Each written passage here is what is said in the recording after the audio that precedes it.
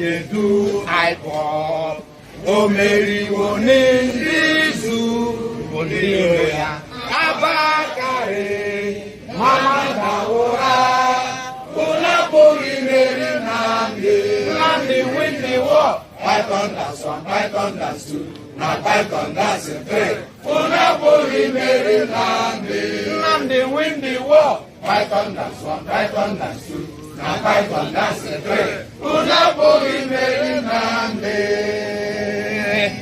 Nande bu onye du iPod.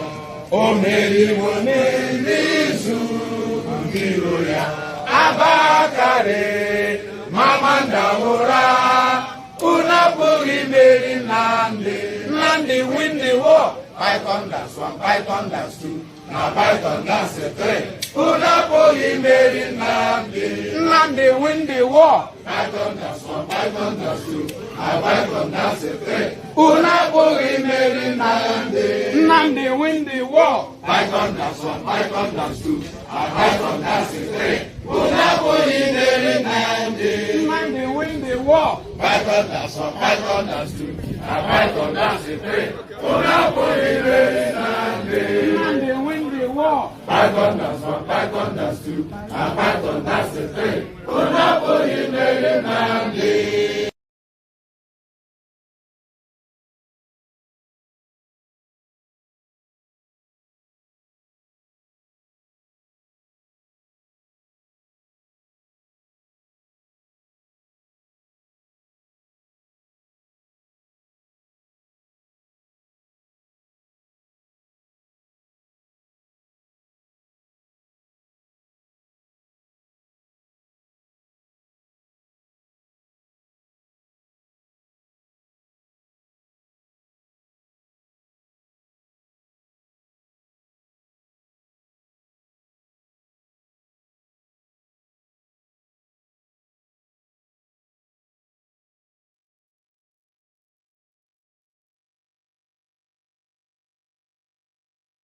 %, is manufacturing.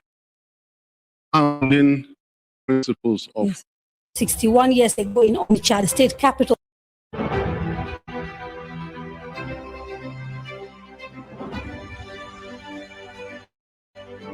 Welcome. The 4 days of town halls are bringing the major leaders for Nigeria's presidency face to face with the electorate that will decide who gets the top job. Again, I am Kadiria Ahmed, your anchor this evening, and today we're in conversation with the candidate of the Labour Party.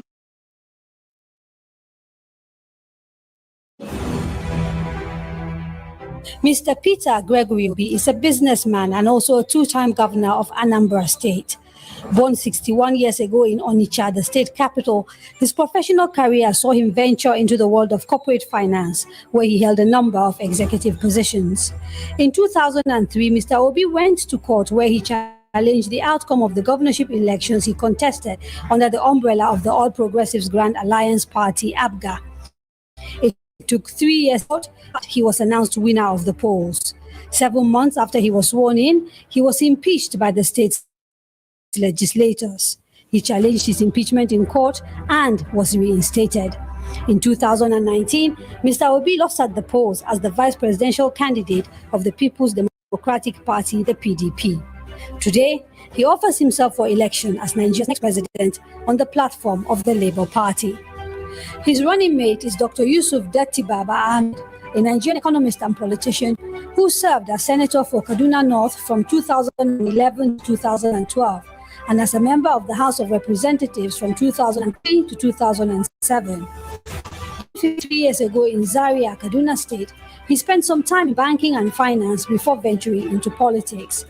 In 2018, he contested and lost the presidential primaries of the People's Democratic Party, the PDP. In July this year, he was named as running mate to Labour Party's presidential candidate, Mr. Peter Obi.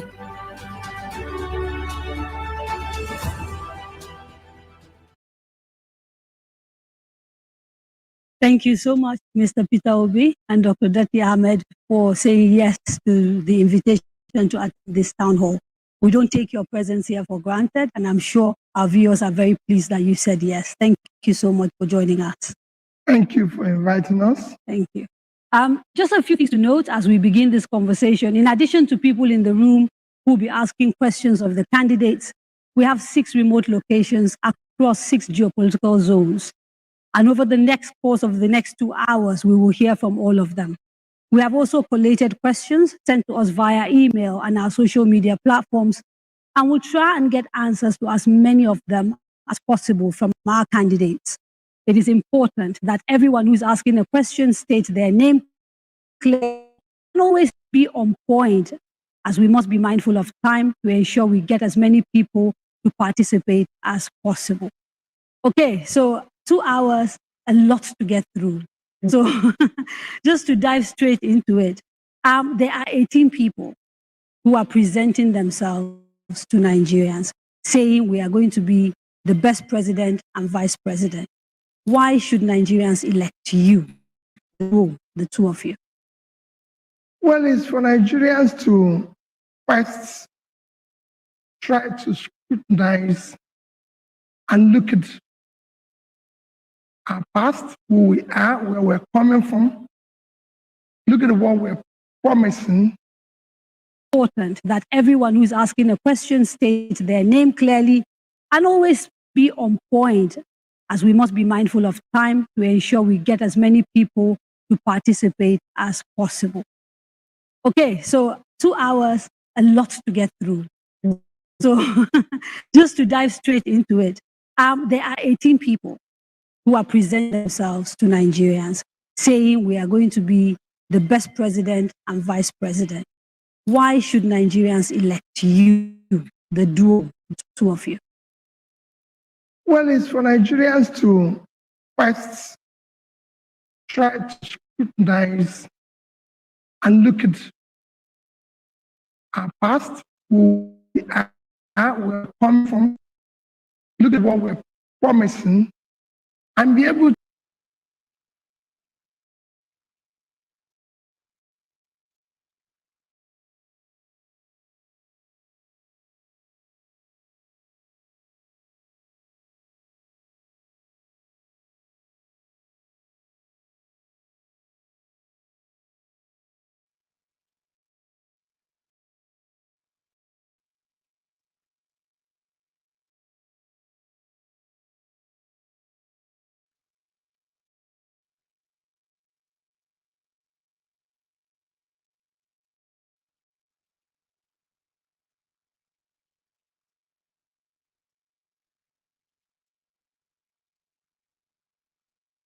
States legislators. He challenged his impeachment in court and was reinstated. In 2019, Mr. Obi lost at the polls as the vice presidential candidate of the People's Democratic Party, the PDP. Today, he offers himself for election as Nigeria's next president on the platform of the Labour Party. His running mate is Dr. Datti Ahmed, a Nigerian economist and politician who served as senator for Kaduna North from 2011 to 2012 and as a member of the House of Representatives from 2003 to 2007. Born 53 years ago in Zaria, Kaduna State, he spent some time in banking and finance before venturing into politics. In 2018, he contested and lost the presidential primaries of the People's Democratic Party, the PDP.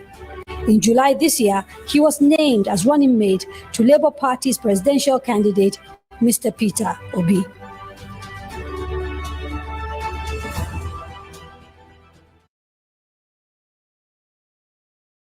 Thank you so much, Mr. Peter Obi and Dr. Datti Ahmed, for saying yes to the invitation to attend this town hall. We don't take your presence here for granted, and I'm sure our viewers are very pleased that you said yes. Thank you so much for joining us. thank you for inviting us. Thank you. Just a few things to note as we begin this session. In addition to people in the room who will be asking questions of the candidates, we have 6 remote locations across 6 geopolitical zones. And over the course of the next 2 hours, we will hear from all of them. We have also collated questions sent to us via email and our social media platforms, and we'll try and get answers to as many of them as possible from our candidates. It is important that everyone who's asking a question states their name clearly and always be on point, as we must be mindful of time to ensure we get as many people to participate as possible. Okay, so 2 hours, a lot to get through. So just to dive straight into it, there are 18 people who are presenting themselves to Nigerians, saying we are going to be the best president and vice president. Why should Nigerians elect you, the duo, the two of you? Well, it's for Nigerians to first try to scrutinize and look at our past, who we are, where we're coming from, look at what we're promising, and be able to verify whether those things we're saying we're going to do based on the past, can we deliver them? I mean, that's sort of like a very generic statement, but you are convinced you're the right people. And so I'm saying, what are the things that make you stand out from the other 18 people that are contesting? But maybe even from the front runners, the sort of 6 people that we are talking to in this town hall. Well, I said before, it is a question of trust. If you say you're going to do, for example, if somebody said, I'm going to fight corruption, it is important to scrutinize. We know the parameter of measuring corruption perception index, for example, in terms of nepotism, in terms of managing public assets and using them for the benefit of the people. Can we check where the person is coming from? And if somebody says, I'm doing this, check the past, Datti Ahmed, like you mentioned in introduction, is an economist, of this past, built a business, is running a university, and everything. So if he says, I'm going to do some on education, you say, well, listen, so they're doing this. If I say I'm going to do what are these people doing? They've created wealth, they've managed resources.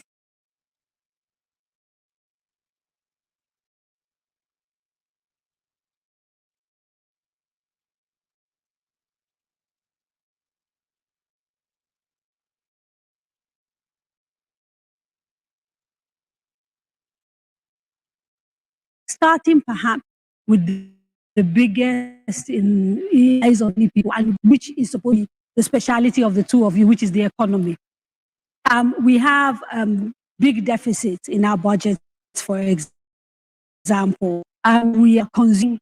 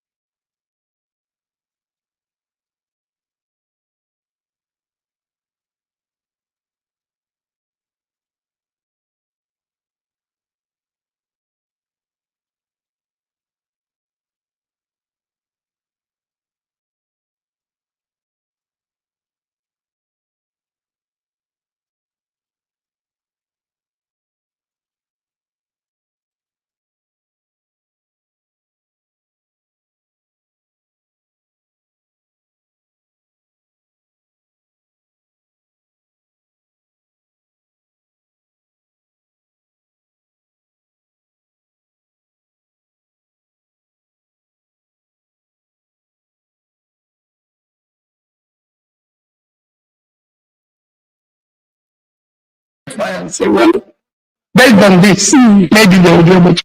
Okay. So maybe what we should do to make it easier for Nigerians is take some of the biggest issues facing the country and see if we can dive into them and what your ideas are regarding how to solve those problems. Starting perhaps with the biggest and supposed to be the specialty of the two.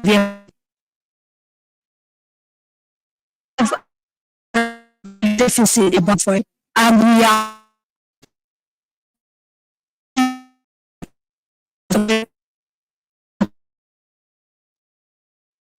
lots of things happening with the economy. So, from day one, what are the sort of things that you'll be looking at to best the Nigerian economy?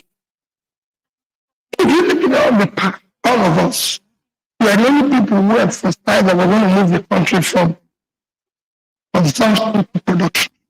because Nigeria is not a productive country. And the economy is at the base of all our problems. Yes, we have a security problem, but we can link it directly to the economy. Because when you have over 100, like you've just come out in India, when you have over 40 million people living in poverty, you're about to have class. Because when people don't know where the next meal will come from, they become a security risk. So you're going to have class. So dealing with that, like you said, first is to look at where is the country and the economy. You need to deal with the issue of food. Food. You need to look at the country. That is the question that to this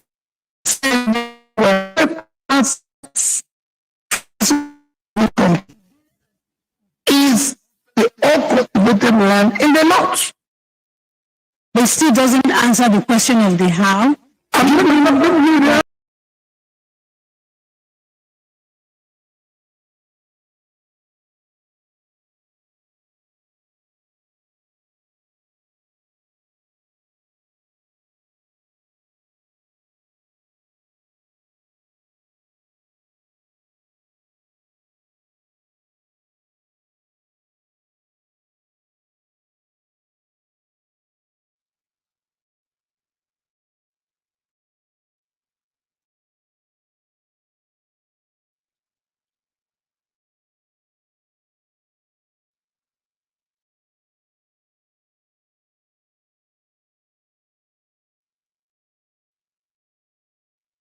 And we have to be told that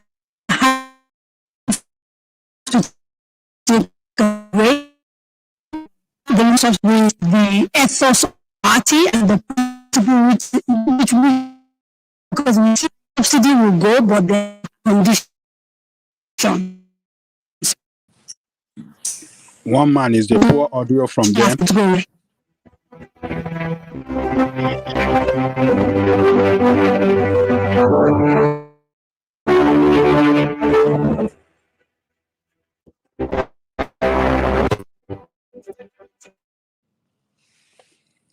One man.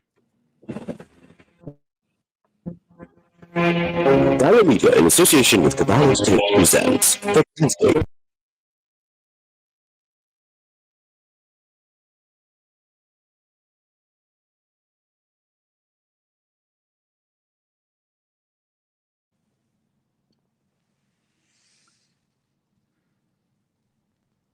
Your voice is not coming out, one man. One man. We cannot hear you. And you muted yourself, one man. Unmute. Unmute. Just line numbers up. Unmute. We cannot hear you, one man. We can't hear you, one man.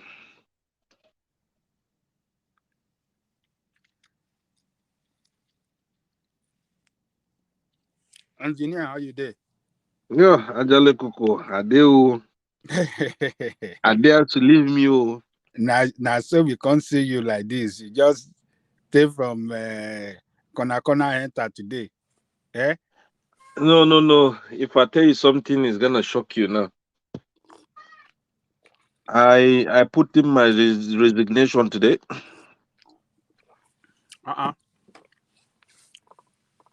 Yes. What did they happen to those companies? They don't want to treat you right. No. The discrimination is too much. Wow, my God. It's too much. I had a back issue in the same place, and I had rashes all over my skin the second time, and I won't take risks to have any issue like the third time again. Yeah. So, particularly the issue of discrimination, person should not take it lightly. Where you work, no. You know yes, that they are discriminating and they don't really welcome you, it's better to just leave them and go to another place. Yeah, exactly. Because there are plenty we are places where they look for a person millions. to work. We're about 7 engineers. I'm the only black, and they call us regional engineer. And they have been using me. I've been traveling all around with my car. No, they're not even assisting me to top up my gas in my car. And just for me to start asking them why are others not coming. And if they're giving awards, they give it to them. Well, they can't give me nothing. And they don't pay for your mileage while using No, your... they don't pay. So I just decided, no. You know what? That Keep your job.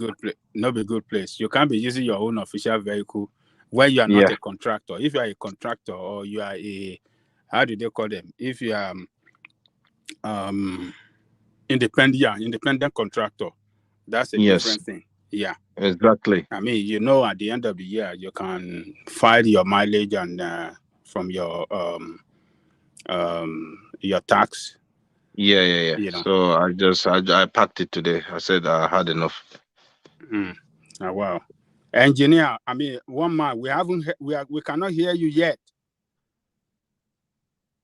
No, you're not coming out. Movement of your lips, but we cannot hear you.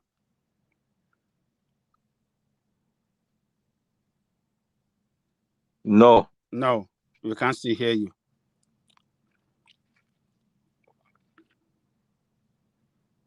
Maybe you need to go out and come back in. Or take your headphones out from where you connect it and put it back again. Okay, that might be. No, you're not coming out. No.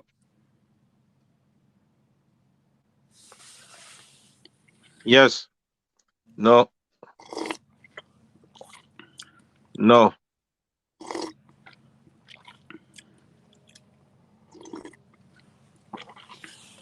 No.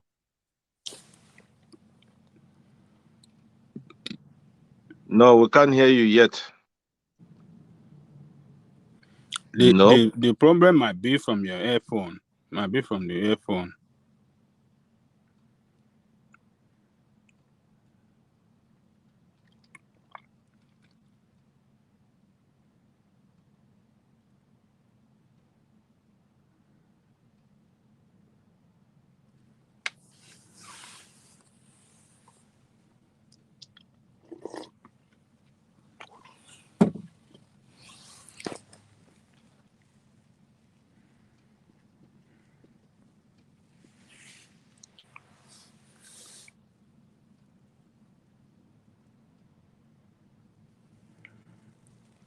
Now, wow, we know they hear one man at all, engineer. Yeah, so I think he dropped a thing in private chat regarding the interview with Obi and his vice. Yeah. Yeah. So, what is your take on that? I just joined. While I joined, the audio was no. I don't know whether it's from there. I thought it's my phone. So I got out and came back in, and that was when they ended that segment. So I didn't hear nothing. No, even it's the same thing over here in England. It's just kind of like very, very cracky. Yeah, very cracky, very very poor audio, and Yeah. Yeah. So it's just the interview. Hopefully, but the thing is, February is just around the corner. We shouldn't be deceiving ourselves, and I always said the right person to go for it. That's it. But it's quite sad and quite unfortunate that Nigerian youth they can't be able to bring out a party that today people end up supporting the party. So it's kind of like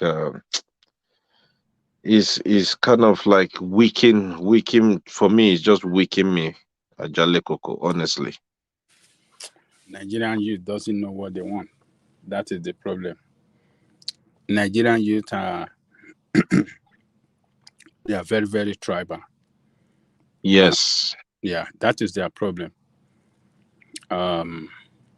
Yoruba youth will not vote for Igbo candidate. Igbo youth will not vote for Yoruba candidate. Hausa youth. Those one know they talk. They know the team when we're on the one to. Now the amount they go vote for. So Straight away.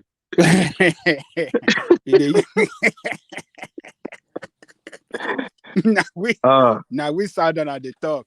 They blow big grammar.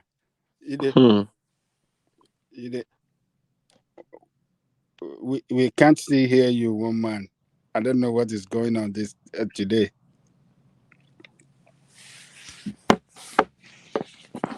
Those Hausa youth, those one know they talk. Hey, they wouldn't talk till the You know that that person when they talk, now they just pass. Which kind of country be that our country, sir? That's on our country. Engineer. That's on our country, so. I was how you they just kept quiet. They know they talk. They just kept quiet too. I'm telling you, they kept quiet. They know the thing what they want to do. Now their man that we go for. Exactly. And their man that we go for. That's what they look at us. Say all this see all these talk people. Make now they talk there. I'm telling you. We day here, they wait for election day. That's it. Let the D-Day comes. Let the D-Day come. Now that day we go talk. Now that day we go talk. And go hear our talk loud and clear. Exactly. And the good thing, they are very loyal to their cabals, to the leaders. That is it. To the northern leaders. Yeah. It's just the southwest that they will end up misbehaving, choosing another people else. You know, I think we are getting to a country that I think time will come whereby they will say the 3 regions should be rotating. The way I see. Some people go kick against it too. Because Ajale Koko, what is taking place right now, you can see it clearly. You can see it. At the platform, you will see. You too come. They will talk on their own. Yeah. They will talk based on their own people. That's it. That's it. Anything beyond their people, they don't want to know. Hi. You see, what our parents planted in us as we were growing up is all about tribal sentiment. Yes. Planting it, and it's deep in our head, deep in our blood, it's part of us. So when we see some people saying that let us break up that country, let everybody go their way. Some people say, oh, we are not good to go their way, this, that. Look, we can go back to the way we used to operate before the military intervention in the 60s. That is the best. That is the best solution to that country. You see, that will confine the problem of each region to their region. You understand what I'm saying? Yes. You can't be looking up to whoever is the prime minister, say, oh, he don't do anything good for our side. Buhari no love us. He's a very bad man. No. Because you are in the control of your own resources, and you will now hold your local leadership responsible for whatever way they govern. If they govern right, you applaud them. If they fail, you hold them responsible. So the problem of each region will be confined within their region. We know what the federal government represents is the currency, defense, and diplomatic mission. Those are the 3 major things. Then if federal government want to carry out some gigantic project within each region, that's a different claim. But you will know that the governance of each region lies with the people. All right, gentlemen. Can you hear me now? No, yeah, your voice is very sound and lovely now. I had to change laptops. I'm not quite sure what happened there. Oh God. Sorry, Alexander Aman. What's going on with your system? No, I'm not quite sure. My voice wasn't coming through, so I had to go change our laptops. Okay, so you're coming on again? Yeah, I'm on now, so you should be able to see me now. Yeah. All right. Thanks. All right. Thank you. So that was Mr. Gomez. So apologies, gentlemen, and apologies to everyone that is watching. These are just the teething problems that you have sometimes. Has anybody seen anything of Peter Obi so far? I played the first opening phase. Did anybody see that? Yeah, no, I saw it, but it's just kind of fluctuating. All right. Shall we play that again just to capture it? Yeah, sure. All right. So rinse and repeat. So reset, restart, reset, restart. All right. Hopefully this works out better. So just to dive straight into it, there are 18 people who are presenting themselves to Nigerians, saying we are going to be the best president and vice president. Why should Nigerians elect you, the duo, the two of you? Well, it's for Nigerians to first try to scrutinize and look at our past, who we are, where we're coming from, look at what we're promising, and be able to verify whether those things we're saying we're going to do based on the past, can we deliver them? I mean, that's sort of like a very generic statement, but you are convinced you're the right people. And so I'm saying, what are the things that make you stand out from the other 18 people that are contesting? But maybe even from the front runners, the sort of 6 people that we are talking to in this town hall. Well, like I said before, it is a question of trust. If you say you're going to do, for example, if somebody said, I'm going to fight corruption, it is important to scrutinize. We know the parameters of measuring corruption perception index, for example, in terms of nepotism, in terms of managing public assets and using them for the benefit of the people. Can we check where the person is coming from? And if somebody says I'm going to check the path that Baba made, like you mentioned in introduction, is an economist, this path, built a business, is running a university, and everything. So if you say I'm going to do something in education, you say, well, listen, we're doing this. If I say I'm going to do, what are these people doing? They've created well, they've managed resources. They just need to verify and say, well, based on this, maybe they will be able to. Okay. So maybe what we should do to make it easier for Nigerians is take some of the biggest issues facing the country and see if we can dive into them and what your ideas are regarding how to solve those problems. Starting perhaps with the biggest in the eyes of many people, and which is supposed to be the speciality of the two of you, which is the economy. We have big deficits in our budgets, for example. We are consuming things that are imported. We're not, a very productive country as things stand. The currency is in free fall. A whole lot of things happening with the economy. So from day one, what are the sort of things that you'll be looking at to rescue the Nigerian economy? If you look at all the path, all of us, we are the only people who have decided that we're going to move the country from consumption to production. Because Nigeria is not a productive country. And the economy is at the base of all our problems. Yes, we have a security problem, but we can link it directly to the economy. Because when you have over 100, like you've just come out with India, when you have over 130 million people living in poverty, you're about to have crisis. Because when people don't know where the next meal will come from, it becomes a security risk. So you're going to have crisis. So dealing with that, like you said, first is to look at where is the country in have come, you need to deal with the issue of food.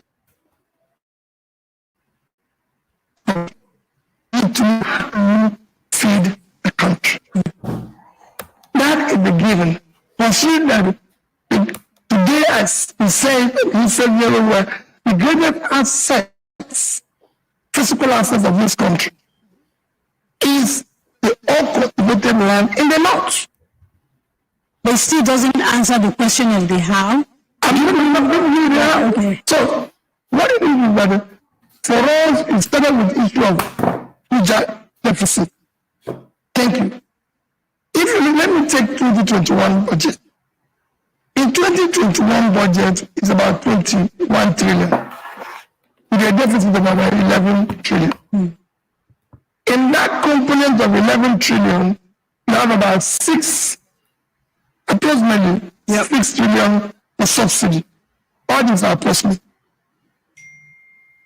By the time you remove subsidy, you have that. Because I believe that subsidy must go. Okay, and we have to, I've been told I have to take a break. When we come back, we'll talk about whether the removal of subsidy is in line with the ethos of your party and the principle which were, because we've seen them say that subsidy will go, but there are conditions. So we'll dive into that conversation shortly after this break. Don't go away. All right. So somebody, so whilst they are taking a break, let's take that moment to audit what we've just heard. But as we're auditing what we just heard, somebody is suggesting that I should take the streaming from Ingengen Media, where the audio is a bit better. So I will set about just attempting to do that immediately and right now. But from that opening phase, what have you made of that? What have you made of that? So it was essentially kicking it off with this production, consumption, the usual mantra that we are used to hearing from Peter Obi. Yeah, one man, they quite sure his voice is a bit, you know, the way he speak, and coupled with the I think maybe the website error or something. His voice is a bit kind of like, you know, squeeze voice, like thing like that. But anyway, it's a good thing that they're asking him. So Nigeria needs to know. Nigeria need the answer. So everyone needs to understand what is happening and what is, you know, what can they offer Nigerian.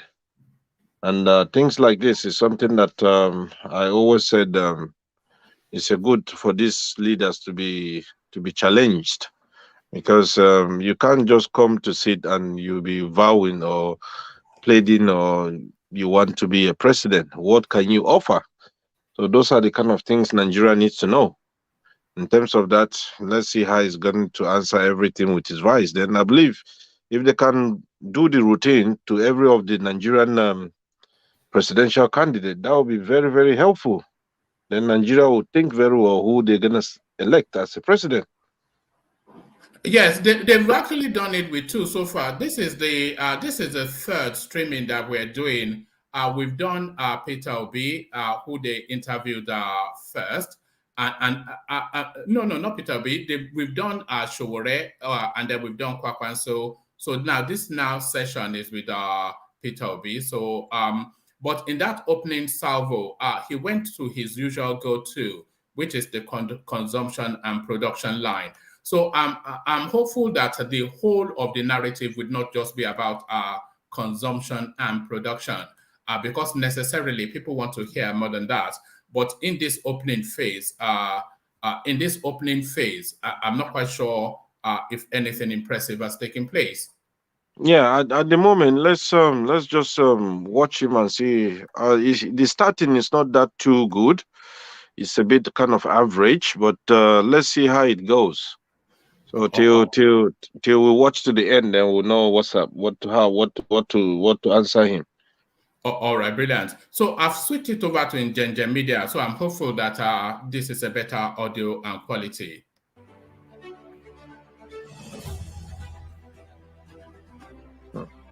What a media called Ingengen. Yes, that's Mazi something. Wow. Kadiria Media, in association with Cabal Entertainment, presents The Candidates, a presidential. Oh, it sounds better quality. A lot better. Yes. Yeah. Tell us about their plans for the country. Join Kadiria Ahmed as she leads us into the world of these candidates from the 17th to the 23rd of November 2022.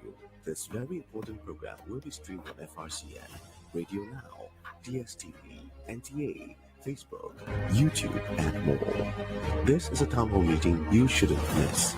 Tune in. Let's hear from the candidates.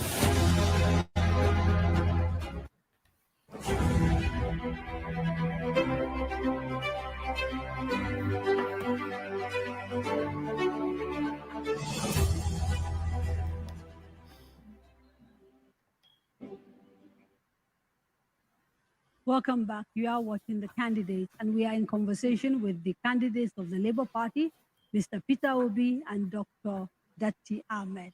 Welcome back. Sorry? Baba Ahmed. You want me to say the full thing? Apologies. So you were explaining where you thought you could start to get saving as president, and you were talking about subsidy removal.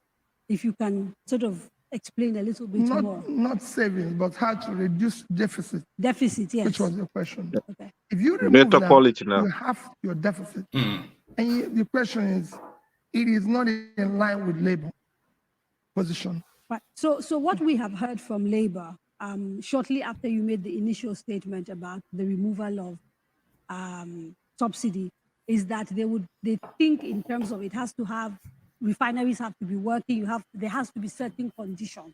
Labour's position is that the removal, you have to explain the alternative. Right. Or how you're going to do to be able to ameliorate increase price. And that is in place. What time today we have the Dangote refinery almost 90% completed. And we have some other modular refineries that are coming and everything, which you can, as quickly as possible, support for their completion and support other new ones that are coming up. So that removal alone will not, it will be something that you can do as quickly as possible and be able to still have the same product competitively priced that we are accepted, and then use the resources, because I can't always say what you have today as subsidy, for me, is organized crime. And you can't continue that. Yes, I think many Nigerians would agree with that. You can't continue with that. So you can deal with it. Labour is not against removal.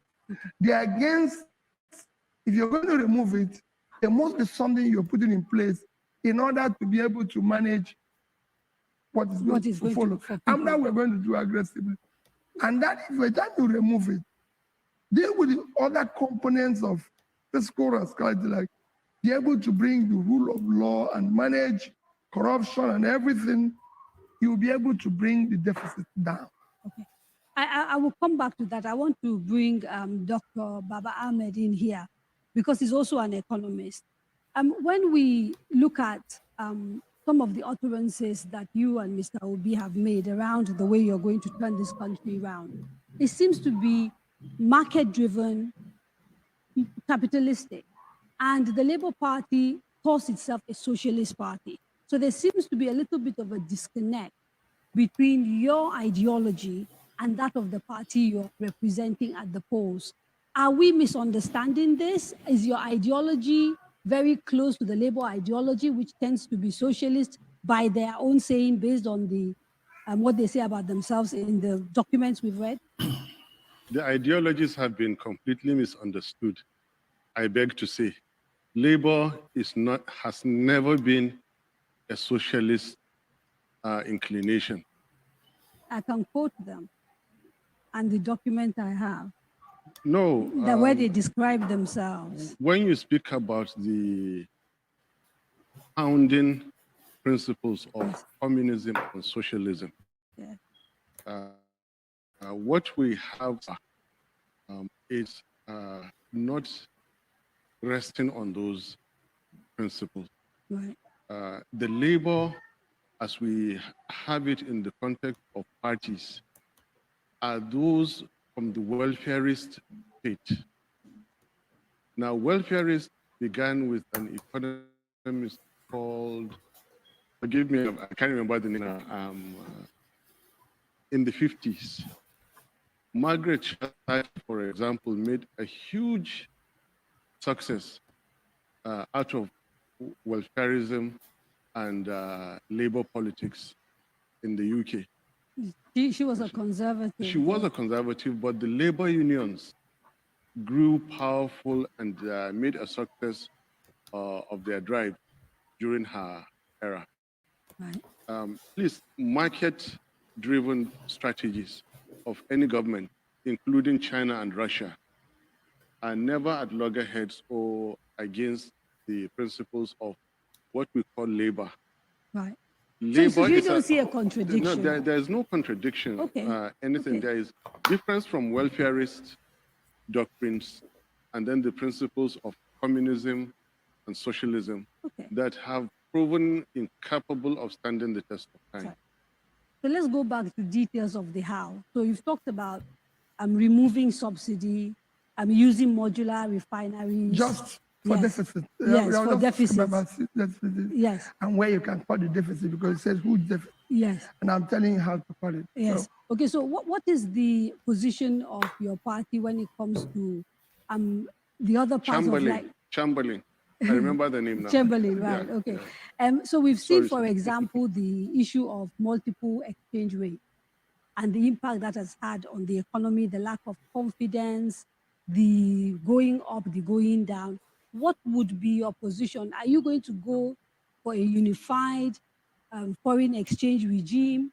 Will it be a staggered thing that you are going to do? How are you going to deal with this disparity when it comes to Naira and the value of the Naira, and how to sort of give it a little bit more oomph, if you like? Well, what you need to do is to look at the issue of why is Naira weak?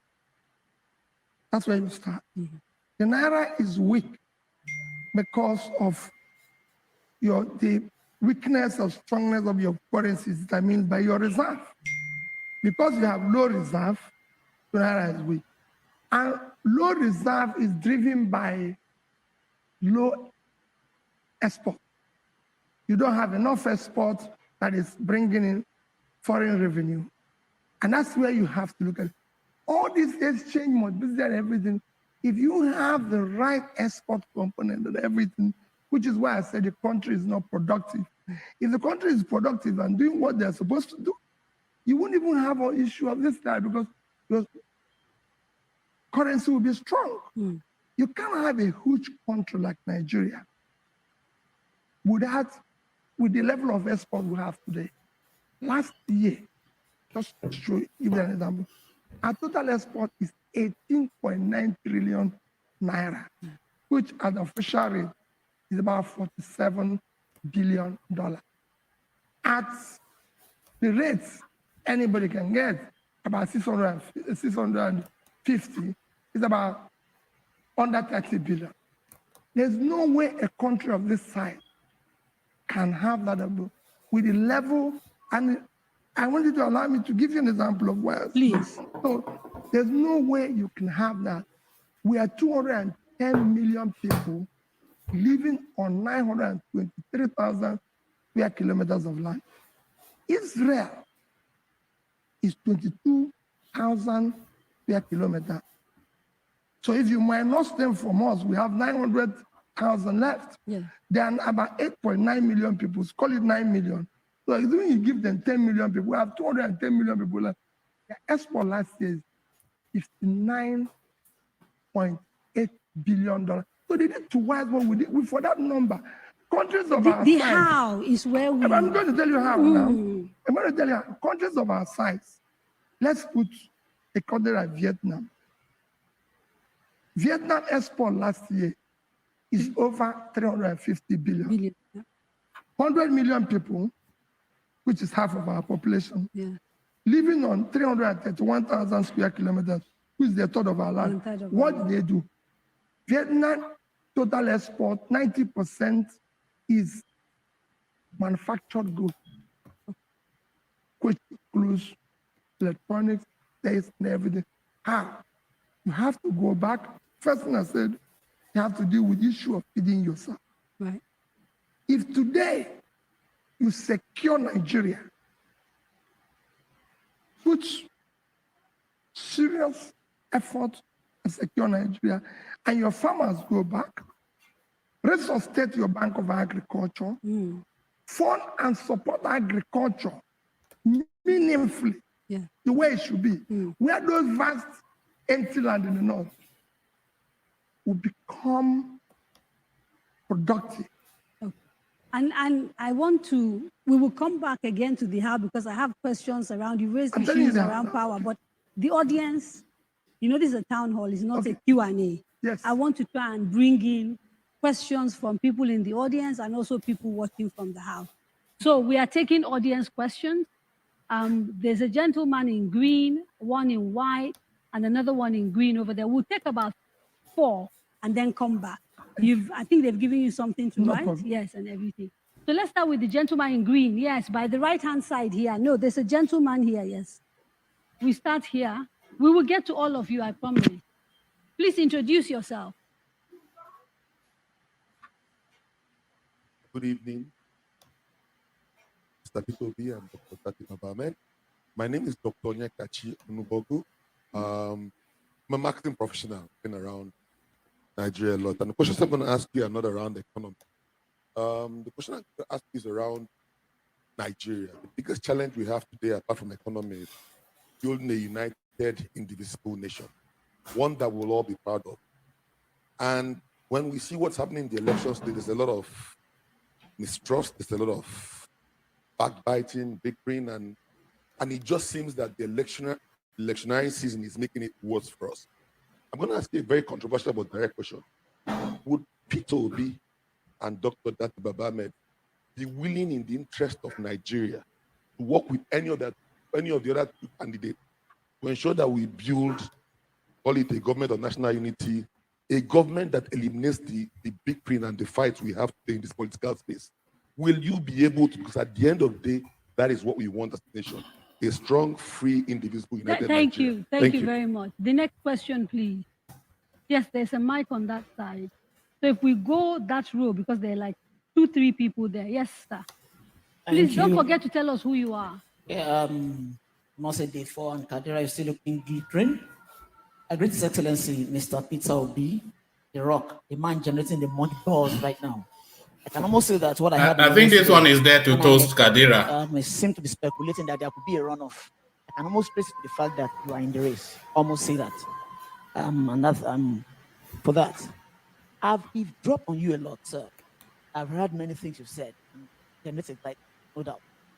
But then, I ask, have you embraced climate change, global warming, greenhouse effect? And why have I asked? I read recently how that the president of Uganda, Museveni, decried the reprehensible double standard of the West when it comes to climate change. Germany is about closing down some windmills, just to open some coal mines. On the one hand, they tell you that climate change is real, that we should reduce carbon effect, and what have you. So I'm asking His Excellency, how is he going to tackle that if he believes in that? And I'm just thinking aloud, with respect to the Vice President, you run a private university. Won't there be a clash of interest with ASU? Your university must thrive, your personal university must thrive, but then ASU too must be solved. So how do you go about this? Thank you. The person next to him, please. Good evening. My name is Abubakar Sadiq. My question is very direct, and I would like Mr. Peter Obi to answer it directly as I want to ask. A day after Anambra State Governor Soludo critiqued your mood and style of campaign, his hometown was attacked by ECN. How does this portray your claim to ensure freedom of expression without fear of being memed or killed? But eventually, if you emerge as the president, please, if we criticize you, are we going to be saved? Like, are we going to be saved? That's the question. Thank you. One last question and we'll come back to, okay, I think we're done for now.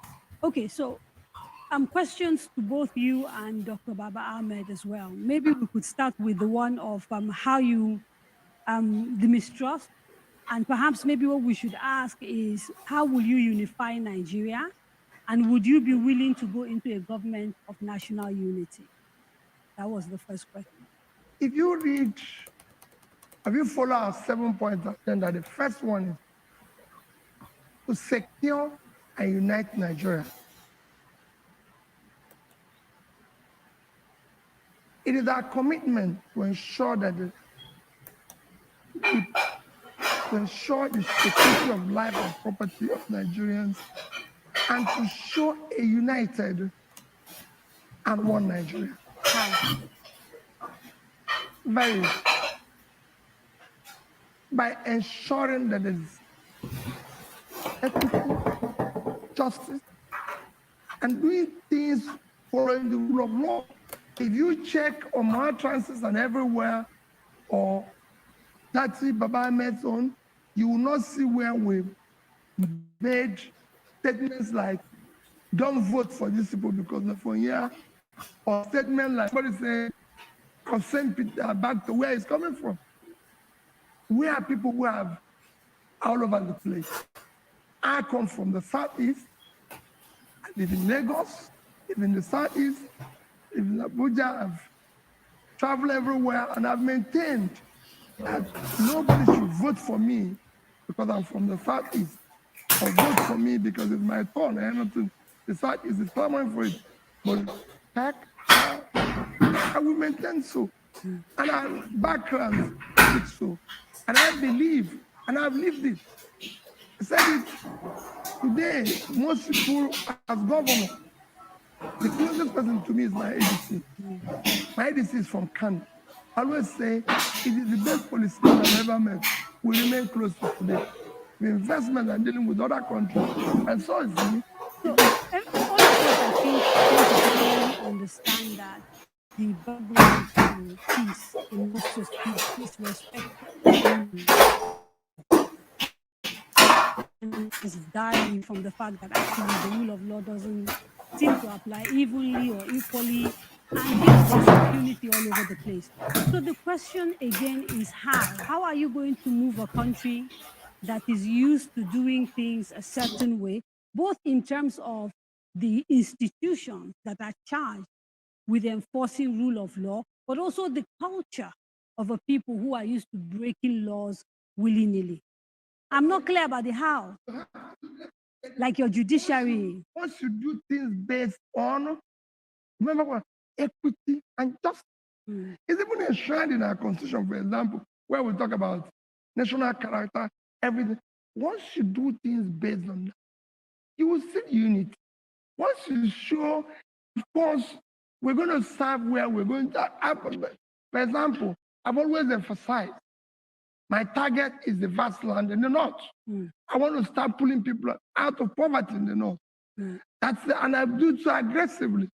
I've always said we're going to make sure we recapitalize and deal with the Bank of Agriculture, which is based in Kaduna. There's quite a number of things you start doing, and you see there's no other way to do it than equity, justice in all your dealings. So the second part of that question was whether you would be willing we maintain that we're going to form government of national unity. Okay. So, but if you don't win and somebody else wins and they invite you, would you join a government of national unity? Why not? It's not inviting me that is the problem. I've always said it. You work with other, show that you're working with everybody. For example, somebody asked me that earlier today, and I said, at my stage in life, there's little or nothing I'm looking for, in the sense of we're not looking for a job. But of course, why wouldn't I? It's my country. Even now that I'm not in office, I still at all times defending various issues with regards to Nigeria. So we will, if we win, our government will be government of national unity, but it must be focused on youth and women. Okay. Women and youth. And we have specific questions about that which I'll come to in a minute, sent to us by women group, actually, Thank you. some of them. But before I leave you and go back to Dr. Baba Ahmed, there is a sort of a slightly related question. Somebody in the audience talked about the attack on Governor Soludo's home state and asked you your position around ESN. Well, people... And I want to piggyback off that and ask you specifically what you make of the agitation in the East, specifically your position on IPOB and ESN. Everybody knows my position on agitation. I've said I've dialogue and discuss with all agitators. Everybody, everywhere in the country is full of agitation. This is the cumulative effect of leadership failure over the years. There's nothing wrong in agitation. We dialogue and discuss with everybody. But what about the attacks and the killings? That's what I'm saying. That what is said have no toleration.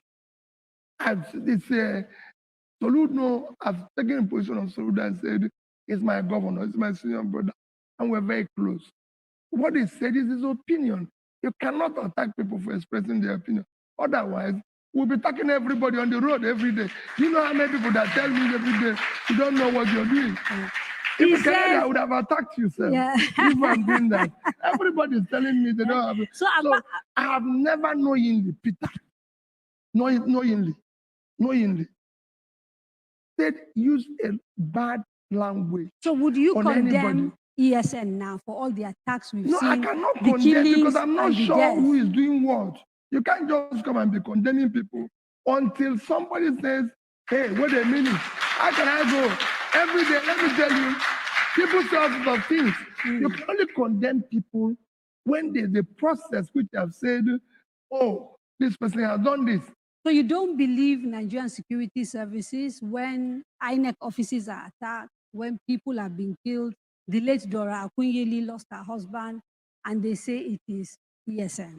You don't believe it? Let me tell you, I personally, single-handedly, left Lagos without any single security, took first flight to Owerri, drove to Ogidi police station to retrieve the body of Chike Akunyele. Nobody did. I single-handedly, when I heard it, and everybody knows, I was the last person to visit Dora Akunyele, a hospital in India, before she died. I'm very close to Dora and the family. Everybody knows. So I can tell you what happened to Dr. Chike Akunyele. Nobody can say, is this person or that person? Chike Akunyele was just trying to drive back to Enugu, ran into people who were robbing and doing all sorts of things. A lot of things which nobody can explain. Even where he was trying to say, no, stop this, no, stop that, of course he was shocked. But you see, whenever things like that happen, people speculate all sorts of things and everything. Nigeria is where people just make up. Because there is a research that has shown a direct correlation between the announcement of the formation. There's no research. There is research. There is research that has shown a correlation between the announcement of the formation of ESN, some of the utterances of Nnamdi Kalu about take their guns, shoot their guns, and the spike in violence. People are saying, if a witch is crying at night and you wake up in the morning, a baby has died. There is no. Okay, so I have about 10 messages here. Yes. Saying I should not come to your program. I know. That you're totally against me. I know. And I'm here. I told them, I said, I like meeting people who are against me. I know. And I'm here. What they don't. So if I take all those witches, no, I'm sorry. I want to see the witch before I call it witch. Those people.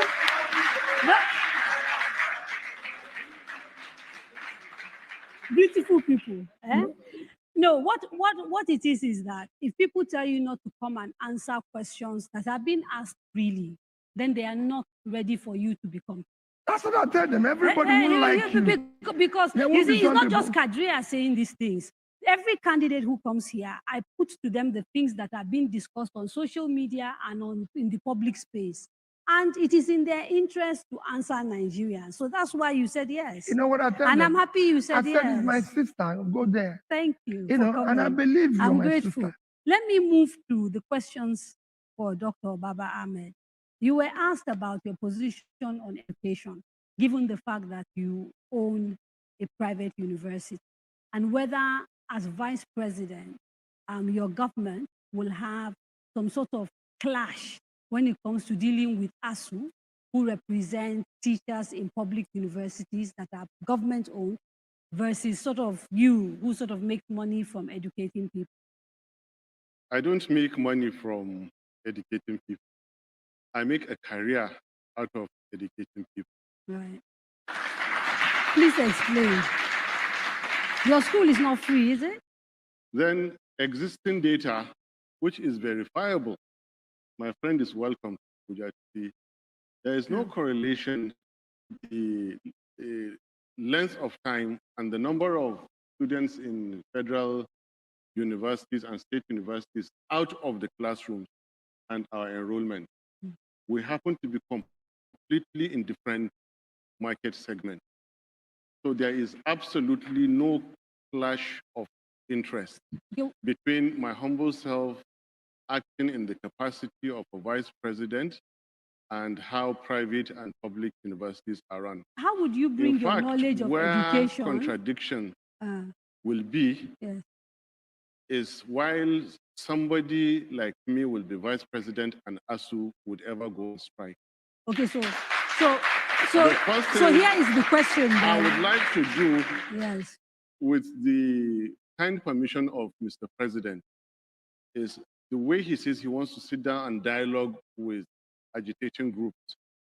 While he's doing that, I would like another group to quickly sit with ASU and extract a commitment that in that 4-year period, they will not go on strike. Okay.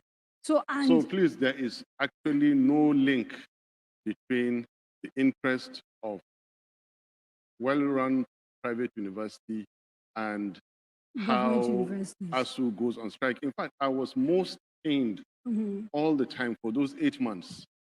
I just cannot believe that the trillions of naira in the Nigerian university system were allowed to waste. Okay, let's dig deeper a little bit into something you inferred in answering that question, which is that your knowledge of the way education works will come to bear in the way you solve the issues of tertiary education.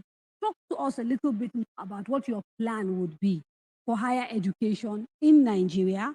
And then if we have time, you go into foundational education as well. How are you going to improve education given where it is at the moment? There is something generic. Permit me to use this analogy of the DNA that composes the cell, that composes the organ, that composes the system of an organism. You see, in the DNA of governance is that function of procurement.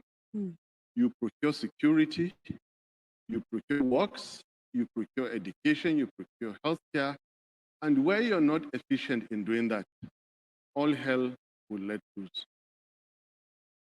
So there is a generic answer to the specific question you are giving me, and which is bringing us to the systems level I always speak about.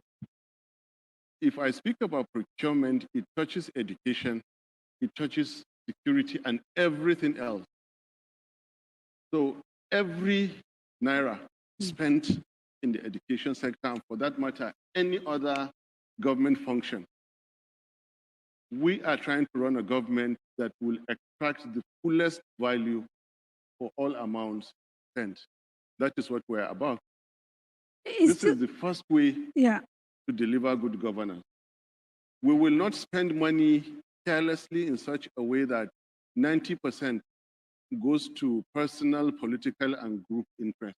What I'm interested in trying to find out from you and from Dr. Baba Allow me to finish answering your question. Okay, but there are people waiting. The moment money spent on education goes 100% in providing the infrastructure, the equipment, the welfare of personnel and the students, you are retaining 100% of your resources.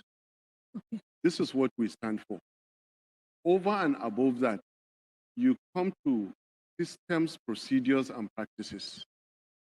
And these are places where you have a little tweaking to do. The curricula will go into international best practices, like the best courses that will bring us out of consumption to production. Right. Recently, I was pained to hear that a very noble profession rubbish by someone who's aspiring to high office. You see, the production of water is life. Water saves life. Mm. And maybe we can relate that to the question on climate change. Let me finish. And you see, we are looking at areas where you would introduce new courses, clean energy, waste management.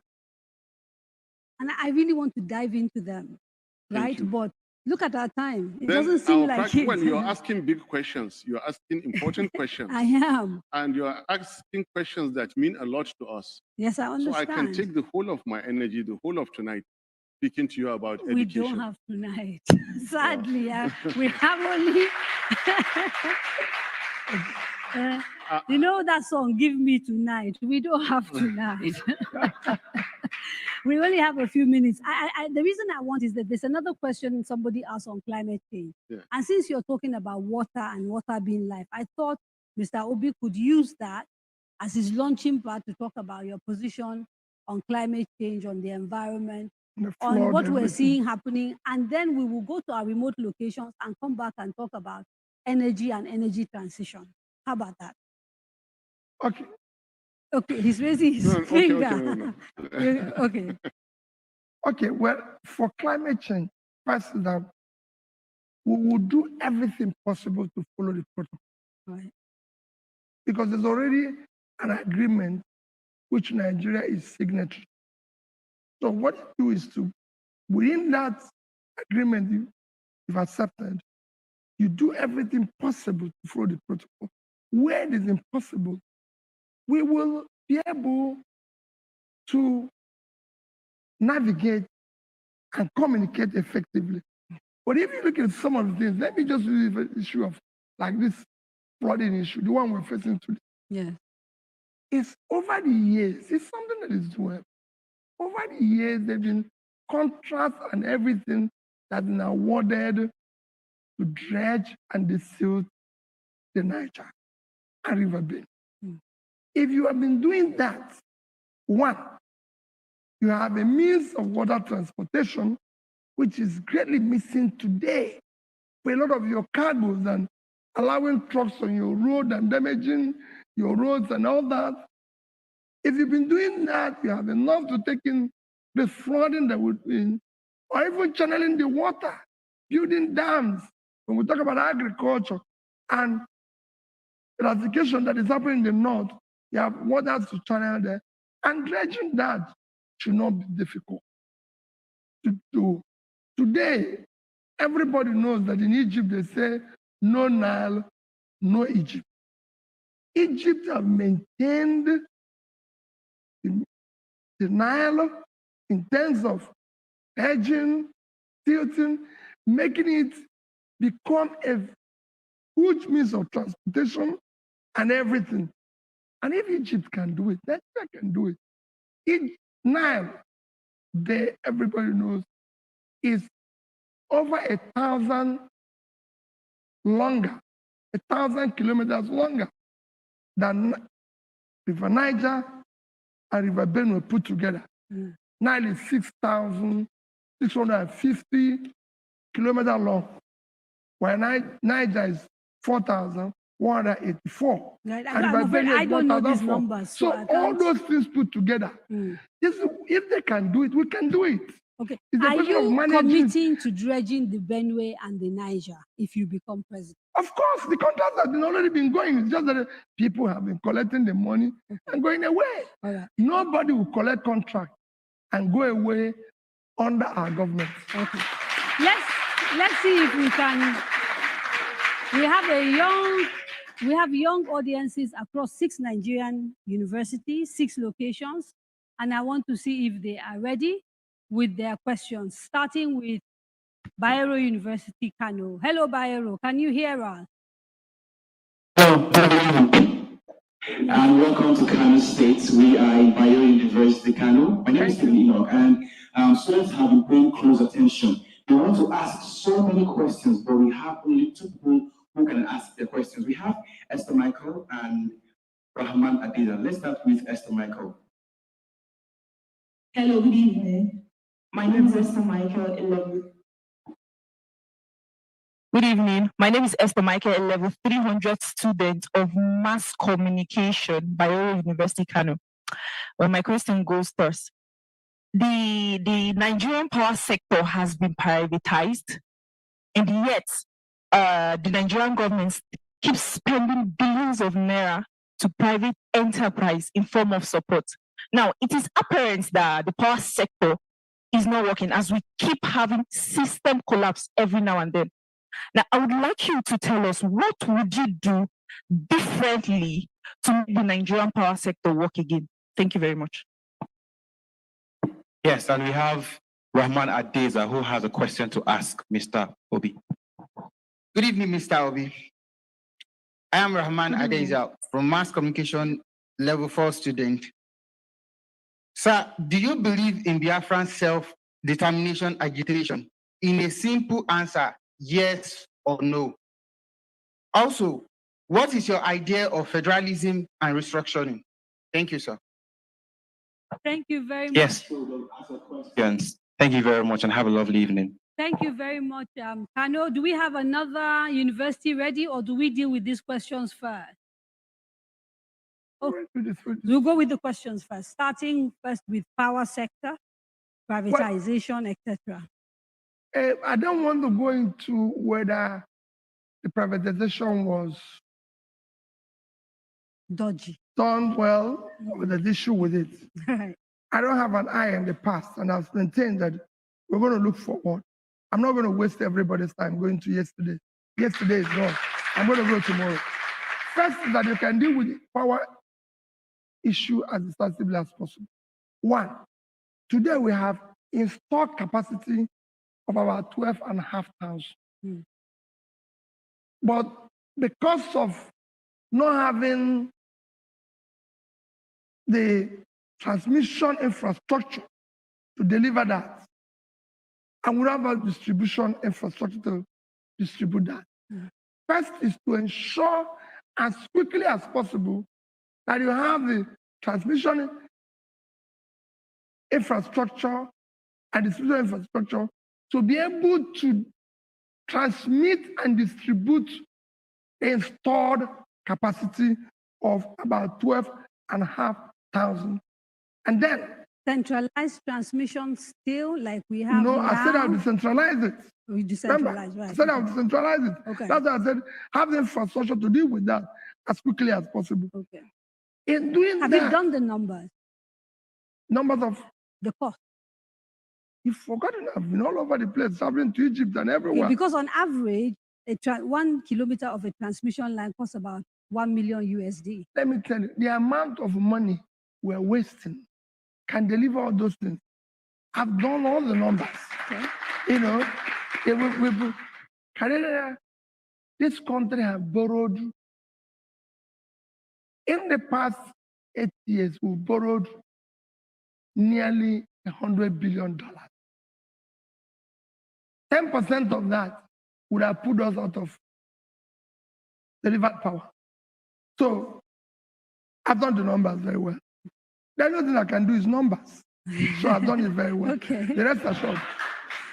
What I'm saying is that you deal with that. As you're dealing with that and supporting those who are in generation today, providing a regulated environment that will support their business, giving them access to finance to support their business because their business is troubled. Well, you know, they've had access to finance before in form of loans, in form of grants from CBN. Let me tell you. I said, give them access to finance.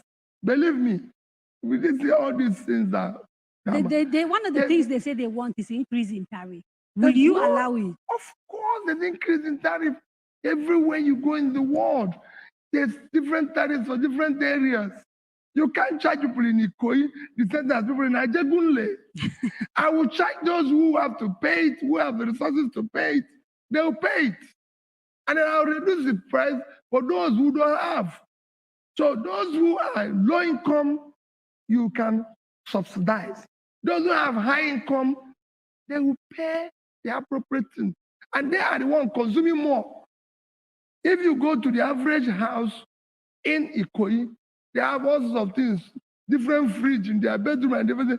In Ajegun, they have only one fridge in one. So I've subsidized their own, charge the people in Ikoyi appropriately.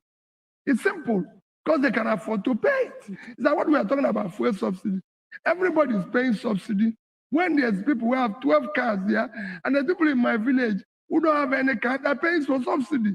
So we want to charge people appropriately based on their where we can make money from it. And for that delivering power, we will deal decisively with it. South Africa declared emergency power when they're generating 50,000, and we are generating 5,000. We declare war. You declare war on power. War on power.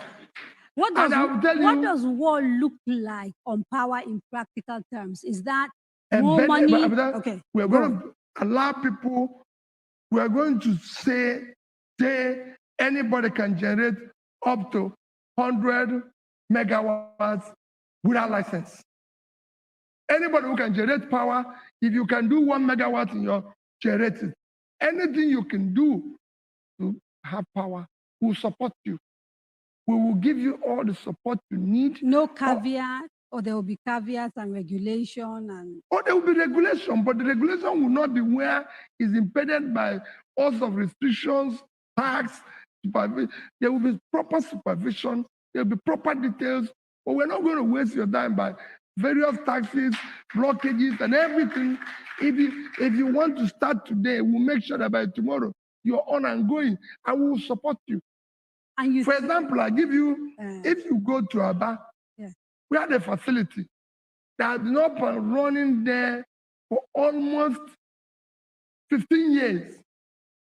I will put everything possible, including ensuring that all taxes, levies, everything is removed immediately. I want to see power. Okay. Let me turn to you. Thank you. And then, okay. Yes, there's a second question that was asked, and I actually think maybe you are the one that should try and answer it. What is your position regarding the agitation for the state of Biafra and people's right to self-determination? Can you allow Mr. President to answer? Yes. If you choose. No, I will. Let me tell you. His answering will make more sense than me. I've said it. He said it. My young, because at this stage, I haven't had 2 graduates. I'll call the person who asked the question a son. Yes. Because I have 2 graduates at home.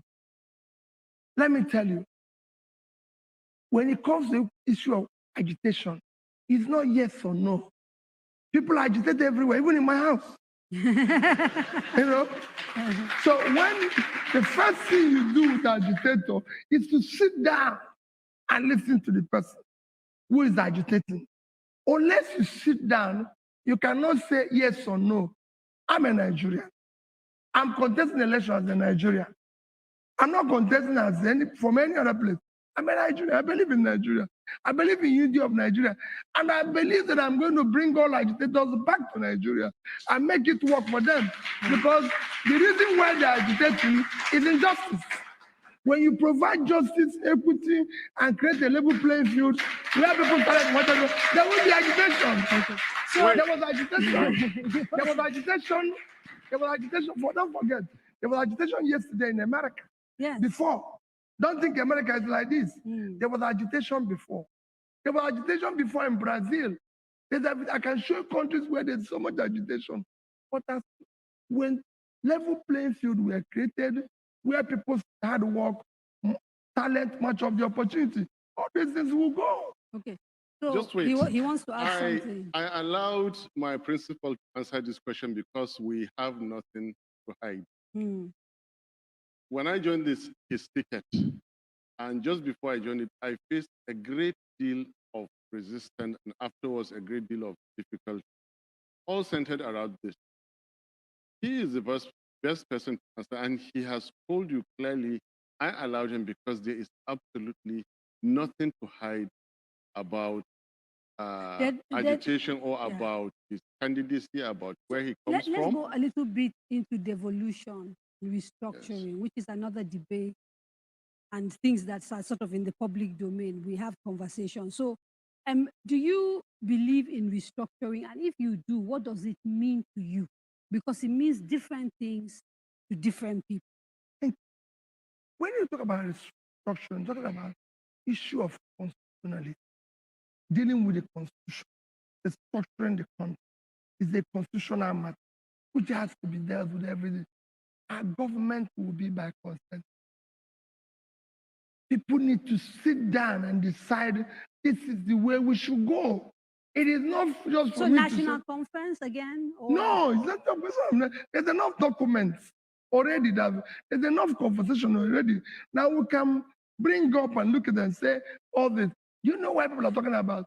So the consensus through National Assembly? I'm trying to understand the mechanism. Of course, for you to restructure Nigeria today, you must do so through National Assembly. Right. And in doing that, you need to come out with a convincing argument, which I can tell you about. If you take issue of security, there's no reason why we should not have local government, state police, and national police. Okay. It is a part of restructuring. We're talking about, you know, at times why people are talking about issue of restructuring and it looks as if it's something difficult. It's because we're a consuming state which exists in this sharing formula, which we've already said we'll remove and put production formula. Production formula. We'll talk about production formula after we've spoken to the University of Ibadan. Thank you. Nirong, I hear you're on standby. Yes, we are on standby here at the University of Ibadan, Oyo State. My name is Niro Adesoya. We have two of the students here ready to ask questions. First up, we'll start with Samuel. Samuel, let's have your question. Good evening, Mr. Obi. I am Samuel Adebola by name, a final year student of the Department of Geography from University of Ibadan. So my question goes first. Nigeria is too over-dependent on oil, yet we have enormous deposit of other natural resources that can pump money into our economy. So in diversifying the economy of Nigeria, do you have any plans on reviving the Ajaokuta Steel Company? If yes, how? This is because the steel industry is the bedrock of any industrialized nation. Thank you, sir. Thank you very much. Okay, that's coming from Samuel. We have another question coming from Temitope, who is also right here as well. Temitope. Good evening, Mr. Peter and Dr. Datti. My name is Temitope Shola, a startup founder, also from the University of Ibadan. I've been promised to make Nigeria a producing country. What roles would startup and SMEs play in growing the economy under your administration? And clearly state what your plans are for budding entrepreneurs in the country. Thank you very much.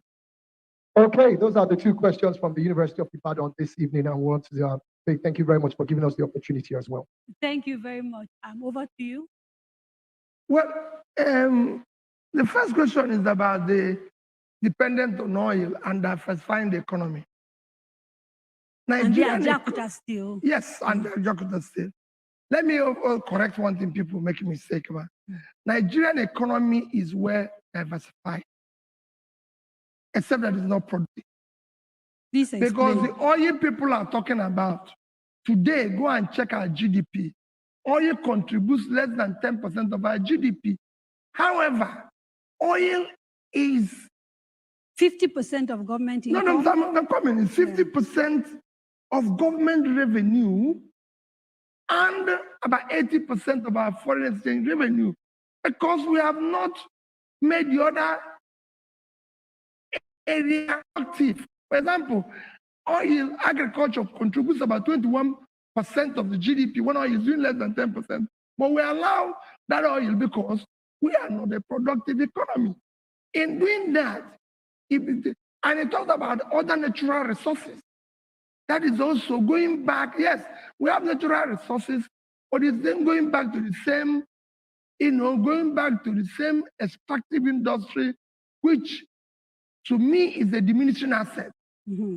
We want to go to intellectual production, the third fourth industrial revolution, which is now brain. That is what we need to invest. And in doing that, so when I told you about Vietnam export, yes. I said it's less than 10% natural resource. Yeah. Electronics is something percent. They are doing 60 billion. Mm. If they're doing clothing, 32 billion. Footwear, they are doing more in footwear almost than we're doing about what we're doing in oil. Mm. So agriculture. So let me give you an example of what I use every day. Mm. Netherlands, our total export, I told you, is under 30 billion. Mm. Netherlands is 33,000 square kilometers. The agricultural export last year is 103 billion euros, okay. $120 billion. When Niger States, where we have 7 local governments occupied by bandits, is 76.3 thousand square, 2.5 times Netherlands. So we move this country from consumption to production by investing first in agriculture so we can feed ourselves and export. Okay, so this sounds all really amazing and fantastic, but I have a question about the immediacy and the urgency of some of the issues that are facing us. I can see how over a year or 2 years, you can begin to do some of these things. If I think in terms of setting up, agricultural places, getting people educated to produce shoes, all of that, these things take time. In the sense of the immediate issues facing us, as we speak today, people are getting kidnapped. As we speak today, farmers are paying ransom in order to go and farm, and some are not even farming I told you that our priority is to secure the country. Okay, so that is number one. Should we talk a little bit about that and the how? No, we're not. I'm not going to tell you how. Why? I can't tell you how I'm going to catch them. How can I tell you how now on this stage? If I tell you, they won't be there and they'll find another route. So I'm not. All I said is that we are going to be. Call me, Kadiria. I and Datti Ahmed will be in charge. Okay. I'm going to be commander-in-chief. I'm going to be in charge. I will make security a priority, and the security we are going to put in place will be responsive and responsible. Okay. So if we're not delivering, whoever is in charge. 2 things that come up when you say that. As far as I know, and I can't say I know everything, it's possible I'm wrong, right? As far as I know, none of you has any experience of dealing with this sort of insecurity that Nigeria is facing now. Absolutely untrue. Okay, I said maybe I'm wrong. He's a military man. I said maybe I'm wrong. So I said as far as I know. So if I'm wrong, you tell me I'm wrong. Can I just say something? Yes. The moment you have the people in power not stealing your money, you're already getting richer. The moment they announce a government who are not complicit in bringing insecurity to your country, you are already defeating insurgency and banditry and terror.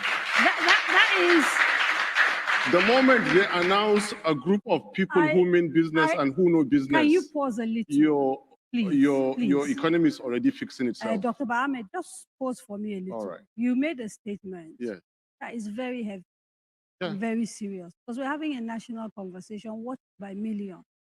You talked about a government that is complicit in bringing insecurity. Yes. Implying that you believe that there are people in government, or that this particular government Kadiria, you can never tie me down. You can never put me in trouble. I'm asking you to clarify. I'm asking you to clarify what you said. Yes. You said it. I didn't say it. And let me repeat. The moment you have a government in place that is not complicit in bringing insecurity to your country, you are already defeating banditry. And you won't expand on that. The moment we say it, the goalposts change. Okay. Because if I talk And now, again, if I listen, talk now, they will say it's because I'm anti. Meanwhile, I am a people's. I have to ask the question. listen, That's my job. No, your question is listen, asking that. Okay. Right? Idea, Okay. a lot has happened Yes. to Nigeria. Nigeria is a very, very peaceful country. Used to be. No, it still is a very peaceful country, because if despite all the evils that have happened to Nigeria, we are still managing to keep the numbers so low, I think Nigerians by nature are peaceful. Okay. So you won't tell us how you will solve insecurity because you believe you'll be giving away your secret. Nigerian forces. Let me give you one of the examples. Okay. Kadiria, People really like my name, Sha. if you start pulling people, out of poverty, you start reducing criminality. It is number one thing for Brazil, Mexico. I can call countries, that kind of countries, whereas Southeast Asia have used to fight insecurity. Right. So, I mean, the reason why I'm kind of looking at my phone is I'm looking at the other numbers. ones will deal with. There was two questions, but I haven't finished the question. The question second they asked. question was, I didn't even get to the issue of, it was talking about the issue of Ajaokuta steel and everything. Yes. All those projects will be looked into, see their viability. What are you doing differently from this government? Because this government does have a steel program. And Ajaokuta is being discussed while another steel plant has, is in the process of being built. What are you going to do differently? I don't want to say anything we're going to do differently, but we are different people. Okay. That's what I believe that. Okay. If you believe that two of us are wealth creators, we're not wealth sharers. We didn't benefit from what is being shared. We created wealth. I've created wealth. I built people. Both in private and as a public person, run corporations that are successful. As governor of Anambra State, yes, when you left office, yes, your IGR was 500 million a month. Willie Obiano came, and within months, that IGR had become 1.2, 1.3 million, seemingly able to outperform you. So sometimes when people hear you say, can I tell you one? Can I tell you one thing? You see, people don't look at the foundation. I built the process that made it possible. It couldn't have been 1 month, 3 days. Let me tell you, I built, go and check. No, where's Kadiria? I built the IGR building, computerized it, did everything. So when people say somebody came yesterday and he started working, look at the foundation. Okay. It was me who laid the foundation. I made it work. Okay. He didn't print money. Let me not say what happened thereafter. So I built that foundation. We're going to have to take a quick break, and when we come back, we go to our other remote no, we have locations. SME. We will pick it up after. I haven't forgotten. We'll pick it up. Don't go away.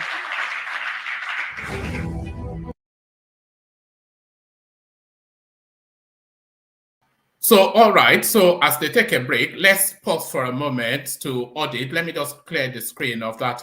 And by the way, if you are watching us on Facebook, good to have you. Please make sure you are following the platform and all of that. But as they take a break, I'm monitoring them. Let me just make sure it is playing. I'm monitoring them as we discuss. Okay, actually, let me just leave it there. So as they take a break, let's just audit what we've just heard so far. That was actually longer than the space for Showore when they took a lot of breaks. So to the things that we've heard in this section, because I have been making notes. So let me just run you through the headlines that I picked up. Will you be willing to build a government of national unity? That was the question. And he said he's willing to, he said, I'm not quite sure, it was quite vague, but somewhat a tepid maybe. So a tepid maybe. So why did your supporters attack Soludo? A tepid answer there as well. Are you willing? I will be willing. All right. So, actually, his answers to will you be willing to build a government of national unity is that I'll be willing to work with everybody. So on the Soludo space, it was somewhat tepid.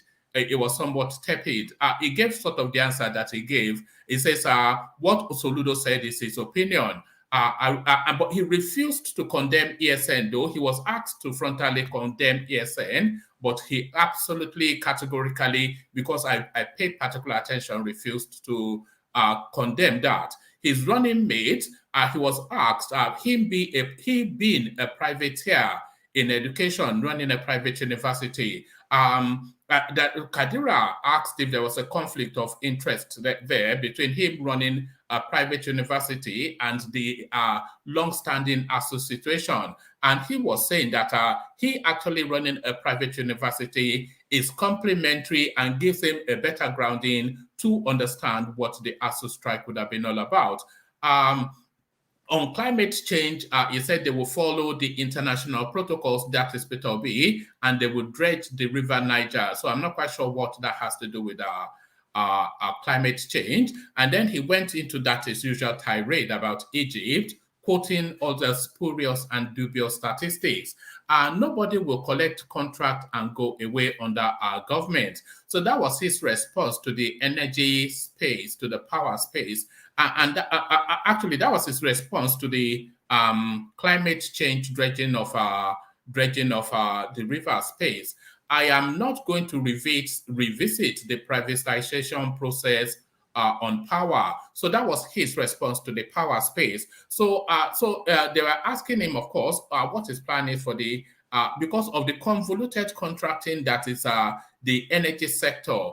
And it was being asked if we will revisit that and try and unpick the sort of complex processes there. But he says, I am not going to revisit the privatization process of power. And then into the power sector as well. So this is a clear policy position, this next statement. Anybody can generate up to 100 megawatts without license. So there's already facilitation in the constitution or in the policy that guides that space, that you can generate up to a certain wattage as a privateer. But I think this might well be an increment on that space. Anybody can generate up to 100 megawatts without license. So now to the golden question of the day, of course, do you believe in Biafra? So essentially, or do you sympathize more with Biafra, was how he was pointed. But essentially, he said, I believe in Nigeria. And it was somewhat vague in that space as well. On restructuring, it is a constitutional matter. I will have a consensus government. Kadiria pushed him, but he said he was not going to have a national conference because we've had endless counts of that. So vague and spurious as well. On the economy, I will diversify towards, because they were asking the economy being over-reliant on oil, I will diversify towards agriculture and export. So no real golden bullet there. It's just the same standard thing that we hear often. I will secure the country, but I am not going to tell you how. So now this is one of the key most areas within the Nigerian space, of course, and not somebody, but everybody wants to know, not a detailed breakdown, but at least enough of an understanding so that we are assured that you have a decent grasp of the security situation. So he says, I will secure the country, but I am not going to tell you how. So how he's going to secure the country is in his head. So it says, well, that's what I picked up so far. And Obiano outperforming him on the IGR in Anambra, or almost by 150%, the outperformance. And he was saying that he laid the foundation for that. So this is a space that we have visited endlessly on this platform. Obiano outperforming Peter Obi in IGR. So that has been that's not the whole session, by the way, but that's a phase so far. So let's just let's get a feel of what people have made of it so far. So let's kick it off. Let's actually kick it off with on an upbeat note. So let's hear from Uptown. So Uptown, so far, what are you making of it? Uptown. Uptown is probably down to, oh, you are there. So what are you making of it so far? That phase of it, yeah, we can. What are you making of it? Yeah, that phase of it. What are you making of that? Okay. Sadly, I joined halfway into it, so I'm just gonna address the ones I was able to follow through. Okay. Right. All right. I was able to follow the power question. Yeah, and he talked about the policy statement of they're going to allow anybody that has the capacity and is willing to generate 100 megawatts. That's quite a strong policy statement. And they also talked about that it's going to clear every bit of restriction that is holding it down, including whether taxes or whatever it is going to remove it. The only thing that is going to remain is just the regulation in terms of supervising and what have you. And yeah, I think as at last week or last 2 weeks, he visited the power plant in Abia State, which I think he cited there. He visited there to meet Professor Barton Naji, and he made a couple of tweets about that as well. I think he tweeted this thing he actually said now, and I think he mentioned it too, that he's gonna because I think they told him one of the biggest problem why that place have not worked in the last 10 years, up 11 years of its construction. So yeah, I guess that's what he wants to do in that space. I think he said we are going to declare war on power. So war is that all he needs is power, and he does not really care how power comes. He just wants power. There has to be power. So that's what I got from that space. In the agitation space, yes. In the agitation space, yeah, I kind of like the way you answered the agitation space. You know, it's a very delicate space, being an Igbo man from the southeast, where we have IPOB and all of that. And he started from. You are not concerned that he refused to categorically distance himself away from the Biafra desire. No, I've said this before, man. You don't distance yourself from where you are not. You don't distance yourself from where you are not. It's just like I'm not an armed robber, and then you say I should come and distance myself from robbery in Nigeria. It does not make any practical sense. You understand what I'm saying? That's just people trying to be mischievous. So you can't distance yourself from where you're not. So basically, he breaks it down. He even said that there are agitations even in his house, as small a house as he has, a home of 4 people. There's agitation there. So he said simple, which is actually what every same person has said in that agitation space, is when you create a country that functions with rule of law, where you create a level playing field where people's efforts, talent match the opportunity that their country presents to them, where everybody from every part of the country has equal opportunity. And we know that is what has been fueling agitation in Nigeria. And he cited that other countries that are peaceful today without agitations once had agitations. How did they fix it? The same way. By the time they brought in equity and justice, by the time they followed the rule of law and created equal opportunity and removed nepotism and what have you, agitation dies natural deaths. In the last few weeks, we have not heard one case of IPOB killing anybody in the southeast. Why? Just because a P2B is running. Why is that? Because they feel that, okay, wow, well, it seems just that sense of belonging. These guys are not even asking for any government to give them billions of Nigerian money or do any extraordinary things. It's just an emotional thing. Just the sense that we are all in this together. So instead of you to be pumping in taxpayers' money of billions into sending military to Southeast and prosecuting a war that is not in existence, it's a simple thing. Sit down, talk to your citizens. They are all Nigerian. Everybody's Nigerian. Nobody's more Nigerian than the other. Whether the agitation for Yoruba nation, Igbo, you get what I'm saying? So I think the explanation you made there was just the best explanation I've heard in that agitation space. All right, thank you, Uptown. So thank you, Uptown. Yeah. There's still plenty of it to listen to. So we are only doing a pit stop whilst they're having a break, just to audit what we have heard so far. Tiger, I will come to you in a moment, but I want to go to Kulata first, only because Kulata has been highlighting the disparity in IGR. The outperformance of Peter Obi by Willie Obiano, which was something that was put to him, and he came up with a reason for that. So do you want to kick it off from there, Kulata, as you give us a summary of what you've heard so far? First I first focus on style, and I focus on appearance. So from a stylistic standpoint, I think this is the best format for Peter Obi. He came across as, I mean, for the layman. Let me state that for the layman, he came across as well prepared, as convincing, and he communicated well, and he did not let Kadiria. He also came very aggressive. He came aggressive, so Kadiria will not be able to bully him.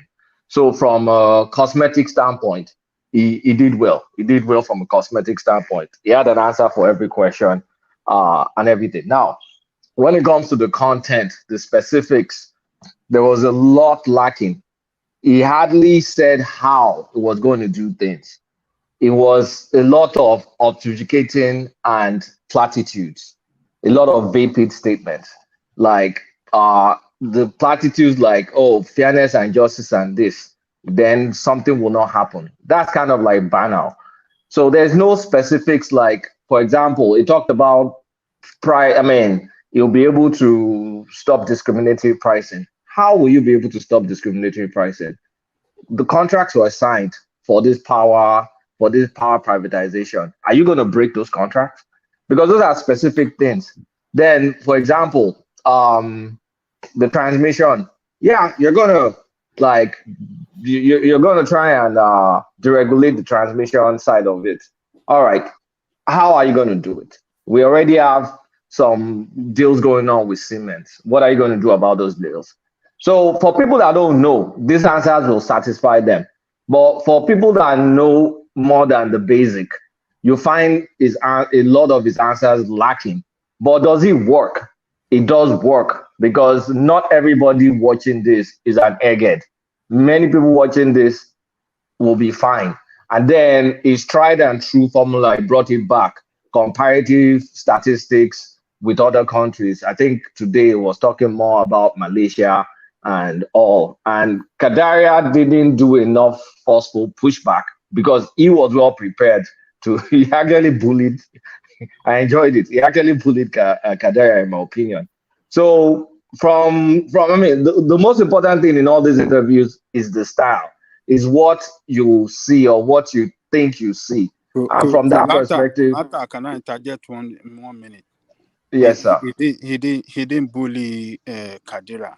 He pushed back. He pushed back a lot.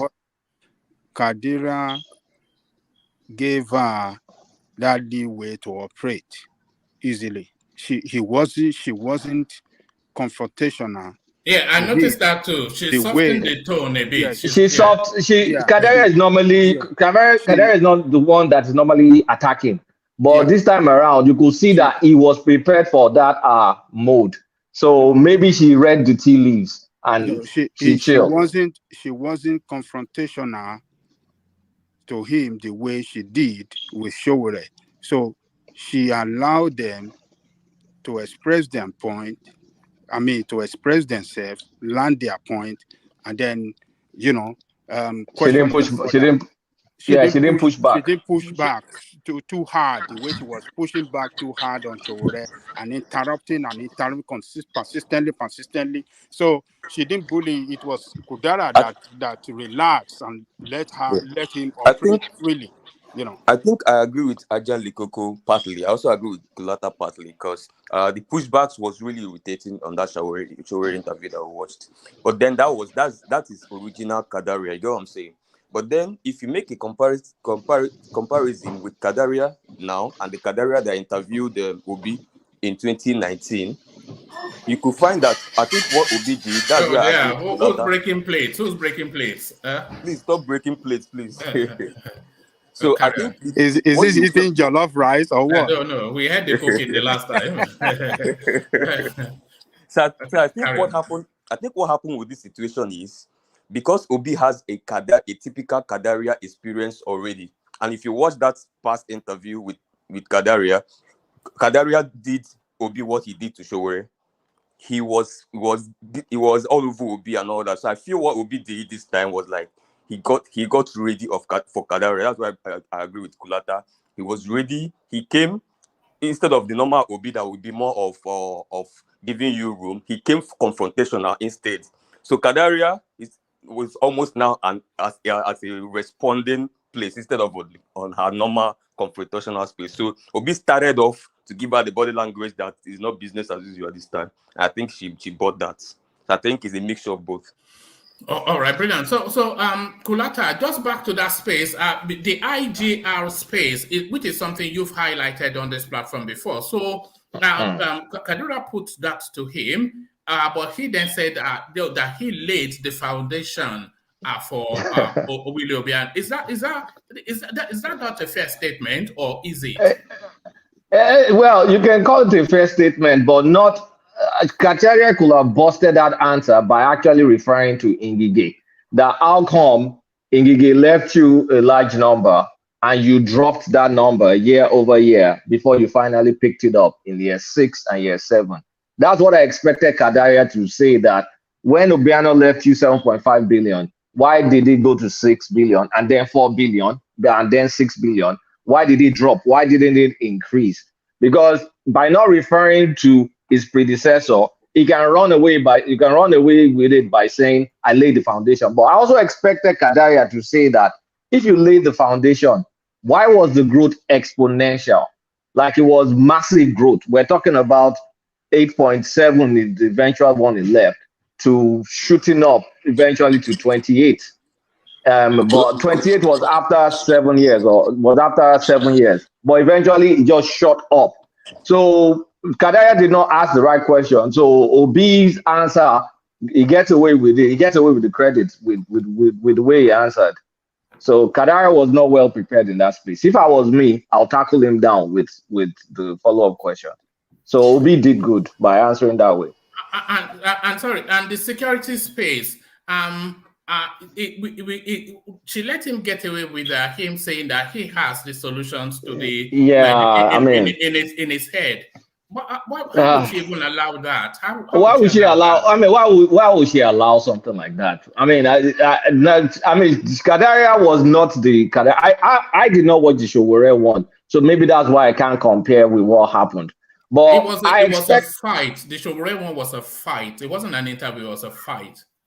Oh, okay. Maybe I'll go and watch it. I didn't watch it. I only watched the Adewale one, and she was trying to bully Adewale. She was dismissive of Adewale, unlike the treatment she gave Obi now. I think she had some deference to the bigger candidates. Anyway, I mean, that one doesn't matter. Kulata, I think what the issue is, I think what the issue is in addition to what we have added before, which is still the thing, but I think maybe, just maybe, if you check the interview with Obi 4 years ago and now, for some reason, I'm meant to believe that in the last 4 years until now, somehow Kadiria may just have become obedient. Because if you check her past this thing, he was more of, you can see that this person she's really an obedient. Probably don't like this guy. Can I add something?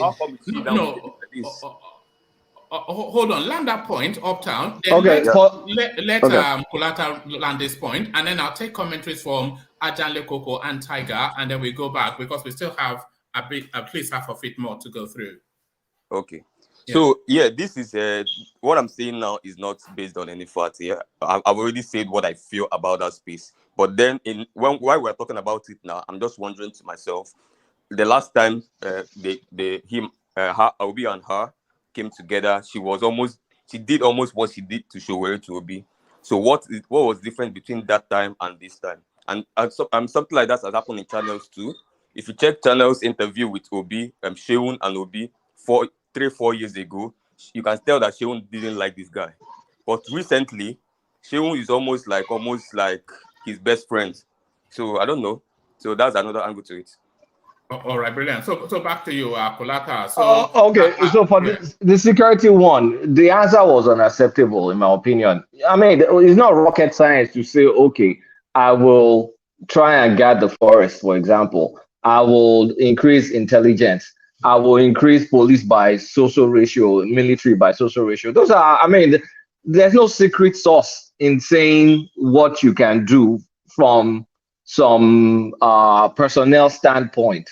Even I'm going to buy equipment, surveillance stuff. There's no secret in that. So I don't know why they don't push further to get an answer on the security. And it's happened time after time. But I will say, from a stylistic perspective, Obi did good because it came out well prepared. But for those that understand the substance of the reply, we're still, it left us scratching our heads. But we only have, he should be lucky. It's only few of us that are interested in the details. So it came out well for him. This is going on well for him. That's my summary.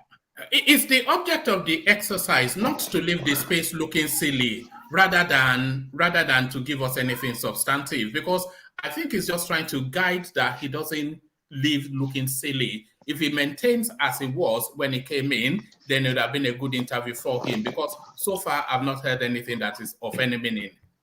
Yeah, but that's the thing with debates. When you debates are almost useless, let me even be honest with you, because you guys you can get into all sorts of details, talk about all sorts of facts, things you're going to do. But after the debate, people just remember one sound bite. Debate is just to harvest for sound bites. So as long as you're not providing any gaffes, you're doing good. So he's doing good because there's no gaffes as of yet. All right, brilliant. Thank you, Kolata. So let's go on to Ajanle Koko. So Ajanle Koko, what have you made of it so far? Kolata started off with the style of presentation. So did it come across as an alpha male? You can go to the next person and come back to me. All right, let's go to Tiger then. So the style of presentation, did it come across as an alpha sort of a person? But then was there also substance to anything that you've heard so far, Tiger? Hello, hello everyone on the panel and our listeners. Make sure you share this and make sure also you make a contribution by typing on comments as well. For me, Obi was more subtle. If I was in Obi's situation, I think that woman is taking the piece. Trust me. The way she ruffled Showere, and I didn't watch the SDP guy one. I didn't watch it. Unfortunately, I didn't watch it. I didn't know it was going on. And the way ruffled Obi, I think he ruffled Obi as well. But like Uptown said, 2019, she interviewed Obi. When Obi was quoting China, she was upset, saying, "Why are you quoting? We are serious here. I mean, why shouldn't people quote statistics or where or examples of countries where they are performing better with data? Why was she upset? I couldn't get it." But when she was interviewing President Buhari and Oshibanjo, Vice President Oshibanjo, she was more subtle. She was more quieter, not even asking relevant questions. I think I don't understand this woman, because for me, she killed the floor. People were explaining their resolutions or their plan, and she's just cutting them off and asking some irrelevant question. For example, on security, you don't. I know Kolata is saying you should put some specification, management of it, but they know what they're going to do, because see, this is a touchy topic for the North, especially for the North. It's a very touchy thing for the North. I remember during Jonathan's time, we do understand how Buhari and Erufai, the statement they were making, that where they are attacking them, blah, blah, blah, blah, blah, all those kind of things. So it's a touchy for Northern, especially Northwest or Northeast, especially the area where you have bandits and Boko Haram have taking extensive control in those areas. So I think Obi trying to be clever here. They have specific if they want to say, but they don't want to go too much details. All they are saying is that pointing out that insecurity is caused by one, poverty, and that governments are negligent, in carrying out their duty by providing insecurity for the country or for that area, or for the farmers or whoever. But that's a pretty banal statement. They don't want to go to Kulata. I'm telling you, they don't. Even though if you ask because I know what happened during Buhari, Jonathan time. Sorry, Taga. Kulata is saying it's a banal statement, and it is somewhat banal because Tinubu has told us that he will use aerial surveillance and increase intelligence gathering. Kwakwanso has told us that he will quadruple the security personnel right across the board. and Atiku Abubakar, he has also told us a position. So it's too important a matter to say that the solution is in my head. No, not this time. They didn't say this time around. No one said is in their head. I didn't hear the deputy say that. No, he said I won't. He said I know. He said he cannot say because because Obi doesn't want to alert them as to his plan. Yes, because Obi's position in this political dispensation is different from Tinubu one. It's different from Kwankwaso or Atiku or SDP. Obi is being linked with or having sympathy with maybe IPOP or whatever, or yes, and today they even ask those questions. So the way he's gonna treat security issues is gonna be different from other candidates. He's gonna treat it more subtle. But I believe that even though I myself sitting there watching it, I say, he could say I will use earlier surveillance, I will improve technology, I will get more men in military. But I think they have this, but they don't want to say it. That's my thing. What prevents them from saying it? There are obvious solutions, and people want to have their choice. Yeah, because they don't want to look. See, they don't want to look hard like this. What do you mean they don't want to? They don't want to look Can hard I against interject? The security situation is more hard in the north. Remember what happened? Hold on. 1 month second. Okay. Remember when during Jonathan time, you had this chief of army staff or chief of the army, the head of the army, Yes. Remember, they accused him of using force in attacking Boko Haram people, that they were just attacking everybody. So Obi's situation, I could see, is more complex. That's why he's relenting. But I believe that any government coming in, even they don't have the idea, they have group that can work with them. They have security expert advising them. So this, I know he didn't say it, but he should, like Kulata said, should have mentioned a few things. But I'm confused by what you're saying, Tiger. He doesn't want to appear to be hard against terrorists. Is that what not that he doesn't want to appear, but maybe he has more. Maybe his plan is more. He has maybe he doesn't have a plan. No, he does. He does. Maybe he has hardcore. He has hardcore plan. Probably he has more. Yes, go on. Tiger, you see, even in your analysis, you're struggling because you are filling the gaps for him. So no, I'm not. Kolata. Okay. Kolata, if you're interested, then check it on his verified Twitter account. I don't have to go and check. He's in it. No, wait a minute. He's presenting to us. I should listen to him. I understand to him right now. No, but what you say, look. I have the ability. I have the ability to. Sorry, I'm eating. Sorry, guys. Apologies. Yeah, always and it's not even fat, though. That's the funny thing. Go carry on. Yeah. I have the ability to check. What about people listening? Give them something. Kwakwanso said 1 million people. So my take on that, that answer, I thought that answer was inadequate. I think his vice also answered, similar way once some time ago in an interview where he was saying like, we're not going to reveal it now. I think that is nonsense.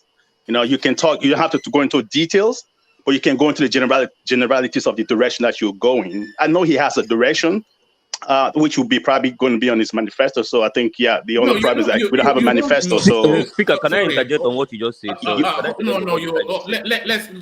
I finish, please? Let him finish. Sorry. Hold on, Ed, and everyone. I know it's quite a charge, but let whoever is speaking finish, and then you have a go, and then let me just coordinate it. But I'll land your point, Mr. Ed. But you are making a lot of assumptions on his behalf. No, it's not assumption. That's what I'm saying. So you say he has a plan when it's not articulated one, but carry on. So that's what I'm saying to you. So I did see. I think he's putting some things on his manifesto. I think we have to wait for his manifesto. But I did see something on his verified Twitter account where he put out some policy statement, probably plucked out from his manifesto, and it was something on security there. And he did put out some let's say direction or what they want to do with security. So I think that's what he put out on his verified Twitter account. Whether that is going to be on his manifesto, I don't know. I don't know why he didn't answer. I think what he put out on his Twitter account, he should, if he has stated that, because it's already public knowledge, on the verified Twitter account. So if he has stated that on this interview, it would have been much better than the answer that he gave. Maybe the way this is my, I'm only speculating here now that maybe he's thinking when they ask him the question that they want him to go into details, which I think that's not the case. I think you don't have to go into real details, but you have to put out your, let's say your direction that you want to take in terms of insecurity, which is already on this. I think even though if he had put in details, that woman would have said specific, because most of the time she says specific. Tell us how. Yeah, but you cannot go specific like with security. Like, I mean, things like, look, I think what he put out, for example, I'm just thinking from the top of my head because it's there on his account, was about that they were going to create like what do you call it, like what they have in the US, right? The national. Wait, guys, let me ask you guys one question. So if he now releases a manifesto that has a security chapter and it talks about security in the place, what's the difference? Well, so what's the difference? Then you would have seen it then. Yeah, but then he could have answered now then. That's what I agree with you, Kulata. So that I'm saying, no, nobody's giving. I'm not giving him a pass. I thought it was a poor answer. Sorry, I thought he would have answered that question better because you already have something in the public, So sorry, I agree there. I think that was a poor. Mr. Ed, we're too close. We're less than 3 months to the election now. We're too close to the elections for a leading candidate not to be able to articulate a position on probably the most germane issue that the country is contending with. Because the number one issue Nigeria has is insecurity, and he cannot articulate a position. So what does that even mean? But let's say from Saki. Saki, yeah. One man and Kulata, why are we like this as Nigerians? I don't really understand what we actually want. Security is what we want. No. Let's go to this issue of security. It will be in a lot of interviews. No. I don't think I'm going to let that slide because this is an interview. I'm not going to let that slide. No. I'm not going to let that slide. No, I don't want to hear a lot of interviews. Let us concentrate on this one. Don't send us on a road. Don't go. No. But guys, don't get hung up on this one now. So he failed that question. Move on. So what I mean, I want to finish. So I understand what I mean. If Peter Obi has said, I'm going to increase personnel, I'm going to use technology, I'm going to increase intelligence. If he had done this same Kulata here, or this same one man here, we say he's being generic. It is not. Wait now, but you will provide an answer. You will provide. Oh my God, man! Let Saki land, but Saki. Sorry, I'm losing my patience.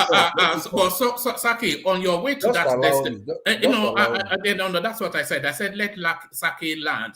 But I was just going to say that on your way to that destination that you want to land us on, this is the widest audience that Obi has yet to address because it's a nationwide audience. It's not a rally or it's the whole country listening now. So the best opportunity for him to present his position. But carry on. No. Understand my arguments. My argument is that even if in this very interview he had said the general things, I'm going to increase manpower, I'm going to increase intelligence, I'm going to equip them, I'm going to do that, I'm going to boost their morale. You people here will still come here. Kolata will still come here. Don't make assumptions. No, wait. Let me finish. Kolata here will say, Peter Obi, his answer is not supersonic. This is gibberish. This is generic answer. He's not being specific. He's not saying something different from what others are actually saying. It is not a smart answer. That is what people will be saying here. Because I know in several fora, he has been saying he will increase manpower, he will do this, he will increase intelligence. Still, people are complaining. Now he said, if you're expecting me to say specific things here, I will not do it here. Because if I reveal it to those people, they will use it. They will find ways of trying to circumvent that. So Saki Fada, in his manifesto, wait, Saki Fada, wait. In his manifesto, is he going to say, I can't reveal too much? Because manifesto is a public document. When he finally releases the manifesto, what is going to be there? Of course, in manifesto, he has to say things that are still generic. So why can't he say those things now? That is what I'm trying to tell you. That even if he had said it, you, Kulata, will still come forget here. about me. Saki Fada, you will still say it is not a smart answer. It is not a supersonic answer. Forget about me. Let him talk to Nigerians. Saki Fada, Yes. Fada, Peter Obi has not given Kulata even the opportunity to do that because he has not given anything. No, but you have said it in a lot of different interviews. And Kolata here, I can play where Kolata even said.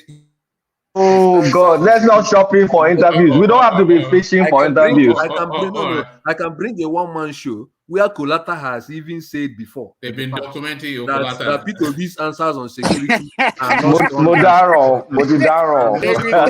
That will be their parliament. No. I'm telling you. Everything you say will be written down and taken. So can we just? All right. So what I'm trying to say in the face is that yeah. Can we just focus on this interview, guys? Because I think we are now, digressing to other places. All right. I want to interject one man. No, please, because you've had quite a bit of say, but you will still get a say. But there's still another phase of the interview. So, but Saki Fada land that point, and then we take the direction that Ed has pointed to, and go back to the interview.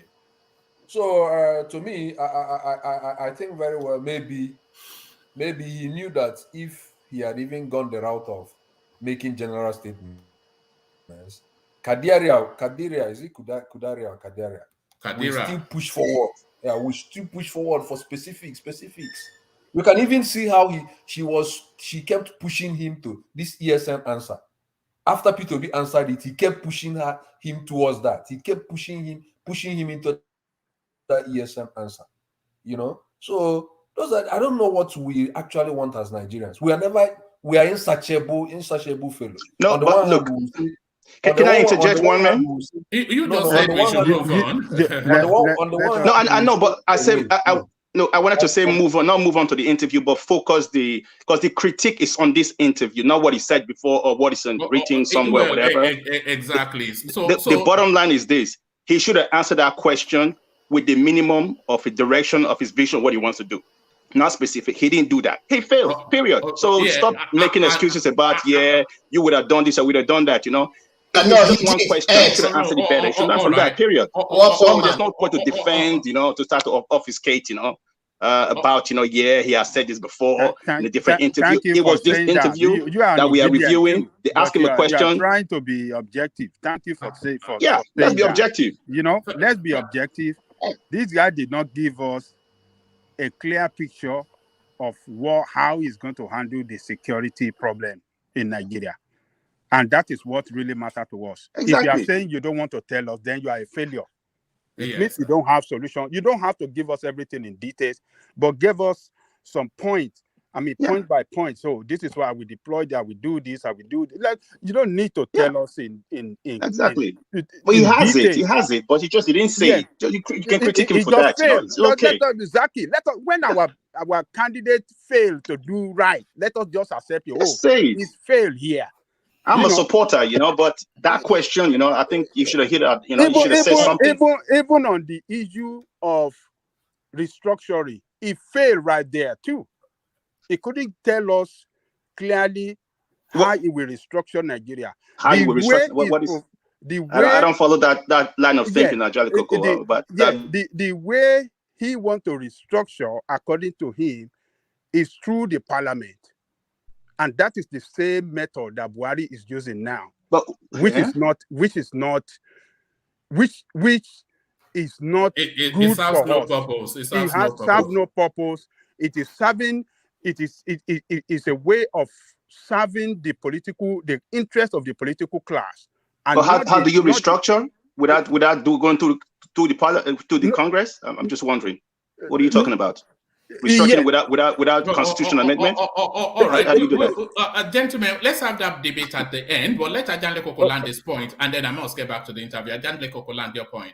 Okay, it's the structuring method is saying we go through the parliament by way of amendment of the constitution, and that will not serve the interests of Nigerian people, the interests of different ethnic groups and other interest groups we have in the country. It's going to serve the interest of the political class. And so that's a failure. That's another failure that this guy expressed today. I disagree with that, though. You can't talking about that. Yeah, let me tell you, this is a constitution that does not represent the interests of Nigerian people. Nigerian people did not write this constitution. It can never, there is no amendment you want to do that will make it work for Nigerian people.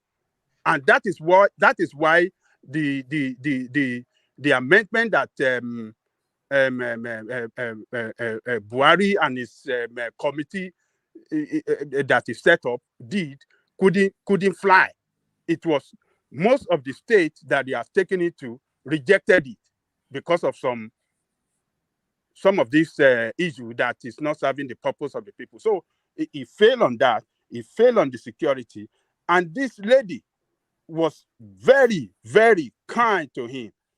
He let him have his way. This lady did not push him hard the way he pushed Sowore, and the same way this lady did with Kwankwaso as well.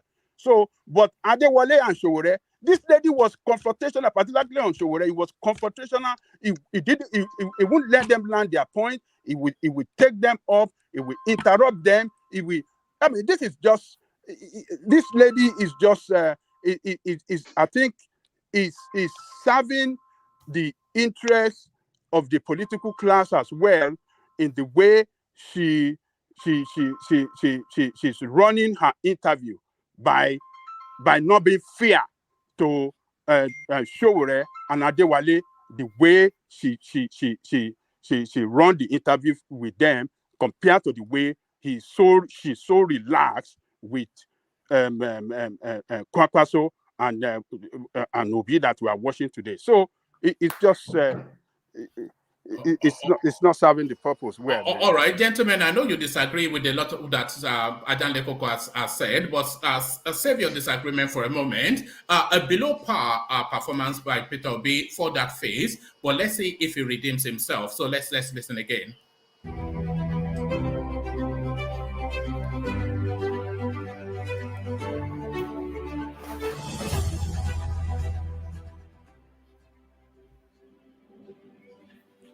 Welcome back. You are watching The Candidate, a Daria Media Town Hall series brought to you with the support of the MacArthur Foundation and in partnership with Nigerian Television Authority, Cabal Entertainment, Network Service of Radio Nigeria, Emmanuel Tapo, Citizens Zikoko, Silverbird Television, Trust TV, News Central, and Injenge Television.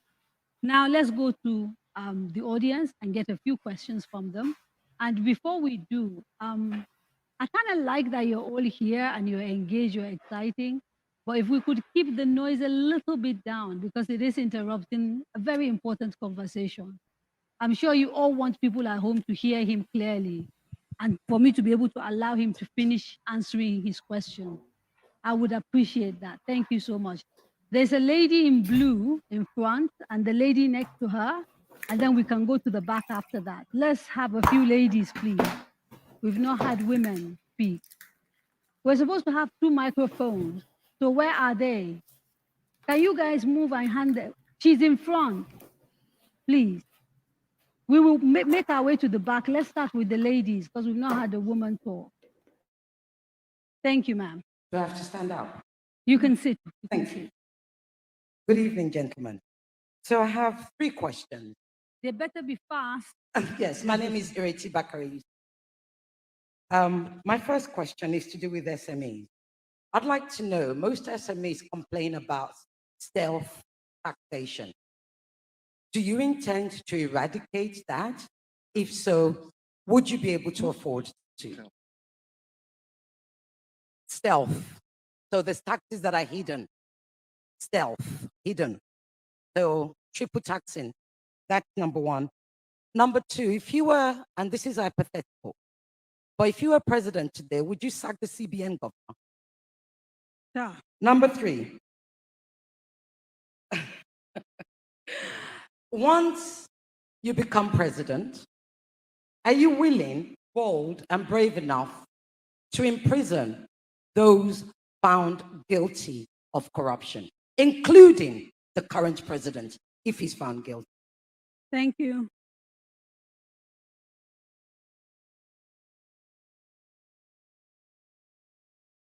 Good day, everyone. My name is Kadiria Ahmed. I'm still going to ask something about SMEs because I'm particularly happy about the fact that the president is very interested in moving the country from consumption to production. According to the Nigerian Bureau of Statistics, SMEs in Nigeria have contributed about 48% of the national GDP in the last 5 years, with a total number of about 17.4 million. They account for about 50% of industrial jobs and nearly 90% of the manufacturing sector. Now, Mr. Peter, how would you be able to further empower this sector? Because even though they contribute well to the economy, they still face massive challenges, especially in various sectors, including it's really lack of skilled important that people manpower. keep their questions short. There's Yes, a lot I of will. people who want to ask, and we still have people in Nigerian universities. And if people have asked the same question, please don't repeat it. It isn't the same. I was coming to the part of empowering the SMEs because they're really facing a lot of challenges. Okay. Mr. Peter, what would you do differently, sir? Thank you. Please give the 3-4 people at the back so many questions. Quick, and we need to be fast. Good evening, everyone. My name is Santos. I'm from Human Capital Africa, and I'm going to education. You've spoken a lot about education, Mr. Peter. And we're in a region where 9 out of 10 children at the age of 10 can't read with meaning. And foundational learning, it's almost zero. We also are in a region where the Dakar Pact has said that you spend 15 to 20% of your national budget on education. Nigeria spends around 5 to 6%. If you're elected president, how would you address this foundational literacy and numeracy? Thank you very much. It's important to say that if you insist on prefacing your questions, we can't get everybody in. Your presidential candidate has all the context. He understands the play. So please, no more questions. We're going to the remote sites. Maiduguri is on standby. We've got very limited time. We have to be disciplined. Yeah. Okay, no, let's take a few more from University of Maiduguri, then we'll lump them all together. Yes, Maiduguri, we can hear you. Good evening, Nigeria. Welcome to University of Maiduguri. We have 2 questions from the students here for the presidential candidates, starting with Abdul Salam. Abdul Salam. Okay, thank you, sir. My name is Abdul Salam Ilyasu, and my question is, Mr. Obi, what can you do to convince a rural man who has been influenced by the existence of PDP and APC to vote for the Labour Party? Thank you, sir. Next, we have Sadwo Ella. Good evening. My name is political allegiance. Yes, please carry on. Good evening. My name is Sadwo Banyawa from the University of Maiduguri. Nigeria has been designated as one of the poverty capitals of the world. I want to know what the presidential candidate and his deputy plan. What's their plan to reduce the rate of poverty? Also, what strategies will they employ to bridge the gap between low-income earners and the middle class? Thank you. Okay, so just to also say, thank you very much, Maiduguri. Can people please try not to repeat questions? We've got very limited time, and it's important that we give them an opportunity to talk about as many things as possible. So if someone has already asked a question, please don't repeat it. Okay, Saz. Let's come back to you. Well, let me start from issue of Maiduguri, because I'm sure there's a long way to ask this. It says, what are you going to do, if I understand the first question, to make people to move away from PDP and APC to Labour Party? I think it's very simple. They drove us at this junction. If you have a driver that has driven a vehicle where you've come to a point where the vehicle have an engine problem, the vehicle can no longer move, you're not going to allow the same driver to continue. But, Mr. Obi, we want to fix this vehicle But you were that vehicle. Just as late as early as 2019, you were in PDP. Listen, He was in PDP. No, 1 minute, 1 minute. And APC. No. Let me tell you. ANPP. Let me tell you. Moses lived in Egypt. Okay. So was Joseph. They were part of it. God comes and chooses from within. He's not going to create new people. From within those who are there already. And say these people can serve the situation. So he didn't create new people. He didn't create new creation. It is from the same people that he said, so I'm picking this one. This is not old wine, just packaged in new bottles. No, this is new wine. But we have been existing with the old wine because they are not. But they found out that we cannot continue living with this. You know, it's like you live in an environment where you find out that this environment, you're not part of it. All the first-class leaders that we have all over the world, we are part of the same society. But they decided we can no longer live this way.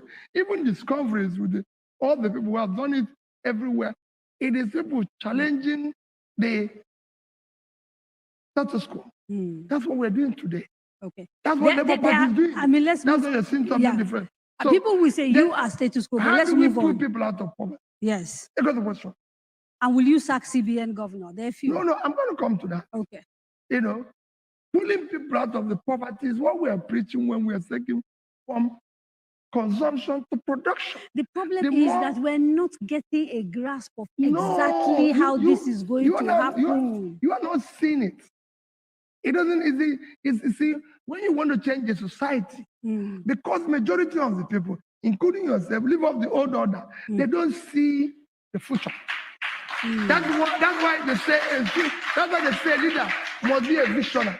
We want to understand the vision. State, let me give you an example. Yes. When I went to Anambra State and said to people, our education cannot continue to be at 26. We're going to change our education. We're going to change it. They said, no, you can't do this because we're not seeing it. You know, when you were talking about me being impeached in production, you forgot that when I challenged my election, people say it's impossible to come through the court. When I was impeached, people say it's impossible to come back.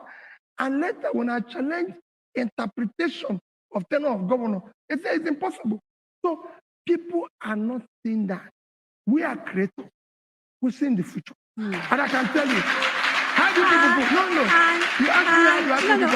and let me just clarify. We are not saying you don't have a vision. Let me tell you. What we want to see is understand the roadmap to that vision. I want to tell you the how. People are here about MSMEs. Micro, small businesses is the foundation of every economy. Even in the South, in the West. Globally. Let me use what we can call a developing and those who are starting, to give you an example. And I'm going to use big countries like China, Indonesia, and Vietnam. History, to give you an example.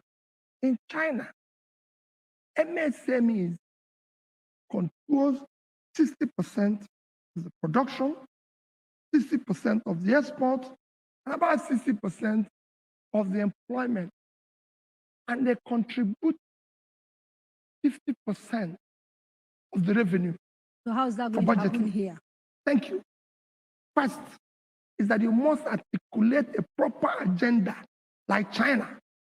In China today, if you look at the overall banking lending in China, about 20% to 25% of the lending is dedicated to MSMEs.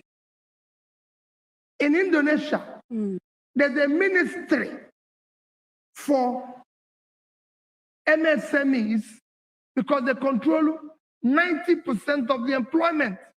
So is it in Vietnam.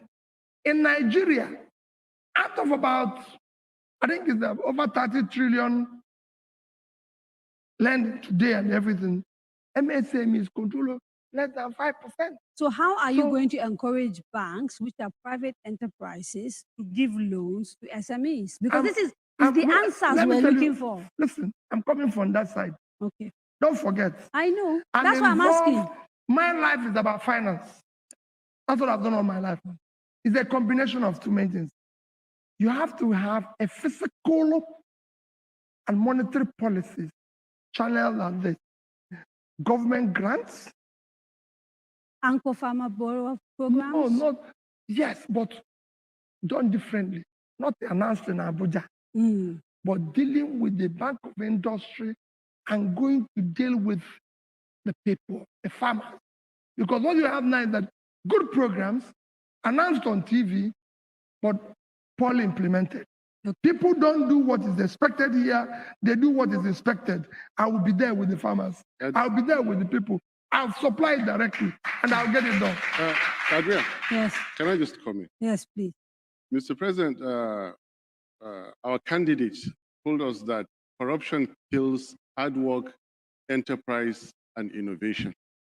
There is a certain disequilibrium in our system. You see, necessity is the mother of innovation. We need to innovate, force people to leave the present preoccupation, which is government contract, and go into SMEs. So we have to do it by force. Okay. That is what I need you to see. Now, let me answer you. When Bielsa has finished talking. Hold on, let me just answer you. Okay, just finish this. Okay, go on. Yes.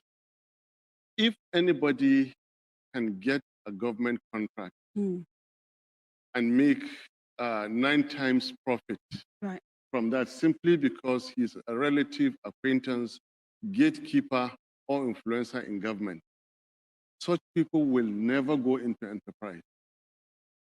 Here is a government coming into place to say that there is no more easy money.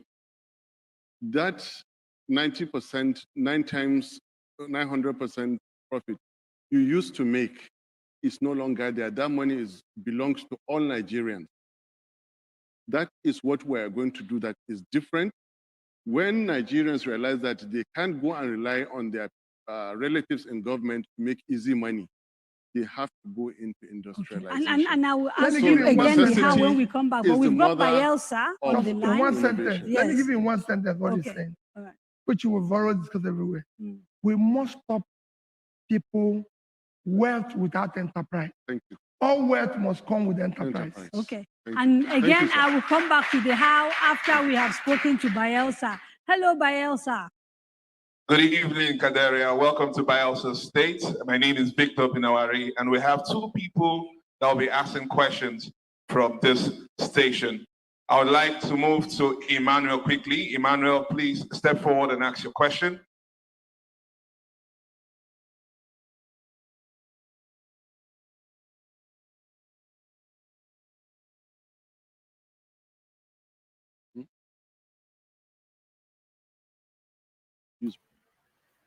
We can't hear Emmanuel's question.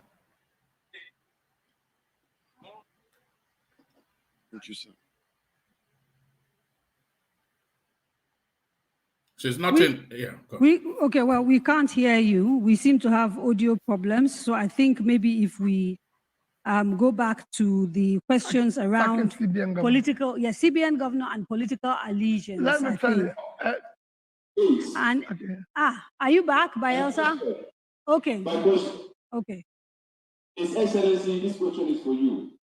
Today, all Nigerians are leaving the country to Europe and other parts of the world. Doctors are leaving and our best brains are leaving. If you become the president of Nigeria, how will you reverse this trend of mass exodus of our people? How will you make Nigeria acceptable and livable for its people?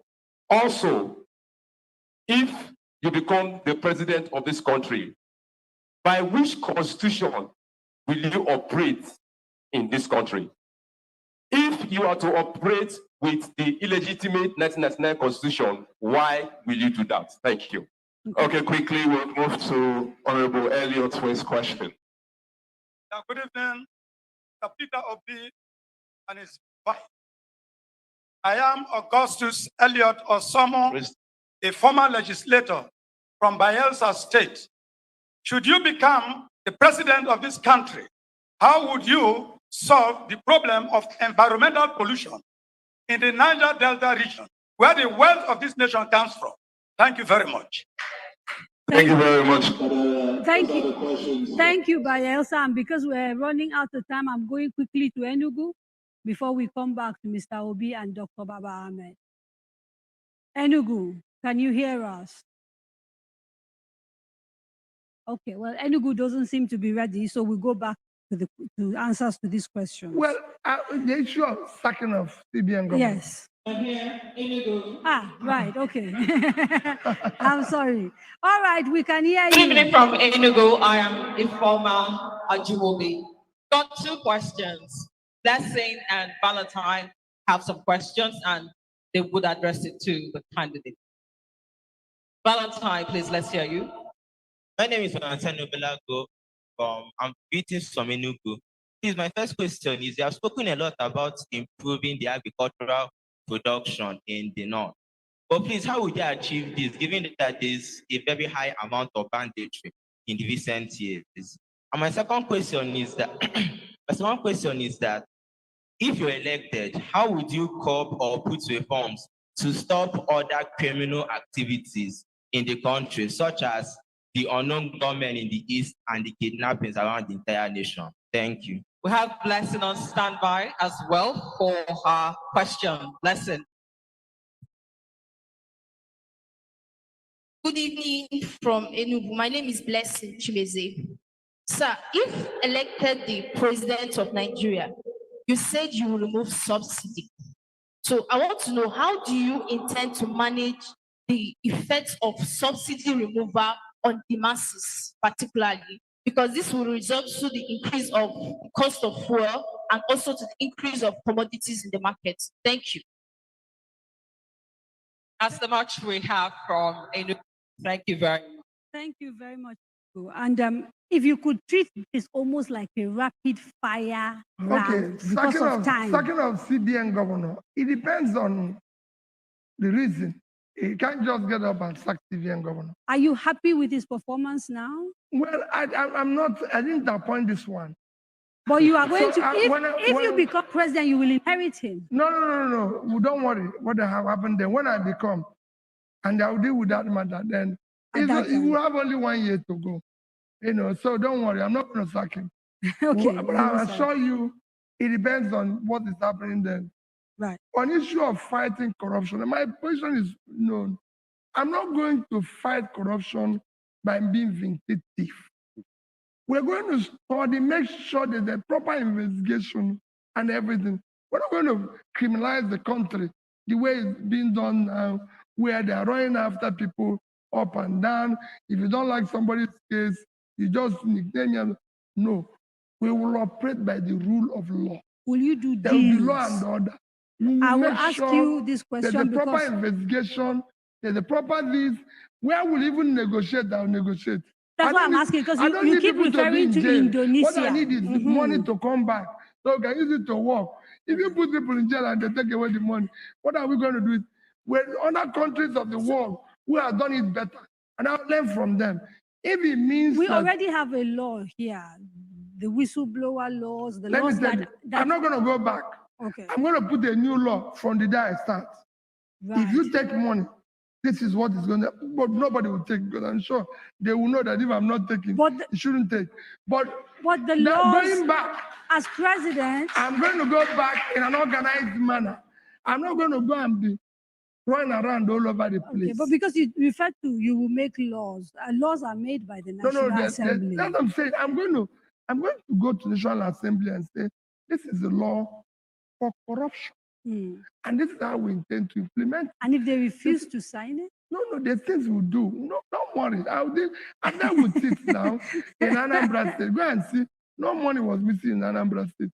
If it was missing, Kadiria, it is not easy for somebody to leave an office where nobody is asking you and you left $150 million. According to the person who came after you, you left debt. That argument has been going back. He said you had contractors to pay and you didn't pay them. Listen very well. Up to today, I'm quoting the Sun interview by Mr. Willie Obiano. Listen very careful, Kadiria. Listen to me. Up to today, I've said this And let me say it now in this town hall meeting. The day I left office, I was not only one contractor who have executed his job, certificate issue. Let that one come. I'm not only one supplier who has delivered what we ordered and we're owing the person. I'm not wasn't owing civil servant salary, pension, gratuity. If any of them come out today, I will stop. Okay, so let me ask for clarity. Let me ask for clarity. It is a different thing if I award a contract for 9-kilometer road. Somebody build 1 kilometer and I pay him. Yes, no. Because I will only pay for what I receive. So the allegation he made was that just before you left this, you gave out a lot of contracts and he had to deal with paying for those contracts. Leave allegation. Okay, I'll leave Let's allegation. deal with issue that is real. Let me tell you how government works. If, for example, let the government, outgoing government of Buhari award all the roads. When you come, you will pay. No, when I come, the one you do, you pay. Another person will come, do his own and pay. Okay. That's how you can. Nobody finishes everything. That's why I said that the one I've not done, let other people complete it. There was a question about the constitution that was described as illegitimate and how, whether you will work with it. There's a lot of questions. There's a lot of questions which we need to quickly deal with. We still have to deal with somebody Abuja. With issue. So, issue of brain drain. Yeah. Let me tell you, everywhere in the world where there's been a brain drain, actually, if they do the right thing, you know what will happen? All those brain drain, I tell them, there will be brain gain. Because they'll be the first investors to come back when I and Daddy start turning around here. They will come back with their investment. The first foreign investor you attract in any country is people who have left from your system, who have made money abroad. When they now see opportunity here, they will come back. Like I always say, when people go but that's not remittances, I said we'll double it. How are we going to double it? When we produce a conducive environment for them to bring more money. Today they're remitting only 5% of their income. They will remit 10 to 20. So they start coming back to invest here. It is more conducive. They start coming back for holidays and everything. And we'll do that. So brain drain will be brain gain in the future. Watch it happen. Issue of the constitution. It's neither here nor there. What am I saying? Any constitution, don't forget that a country like Britain doesn't have a written constitution. Any constitution is prone to amendment. That's why we're talking about restructuring. We will sit down and come out. Don't call it a fraudulent constitution. We haven't even implemented that the fraudulent one justly. So let's start with it, and then we will amend it in order or restructure it as we agreed. Right. It's a government of consensus. We're not going to govern by military might. It is, we have to sit down with everybody, agree to what we're going to do, and everything. Yes. SMS by stealth. The stealth taxes of the SMSs. I've said that the engine of growth is MSMEs. I was answering when we called in. I told you, MSMEs is the engine in which we're going to develop the place by putting money, supporting our youth. The greatest asset of this country today, physical human asset, is our youth. With energy and talent. What they need is for us to put money into them. If we put money into them today, you could, when we talk about anything, whether it's agriculture or this, like I have to say, remove corruption. No easy money. Corruption is entrepreneurship. You get these young ones to be able to be supported physically and everything. Let me give you just in closing, because I'm sure you will say we're closing. Well, we still have a few remote sites as well. So, yeah. Melu Foundation said that for every young person they gave $5,000 every year. They found out that a year or so after, the person is employing 20%. Okay. My sister, This country have borrowed in the past 8 years about $100 billion. If we have decided to use 10 billion to share it among us, okay.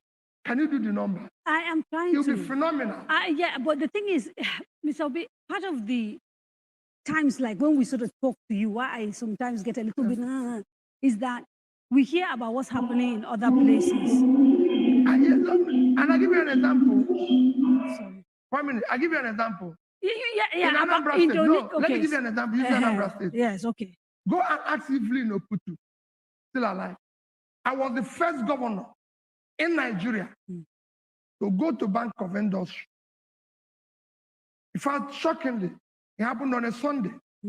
I said, MD, can I come and see you?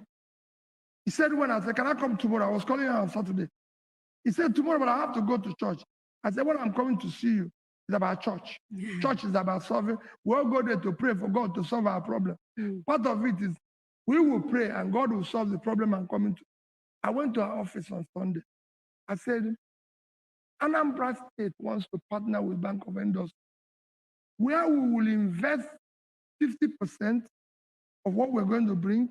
You bring 50% and you lend money to MSMEs in Anambra State. One act is that. And what's the result of that intervention? Well, the result is for you to go and do. No, you know, people have said there are Nigerians that can't go to Anambra. You have to tell them. In 2014, when I left office, go and check. In terms of poverty, lowest place we have poverty, Anambra is number 3 with 11.2%. Okay. People, I've heard people even say, they don't know, 11.2. After Lagos, is one other state, is Anambra State. Go and check. Thank you very much. We need to go to Abuja quickly. We're running out of time, and I don't want people who've taken the trouble to sit down. Oh, where are we going? The social media questions are not ready. Is Abuja ready? Okay. All right. So we'll carry on talking. Let me. Okay, yes. can I just you want to say add something? 2 things regarding the Nigerian youth flowing out of Nigeria? Yeah. I said that it is better to have brain drain than to have a brain in the drain. It is necessary to protect the future of our youth by allowing them to go and get the careers they can get elsewhere, and otherwise they could not have been able to get here. That is when His Excellency said that, and that can be followed by brain gain. Then the other issue I want to add here is that why buy fuel cheap and buy security expensively? This has to do with the removal of subsidy. Some people are simply looking at the price of refined petroleum products. You buy it cheap, and then you buy security more expensive. Does that make sense? And what we're saying is that there is a way to reform governance, at the same time reshaping industries and businesses. So if you remove what is in subsidy and solve the problem of security, security is cheaper. You cannot put a Naira figure to it. Okay. So, I mean, we keep talking about this subsidy is by far, this is by far a better gain, trade-off to make. It's more sensible. It touches the entire society. Who has a car, who doesn't have a car, consuming security. But I hear you, but if I could ask, yes, you know, for a sort of a more broadened conversation around energy and energy security and diversification, and the fact that increasingly, very soon, our oil is actually going to be worthless because, you know, the rest of the world is moving and looking at doing clean energy and all sorts of things. And I'm just sitting here and I'm wondering whether you guys have put together a policy that is in tandem with the realities of today and tomorrow and what is being projected to happen. Because even the petrol, even if we now go back to, let's say, full production, within a very short period of time, our oil is no longer going to be valuable. Maybe to us, right? But not to the rest of the world. And so I'm listening, I'm thinking, okay, where is the sort of the forward thinking, the ideas? That's what we're telling you about production. You are talking in generalities and not specific. It's in generality. I've told you that it's a simple thing. We will invest in key development areas, which is, if you talk about HDI, one, you talk about HDI, what is in HDI? Right.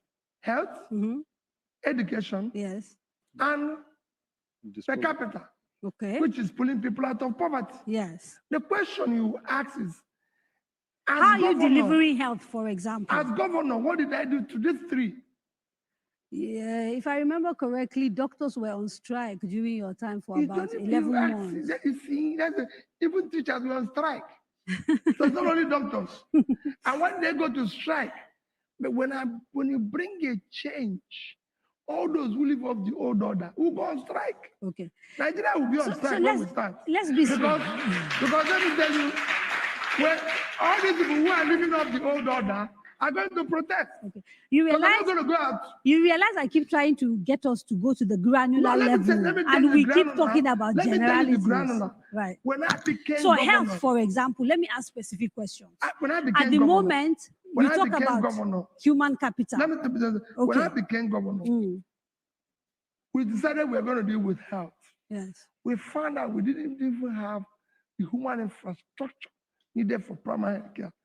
No single school of nursing, midwifery, health technology, everything was accredited in the entire state. And I want to, it's on tape, so go and verify. I said, listen, we're going to deal with it. They came with all sorts of plans. I said, no, we are going to partner with agencies that are dealing with it already. We have Church of Nigeria. They have School of Nursing, School of Midwifery, all this in a hospital called Iyenu. We have other facilities owned by these churches and development agencies. So where are we going to put money doing a new one? Because you're talking about strike. Because if I put money in that one, today, go to Anambra State, we have over a dozen combined School of Nursing, School of Midwifery, School of Health Technology, all functional. I built the fastest teaching hospital ever built in Federal Republic of Nigeria. Odumegwu Ojukwu Teaching Hospital today. He has built the biggest private hospital, teaching hospital in Nigeria today. I built the fastest as a governor. So I can go on and tell you what I did in health. Yes. In education, I don't need to, only just yesterday, a bishop said, Peter should be able to replicate what he did in education nationally, where we move from number 26 to number 1. Besides, the only measure of development between the year 2000 and year 2015 is Millennium Development Goals. Yes.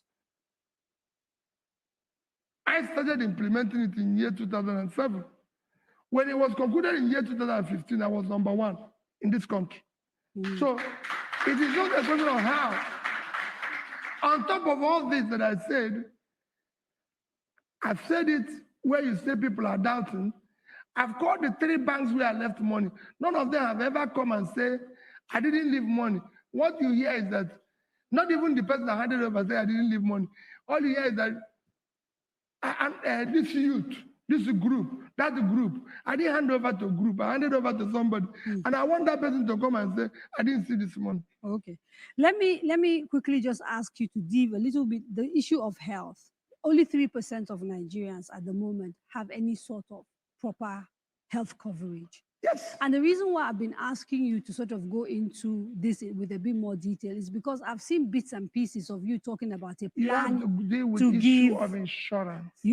So I wanted to get a sense you of have what to that deal with means. The issue of health insurance. Okay. That is what is done everywhere in the world.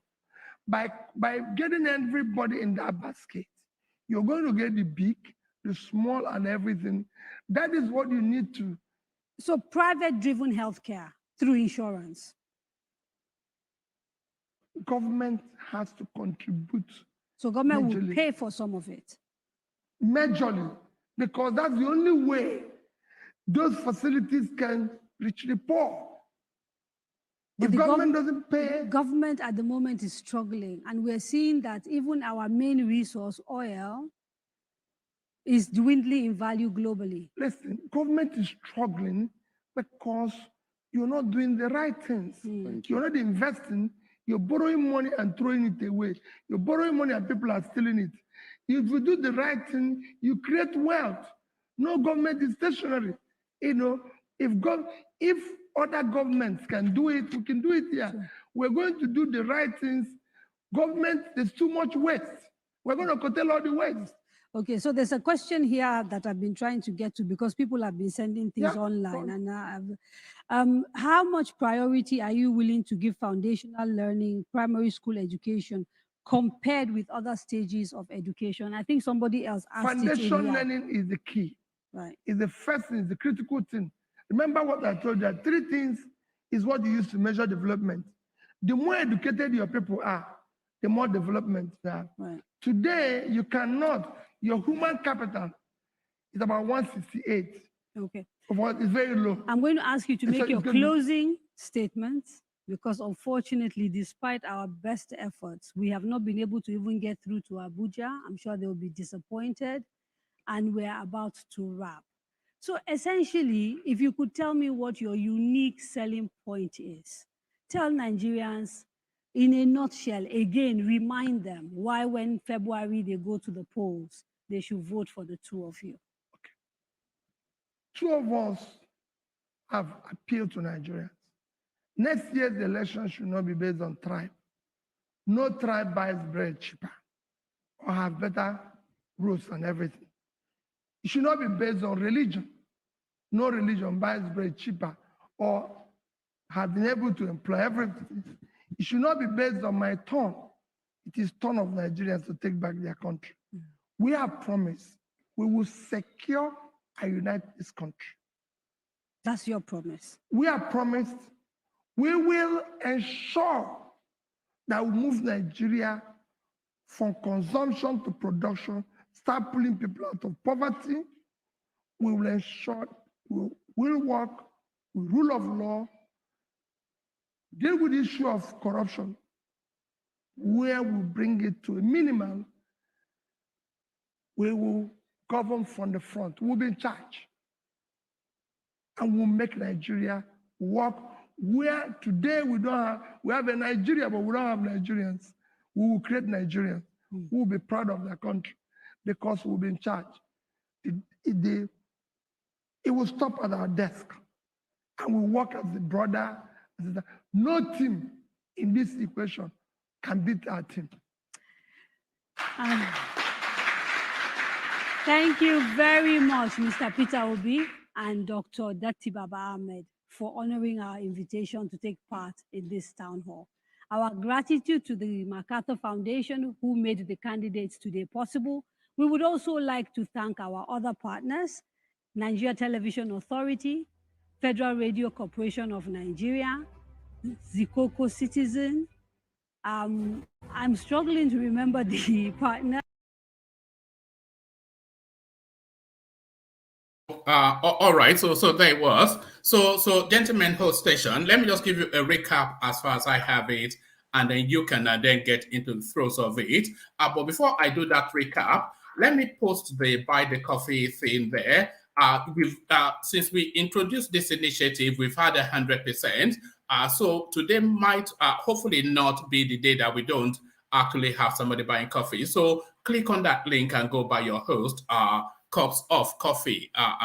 It's very thirsty. So be as liberal as you can be. So there is that. Do that. And let me give you just a feel of what I got because I was just making notes here and there whenever I heard him say something. The first thing that struck was that he kept preventing Kadiria from boiling down to the specifics to the point that she accused him of running away from the granular question. So anytime she tries to nail him down, he makes just a wider something that is very low on specifics.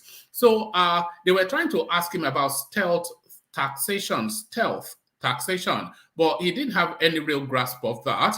But he went on to say SMEs are the engine of the economy. So he said that, and he was trying to. So Kadiria tackled him, of course, that he, as early as 6 months ago, was part of the old order, but he did the old new wine sort of a narrative in response to that. The SMEs again, it says SMEs will get government grants, but Kadiria pointed out that there's already the anchor borrowers scheme already in place, and he was he went on to criticize how that is being handled rather than to describe anything different from that. So he said that he says we must stop wealth.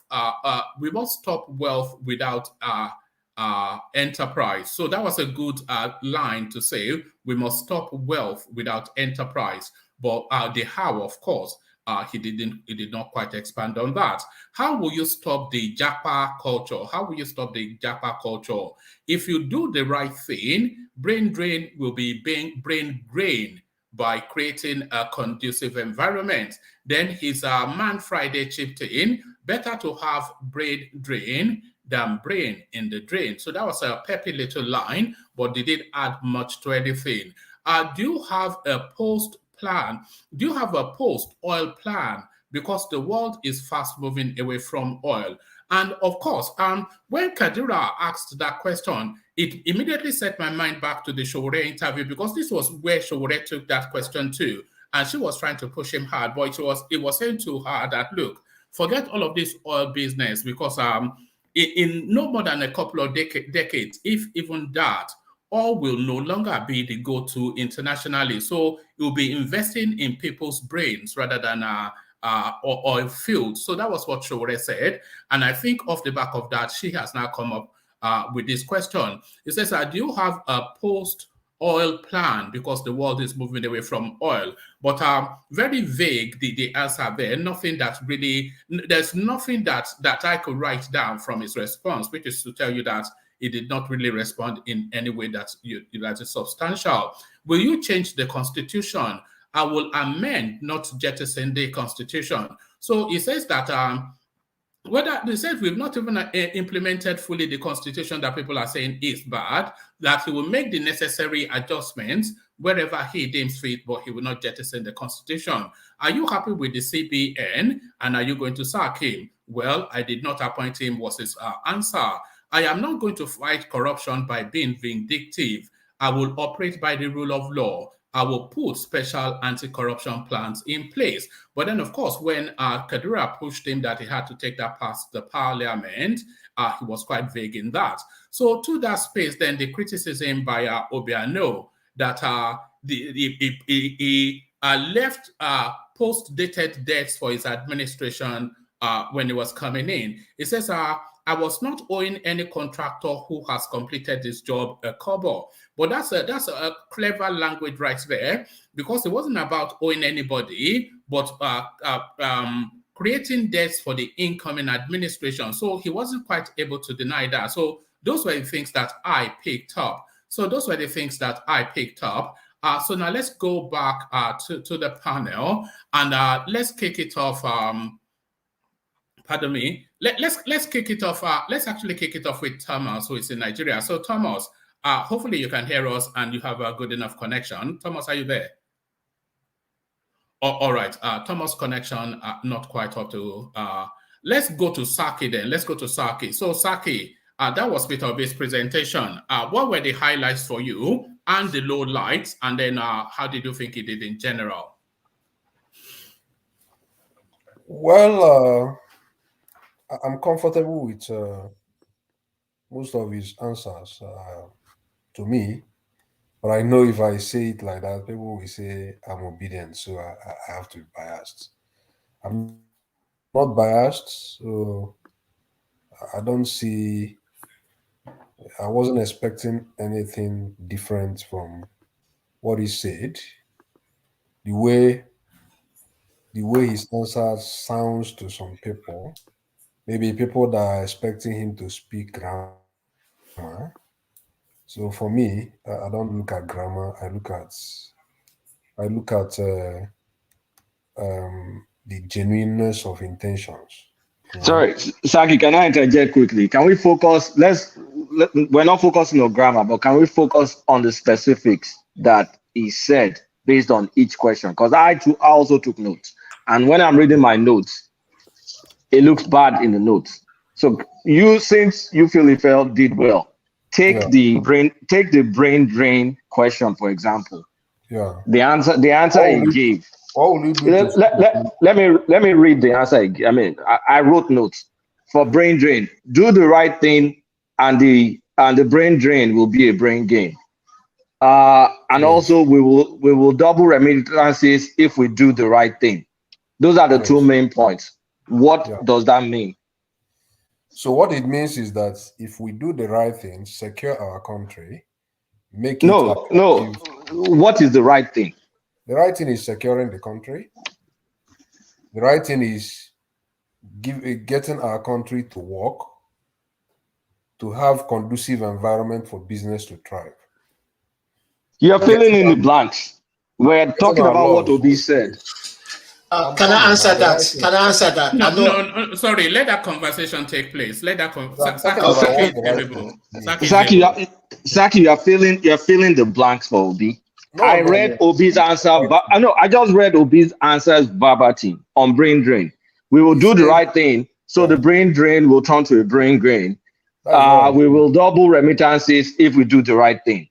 No, that is what I'm saying. He said if we start doing the right thing as a government in Nigeria, those that have traveled already, will be attracted to bring in their remittances down, to invest more in Nigeria, and come back to Nigeria to face their business. So doing the right thing now, you're not asking me what are these right things. So I'm trying to tell you, this is what I feel he means. He's gonna. But you see now, you are interpreting for him. You are the Obi whisperer. No, he actually says securing the country. I wrote notes, but okay. Remember now that this interview is just like 1 hour or 2 hours, 1 hour interview plus. So you don't expect him to begin to. But it took you sacrifice a few seconds. It took you sacrifice a few seconds to expatiate a bit on what those right things are. Obi never did. He said, "Do the right thing. Do the right thing." No, that's an assumption. Now, come on. Yeah. If you write that in an exam, a lecturer will fail you. All right, Saki. But Kadiria also said to him what Kolata was just highlighting then, that she was trying to push him to the granular, which also what Kolata was trying to do there. But he was just making all these broad statements that if you do the right thing, well, of course, if you do the right thing, but what are those right things? But you never. Is there anybody that has come to this interview, even Showore, that Kadiria didn't say we need specifics? Showore gave specifics. But go and listen to Showore's interview. We ran it here now. We ran it here. I listened to it. So there was a time certain question he also answered. Kadiria said we need specific. We need the how. We need the how. Yeah, so but that was the whole experience. Anybody that comes on that interview, she will still say the same thing. Right. So it doesn't matter. So what I'm trying to say in effect is that, genuineness of intention. If you're answering a question, I want to see that this person is actually saying this out of his mind. He's actually giving us willingness and passion that he's going to do this. That is what I want to see. I don't want to see people that will just come and begin to speak English and use grammar, and make some cosmetic, maybe using words like, So you are not interested in specifics. You are not interested in how. I'm interested in specifics. Somebody asked you, what are you going to do about those that have traveled? Do the right thing here in this Nigeria, and you attract investments from them. Yeah, they but begin to come back. of course you have to do the right thing. You won't So have the right, to do we know what the right things are. but We the know what the opposite. right things are. No, but we don't know. You don't know what the right things are. I'm not. Come on now, Saki, please now. So you don't know what the right things are. No. Can you hold on, please, Saki? Come on, man. We're all intelligent here. Of course, you have to do the right thing. You're not going to do the wrong things, are you? So that's a meaningless thing. I will do the right thing. What are those things? Is the question. Of course. If one man does the right thing, one man will become a billionaire in pounds. How about that? What's the meaning of what I just? If one man does the right thing, it will become a billionaire in pounds. That's am I not already? I'm assuming. I'm just assuming. Sorry, Karen. Yeah, I mean, I'm trying to show the ridiculousness of that answer. Like, if Kulata does the right thing, I'll become a $1 billionaire. Okay, then what am I supposed to take from that? Or, I mean, do you understand what we're trying to say? Hold on. Yeah. Sorry. Yeah, Saki. So that was the experience of the interview all the way through, because she was frustratingly saying to him that I wanted a more granular sort of response, and you're just giving me broad strokes. That's what she will always say. So I don't. No, that was what she said. You heard her now. You heard her say it. You know. Of course, she said it. So I said that is what she will always say. Yeah. And she has said it to different people in the other interviews. So she did they will always say. Oh God, man. Sorry, carry on, Saki. Yeah. So I listened to other interviews. So she keeps saying specifics. You know, tell me how. So those are the things. You know. So I think the answer he gave there is not bad an answer. You know, now, I would do the right thing is the right can answer. Can I interject? Come in. All right, so I had to go and click on the video on my laptop to watch it clearly to hear what he said. And he said that if him and Datti start turning around this place, which is what they have been discussing here in terms of producing the right business environment, securing the country, and every other thing that has been discussed in this debate, that's what doing the right thing is. And the country start functioning, that all the brain drain will come back as brain drain again. And he made it specific that he is going to double diaspora remittances. That's a specific. He said he's actually going to double it. So you can hold him to that if he does not double under his watch, you say he has failed on his promise if that remittances does not double. So he said, if I and Datti secure this place and do the right thing, which is what we have been discussing since we are here, whether it's the business environment and securing the place and everything, and once this place starts functioning, everybody, and he cited countries like India and Singapore and all these people, that it is people that left, immediately that country became fixed, which is what actually we are discussing here, the security and everything we are going to do, fighting corruption and all that. And these people now see this place as a viable option. They will be the first set of investors, even before foreign investors, to come here. And we are going to double the diaspora remittances. And I mean, how far can you go about brain drain? Yeah, I'm not quite sure that you said it quite in that manner. I did not. I took notes. It did not say it in that manner. I took notes. I just didn't want to sound like I was unfair. That's why I took notes. Hold on, Uptown. What you have done is you've pulled together a lot of his answers to wrap around that particular question. But I want to ask Kulata a straight off question, and then if he doubts me, we can go back. Maybe he's going to pay me off. Are you going to say?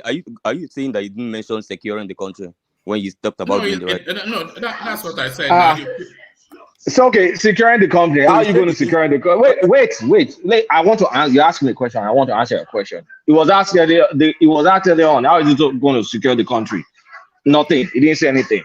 Now, as part of not saying anything, we wrap it around this: do the right thing. You know, do the right thing. You wrap it around that, and then we double remittances. Come on. Okay, look. Forget Obi. Let me ask you, how are you going to prevent brain drain? Just give me your own answer. Don't give me Obi answer. Give me, if you were the candidate and it was an exam. I just ask you that question. What are you going to do? I'm going to respond what they responded because I'm in line with what they said. Oh, They didn't say they're going to. Okay, forget about that question. I know you try and defend it. That's okay, fine. let me answer you. Let me answer you from my knowledge in macroeconomics. You don't prevent brain drain. In fact, there are actually countries that one of their policies is to export their people to other countries just to double or triple their remittances. So they educate people and they export.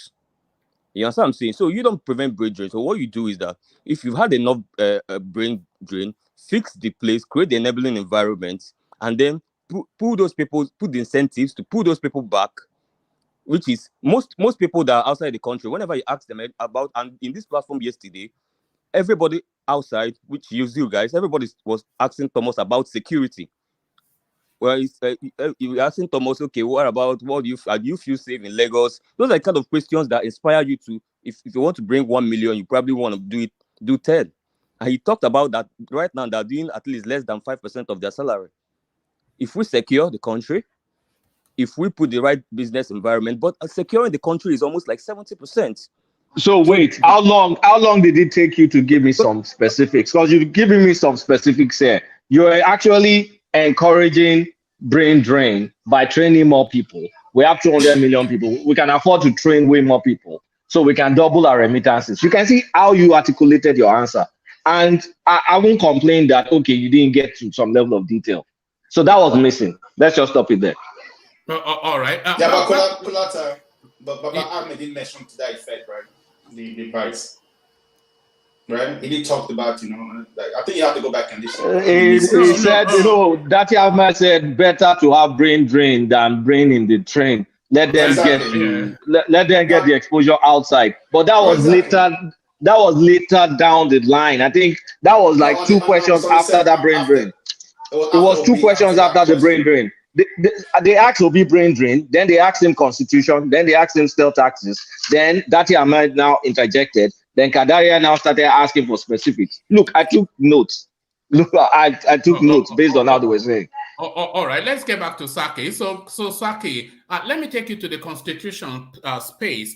And he's saying that he's happy to still hold on to this constitution that a lot of people feel should be jettisoned, but to make necessary amendments where necessary. Is that somewhat like a realistic, pragmatic approach, would you say? Anyway, we know that it is difficult to jettison this constitution totally. It's going to be very difficult to just jettison it totally, So whether you like it or not, the answer he gave, he said that even this constitution we have as at today, which people call fraudulent, we have not even properly like used it rightly, the way it should be used. Let's even say we have even used it rightly the way it should be used. We shouldn't be where we are even today. Then he now went ahead and said he's going to make amendments where necessary, and it is going to be something Nigerians have to come together and do. That is going to be government of consensus. That is not going to be like by imposition, something like that. So I think the answer was quite okay. It is very easy. It is very easy. So for someone like maybe Showore to come today and say, "I'm good. This constitution is fraudulent. I'm going to discard it. I'm going to jettison it immediately." That is what people want to hear. But the question is it even practical in the real sense? Is it easily practical in the real sense of it? So I think the answer he gave is quite a very good answer. I don't see anything wrong in the answer he gave. All right. All right. So where, if anywhere, did you feel he could have done better? So did you feel he missed the ball anywhere? Did you feel he could have either done better or he did not answer the question sufficiently? Well, the only thing I will even, everything depends on the anchor, the person that anchors our very program. And that lady, the way he interjects, I don't like it. Allow people to flow. Allow people to Just give, if you ask people questions, allow them to flow. Because the way when you keep interjecting, people will lose some chain of thoughts. So allow them to flow. I don't like those intermittent interjections.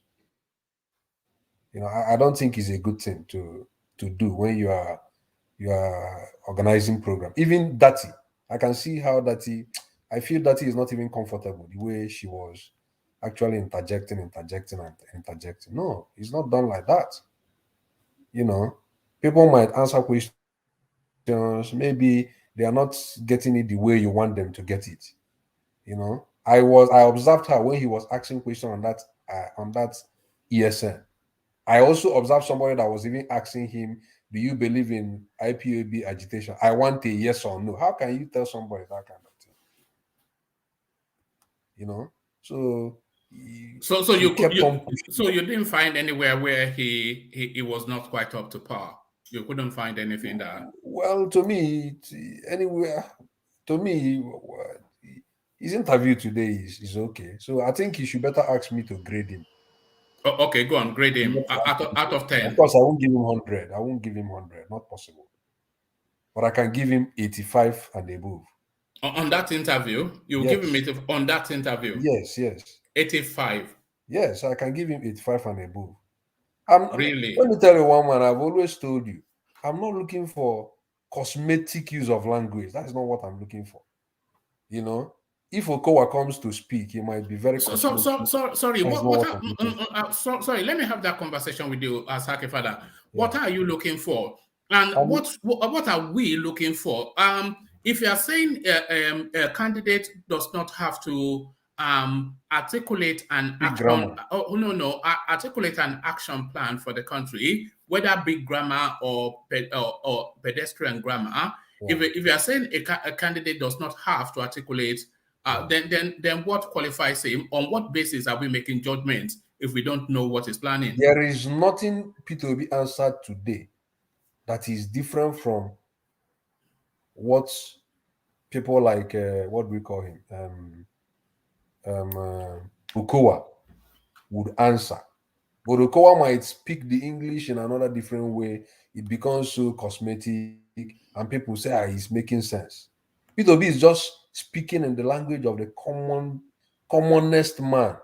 The language somebody that is trading in on the China market will even understand. So that is what appeals to me. I don't want somebody that will come and speak like Professor Sibanjo. That is not what I'm looking for. Bring it to the commonness of human beings to understand it at the lowest level. That is what I'm looking for. So it appeals to me. It appeals to me. So you want him to come and say, I'm going to use aerial technology so that you now know. No, I was expecting him to say something. What is there he said that is not something? Well, he said the security plans. On how he's going to fight corruption is not clear on that too. How he's going to fight corruption? He said he's not going. Yeah, they were asking him that those students. Remember. One of the students said, "Okay, those that have stolen our money." And let me tell you what he answered. And those that are, let me tell you what he answered. Hold on, Saki. Now let Ajale Koko put it to you. Go on, Ajale Koko. Those that have stolen our money, our wealth, yes, in the past and currently, yes. What are you going to do to this? He said he's not looking back. Okay, let me tell you what he answered. No, let me tell you what Ajale Koko, let me tell you what he answered. What does the law? What does the law say? What does the law say on people stealing our money? You said you are not going to do anything. Let them tell you what he answered. And this is not the first time. You have said it in the past too. So you don't need to defend. Can I tell you what he answered there? Okay, tell me. Yeah, he said, I'm not going to fight corruption by being vindictive. I'm going to fight it following the rule of law. Didn't you hear him answer this? I've got it written down. I've got it written down. He said, I'm not going to be vindictive in the fight for corruption, but I'm going to follow the rule of law. And he even went further to say, even where I will negotiate, like even ask those that stole to bring back what they stole through negotiation that will not even cost us money to do. That I will even do that. He even said it. So why are you finding fault in this answer? So you don't see anything wrong in saying, I will not look back, I will look forward. But what is wrong with that, Angelico? What is wrong with that? Is it the job of the president to chase after, or the job of the anti-corruption agency? And let the people do their job, not the president chasing after people now. Ed, let me say this. Let me tell you what is wrong with that. That is an open license for the people in this present administration to loot all the way to the date of handover. Is it not? Okay. So if you have let's say if you're a whistleblower, right, after he come into office and you report to EFCC, right, and the EFCC go after you, should he then stop the EFCC to go after you, or isn't it the job of the EFCC to build a case, and to make sure they retrieve the money? No, the EFCC must go after all corrupt practices. Of course. Right from the day of independence till the present moment. That's what we don't want people that stole money to be given a pass. No, but he didn't say we give him a pass. I say we follow the rule of law. Is it the rule of law through EFCC? I mean, you want the president to start to chase after the criminals? What are you guys talking about? Look, let me hold on. The way you guys talk sometimes, hold on. Don't say the way these guys talk sometimes. Look, the way he rounded up his answer tells us exactly what he's going to do. I am not going to look back. I am looking forward. The question of that student is that, what are you going to do on those that have stolen our money in the past and those are stealing currently? And it ended. You see, all those one he said, I'm going to fall, is just perambulation. The way he ended it was the exact what he's going to do when he get there. I am not looking forward. I'm not looking back. I'm looking forward. But Angelico, that's what you want to believe. That's not what he said. But that's not what he said. That is the way he ended. That is the statement. Hold on, let somebody speak now. The way he ended his answer is exactly what he's going to do. I will not look back. I'm looking forward on corruption issue. That is his answer. So look, when your candidate is not clear on issue, when it's not clear on issue that matter to us. No, I'm objective. Let us say it loud and clear. And this is not the first time. He has said it. He has said it before. You are ignoring the other part that he said. That's what I have trouble with. And you're not being objective now. Woman, can I say something? He said something. He made a sentence. You only pick out a part of it and then make your inference on that. You forgot the part he said rule of law. You forgot the part where he said, see, if you have to negotiate. No, I actually have that written down. I have it written down. It says, didn't he say that, woman? Yeah, I have it written down. It said I will put special anti-corruption laws in place, and that Kadiria then tackled him that how is he going to get that past the parliament? And he said we know how to handle them. But let's hear from Tiger, who wanted to come in there. Yeah. Thank you, one man. People should, when you first gave me audience to speak, and I said you cannot compare Obi's situation with Tinubu, Atiku, at least with Kwankwaso, because Obi is coming from a different zone politically, and let me tell you something here. I remember when I was young and I was watching, I was like 10 or 12 or whatever. And Chief Obafemi they were asking him, how is he going to attack corruption? He said, I'm going to put them in jail. I'm going to do this. Perhaps that's why they didn't allow him to win, because they know if he comes in there, he's going to jail all of them. So in this kind of dispensation, you don't tell them, I'm going to probe them. You can get there and start probing people because you're already the president. So we should be smart about it. You don't expect Obi to say, oh, when I go there, I'm going to probe them. Otherwise, you people, these people will totally block Obi coming in, even though if Obi win, they will not. They will do something to make sure it doesn't get in there. So people have learned how to circumvent this kind of question. Oh, I will block the means of corruption. I will do this, I will do this. But when they get there, they can change their mind to do to actually probe those people. So I will take it on face value. His answer. I think, for me, Obi is Obi, like Mr. Gomez wrote here. Obi does have the vocabulary to articulate some of his points. That's one. That's one of his. Hold on. Sorry. This is not a matter of vocabulary. I know where I'm going. This is a matter of specifics. You can say specifics in primary school vocabulary. It does not matter. It's just specifics. I'm just giving the foundation. You guys are purposefully. You're misconstruing. You're misconstruing and obfuscating grammar. No. Specifics. I'm building I'm building a foundation here. Let me build my foundation. What I wanted to say.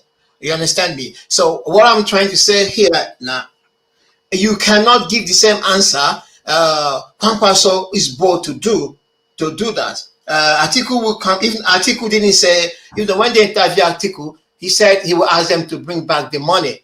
And I'm sure, even though when Tinubu comes, says no one's going to answer that he's going to probe them, because if you say that, those people who are deep in corruption, they will make sure you don't get in. That we should get that fact right.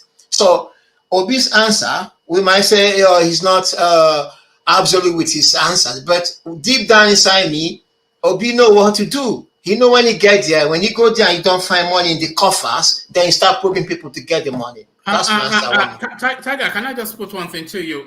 Yeah. You know, a lot of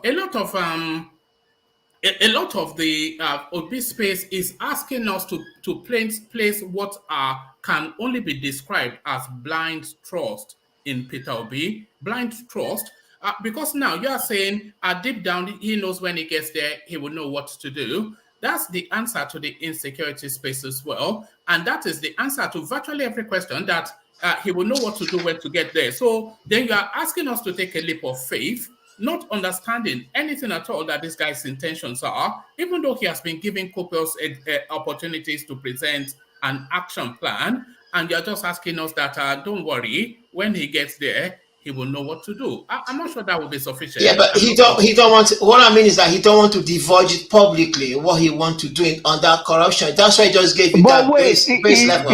Wait. He's going to release a manifesto. So why are you guys talking about he doesn't want to publicly divulge? If he's going to release a manifesto, security will be there. He has told you. He has told you what. You're confusing me. Honestly, I don't understand this anymore. He has divulged what he's gonna fight corruption with, but he's not gonna give you total everything, because when he gets there, he knows what he's gonna do. Unlike Buhari, who said people are stealing, what did he do when he get there? He started shadow chasing people. How many money did people cough out? No one told us how many people have coughed out today. Thank you for that statement. Thank you for that statement you made now. With respect to Buhari. So when Buhari said that the what is that oil what is it called? Petroleum Trust Fund. No, not trust fund. This petroleum fuel subsidy. Fuel subsidy. He said it was a scam. It was a scam, yeah. All right. What happened during this time? A balloon petroleum subsidy, went to the highest level during his own time. Now, this man is telling us all this. That is an experience that we are going through now. Experience of politicians lying. No, but that's not true. So right? when you have this man telling us not clear on what he wants to do, and then telling us as well, he is saying that this is a scam too. What is he going to do? No. He has told you what he's going to do. He mentioned things he's going to do. On the anti-corruption, he's telling us he's playing to the right, to the left. We don't know where he stands. And he's saying that, I am going to move forward. I'm not going to move back. Even Kadiria was not clear on what he was saying. She pushed him. It's not specific on what he stands. Look, You want to be our president? Can I interject? You hold on 1 minute, Zaki. You want to be our president of the people. You want to represent the people. You're looking for the vote of the people. It's the vote of the people that will get you to the presidency position. It's not those people that are going to block, but the vote of the people. Showore is just showboating. No, don't do what about now. We're not talking about Showore. I know. I just want to make reference here. Even though Kwankwaso, what did he say about tackling corruption? No, you are still doing what about? We are talking about Peter Obi. Yes, we have to do comparison with. He has narrated. He's not running on his own. No. When we did, because we did Kwakwanso about on Friday. And by the way, everyone here, let me switch on my camera. Everyone here, please make yourself available for 6 p.m. UK time tomorrow. We're doing Atiku Abubakar next. So 6 p.m. UK time tomorrow, we're doing Atiku Abubakar next. And by the way, I will ensure that everything is running smoothly before I come on stream. But no, we're not doing what about now. He is the man in discussion at the moment. We discussed Kwakwanso in detail on Friday. We discussed Showore in detail. So now this is Peter Obi.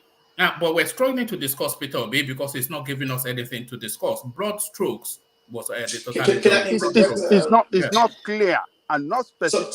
It's dancing around his answers, and you don't want us to hold him responsible for not answering, for not being specific on what you're going to do for us when you get to the position of presidency. He has told you what he's going to do. He did tell you what he's going to do. What is not detailed about saying that I'm going to concentrate in the front and not look back? If you want to criticize that, but that is his own stand. No. How does that sound to you? How does that sound to you? No, you can criticize it, but hold on. How does that sound to you in response to the question of that student that what are you going to do about those people that be stealing our money? And you said, I'm not going to look back. I am looking forward. Yeah. How does that Which sound is his stand?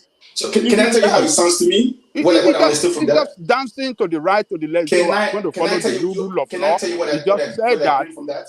So that those of you that are his supporter can still have something to talk about for his defense. Okay, wait. But he rounded up his answer by saying, "I'm not looking backward. I am moving forward."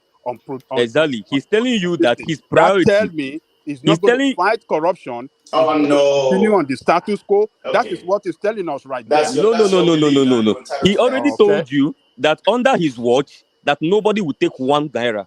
He already told you that under his watch, if anybody take 1 naira, you understand what I'm saying? He already made his watch clear.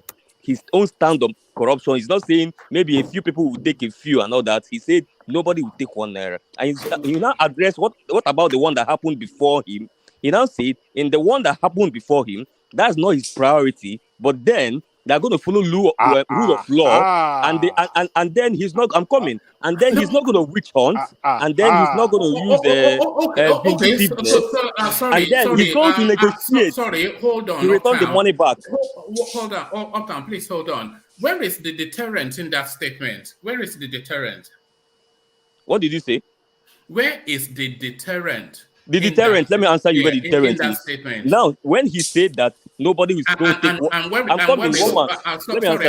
want to add also, where is the deterrent and where is crime and punishment in that statement? Where is crime and punishment? Let me answer you. Now, when he addressed his own government, he said, under my watch, nobody will take 1 naira. And I'll put a corruption policy forward that if you take 1 naira, this is what will happen to you. And that's when Kadiria said, okay, but you have to take it to National Assembly. He said, yes, I'm going to National Assembly. I'll tell them that anybody that takes 1 naira under my watch, this is what will happen to them. He was very clear on that. And then when he now talked about the one that happened before him, which he said is not really his priority, but then they're going to follow rule of law and then do investigations. He said proper investigation, not witch hunting. That's what he said. That you said that this is an investigation and it is clear, and if it's either that his priority in that aspect also is not throwing the whole Nigeria into jail, but then he will even focus more on recovering those monies. He was. I mean, Go what and else? listen to it You again, guys probably want this guy to kill I'm a little bit himself. surprised, you know. I mean, did we listen to the same thing? No, we did listen to the same thing, Yeah, but maybe we heard You guys it wanting him to differently. kill himself We because just he's took Peter like a Obi. I piece don't of it where he understand. said, I'm going to look backwards, I'm He going to was look clear. forward, and then just ignore everything else. He extended what he said, and what he said, which you may not like what he said, which is you're entitled to that, you know. But you know, the voters will decide. I am not bothered about his answer on corruption. If he doesn't look back, fine. He doesn't want to look back. Yeah, I but mean, no exactly. If you deterrent, vote for fine. him, vote for him. But So what is but there are many areas, because immediately after he talked about that corruption, then they got into conversation. He said he will put a new law. Kadiria was like, how are you going to put a new law? It's the legislative that do it. He said, don't worry, go to Anambra or something. And then there was one part that I caught. He said he's not owing pension or gratuity. If anything comes out, let me know and I will stop. Yes. So I mean, he said I will stop campaigning, but on this platform, wait. On this platform, they're owing, is it Water Corporation or something, pension Water board till date. So he lied there. No, that's wrong, man. What do you mean is wrong? So he just stated. It was actually Soludo that settled it. Soludo is the one settling it now. The court pronouncement came. All this allegation stuff. You guys are talking stuff. You know. Can the water board come out and say like, hey, you know, Obi, you are lying. You know, say you owe us or whatever, so you can stop. They've said so. They've said Why so. not? Hold on, gentlemen. We have. You guys always bring allegations. We don't say this one say that. There's no real proof. And one man, for people saying that Obiano said they didn't leave money, he challenged Obiano frontally on this interview. He challenged Obiano to come out in public and say that he not that money. Oh God! Sorry, gentlemen. Just rules of engagement. We can, if more than one voice is talking, nobody is really hearing you. You may think they can hear your own voice because it's making the greater point, but nobody really hearing it. But the voice that we must hear, of course, the mighty Mr. Gomez. So, Alexander, you make your cameo appearance again. Yes, hi everyone. Peter Obi, he's beloved. His followers, obedience, they love him. I thoroughly enjoyed the interview. I did, but the word I think everyone is looking for, I think, is he was superficial in his answers. It wasn't thorough.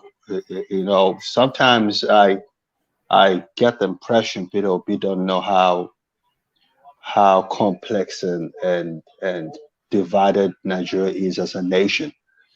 You know, he's coming in as a president, not as a governor, and he needs to stop referring to go and check what I did in Anambra when he's talking about Nigeria. Anambra is not Nigeria. Nigeria is a totally different plural society. So it's he needs to stop saying that. He has, I think, like I said in my my super chart, I think that he has an idea of what he wants to do, but he doesn't have the words to put them in proper perspective. I don't think he's intentionally going out to answer questions superficially, but I just think because of his articulation style or lack of it, that's why he comes across like that. I thought that was the best interview I've seen Peter Obi in a very long time. But then, according to Ajale Koko, I noticed also that Kadiria let him get away with murder. She wasn't as pushy as she normally is, and consequently treated him with kids' gloves. So he was able to answer questions, and in answering questions, he came across sometimes shallow in his answers. But from my perspective, I'll give him a 7 out of 10. He tried his best to put forward his agenda and the way he's going to take the Nigeria of today to the next level. Are those answers good enough if you're very educated and you understand complex scenarios and be able to deal with them, maybe in your workplace, or maybe you're lucky enough to know people in that kind of situation, you come to the realization that no, this answer is simply not good enough. But let's give him his kudos. He did it to the very best of his ability, in my opinion. Maybe his ability does not reach the high standard of a Kolata or one man or whoever is not an obedient per se. That's neither here nor there. Did he reach your standards, Alexander? No, he did not. No, he did not. He did not reach my standards. No, but he reached the standards that he could reach based on his ability. You know, Nigeria is a very Nigeria is a very complex society, and the level of corruption and the mutums and the people controlling that country are too powerful for you to want to do and undo. I heard, let me say this in passing. I heard, what's this guy's name? He said it perfectly. I've never heard anyone say that before.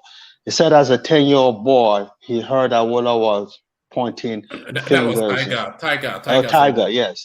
Yeah. And that was the reason why he didn't win the elections, because he was going to go after the people that were stealing the money at the time. And Obasanjo obviously was a key figure in that scenario, and they deliberately waived it to give it to somebody because they wanted somebody to cover their tracks. So Peter Obi, I'll give him a 7 out of 10. My main problem with Peter Obi is I told some of his very important people here in America, but the elections is only less than 100 days away. So how much can he do? But his articulation is really below par for a college graduate. Yes, and also you say the elections are less than 100 days away, probably around about 95, 96 days away. But the level of preparedness that you or otherwise of that interview, does that imbue you with confidence? Does that inspire? Are you confident? Are you inspired by? Are you confident? No, I'm not, because people are trying to. I heard Irene today saying on another platform that we shouldn't expect godlike results from Obi.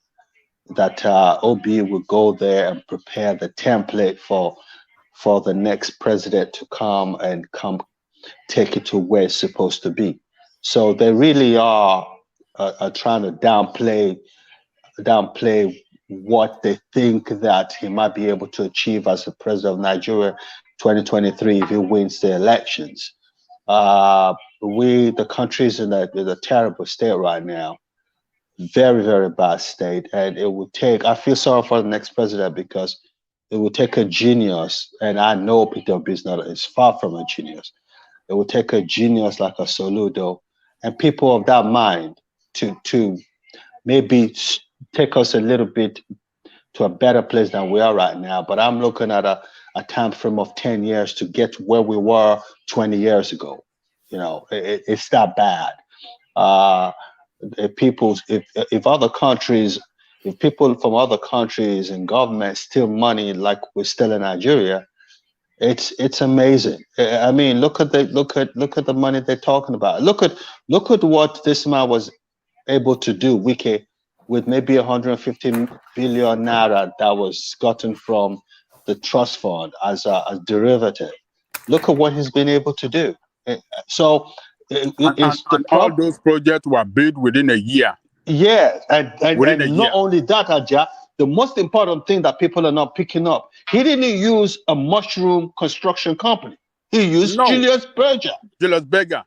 Yes, he didn't use local companies. So you got the best construction company in Nigeria commissioned to take care of key projects, and they did everything in a year. So if we can channel the money stolen, we can get our country to be wherever we want to get out. It's just the level of corruption.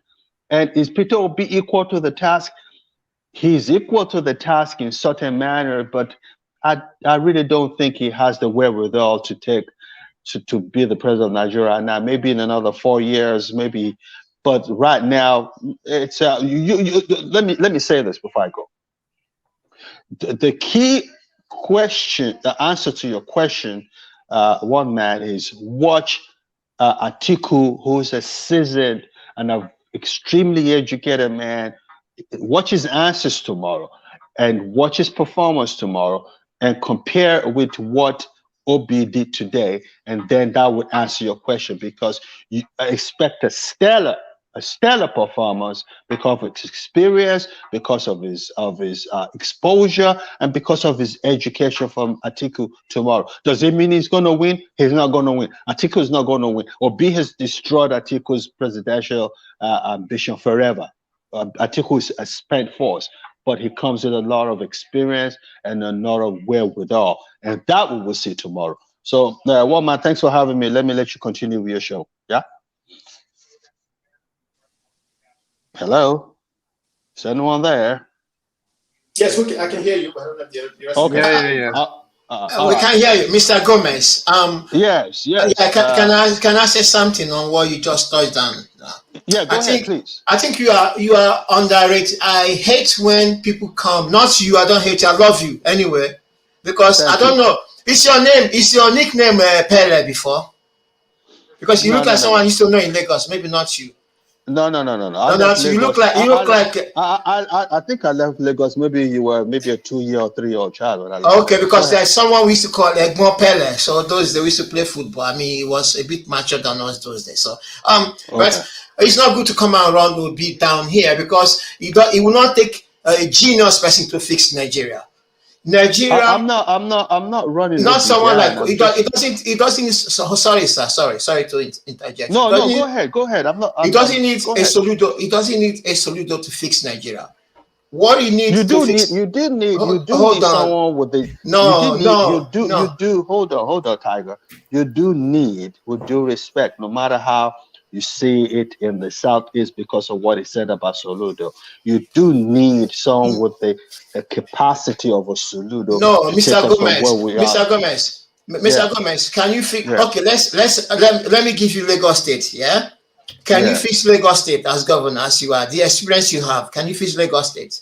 You can, because like you pointed out here, I say one man, Kulata, and the rest of the people here, they have vision, they have idea.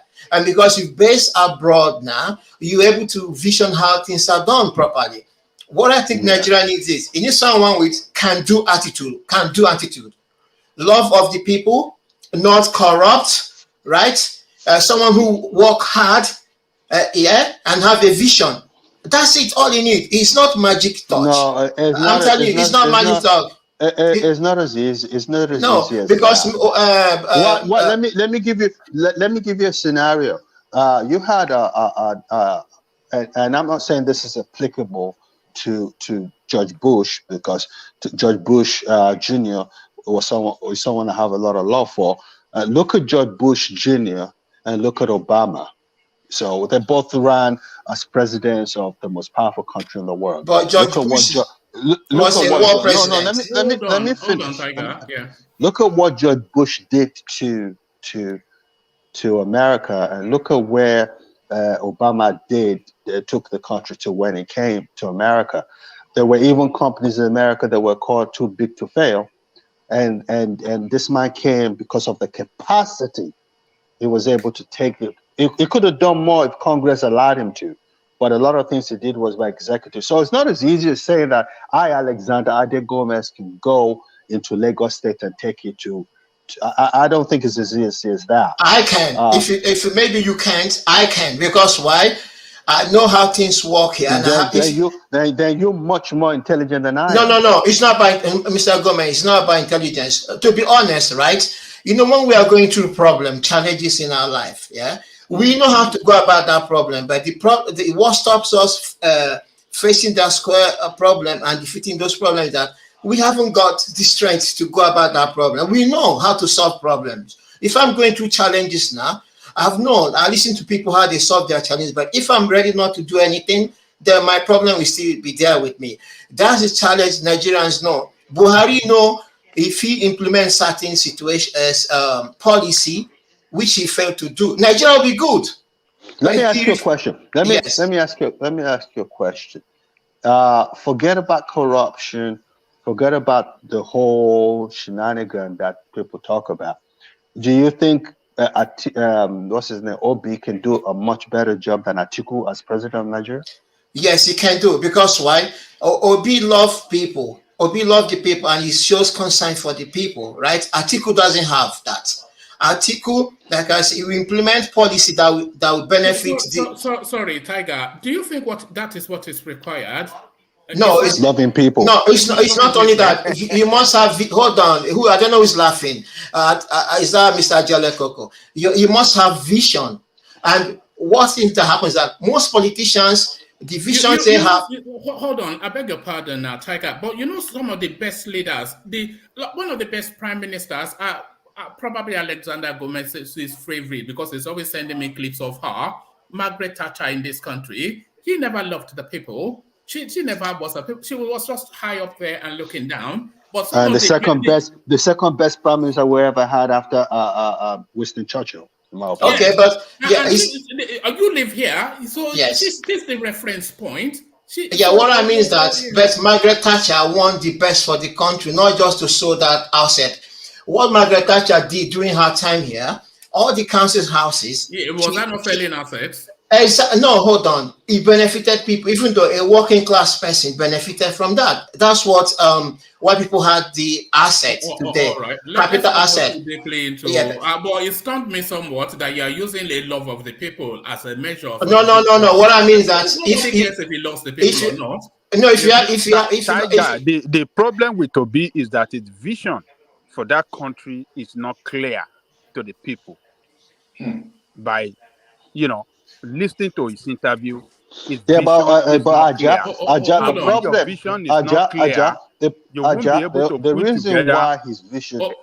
reason why his vision is not clear to you or to a lot of people is because he's not articulating it properly, because he doesn't have the vocabulary. It doesn't mean he doesn't know what he wants to do, but it's not clear because he's not using the right words. That's all it is. When you see Kolata come over here, when you say enigmatic, they go because they have the language to express themselves. Did you know what I'm saying? Alexander, can I add to what you just said? Yeah, go ahead. Okay. So, in addition to that, I don't think that is the 100% of it. I think, again, we also have to look at the part of the country Obi is coming from, which is Southeast. Now, I said to somebody yesterday that if another less diplomatic person or less intelligent in terms of wisdom, wisdom is not taught in the classroom. Now, if a less person with a less wisdom or less diplomacy... Soludo doesn't have wisdom. Go ahead. So if a less person with a less wisdom or less diplomacy that from the Southeast runs for president, by now they would have been boxed to one tight corner, or they would have dropped from the race, because being from the Southeast alone is like sitting on egg. We are walking on eggshell.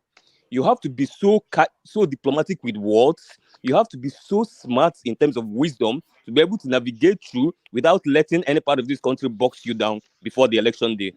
And you might be true. You might be right about that. So that might I don't disagree with you as well.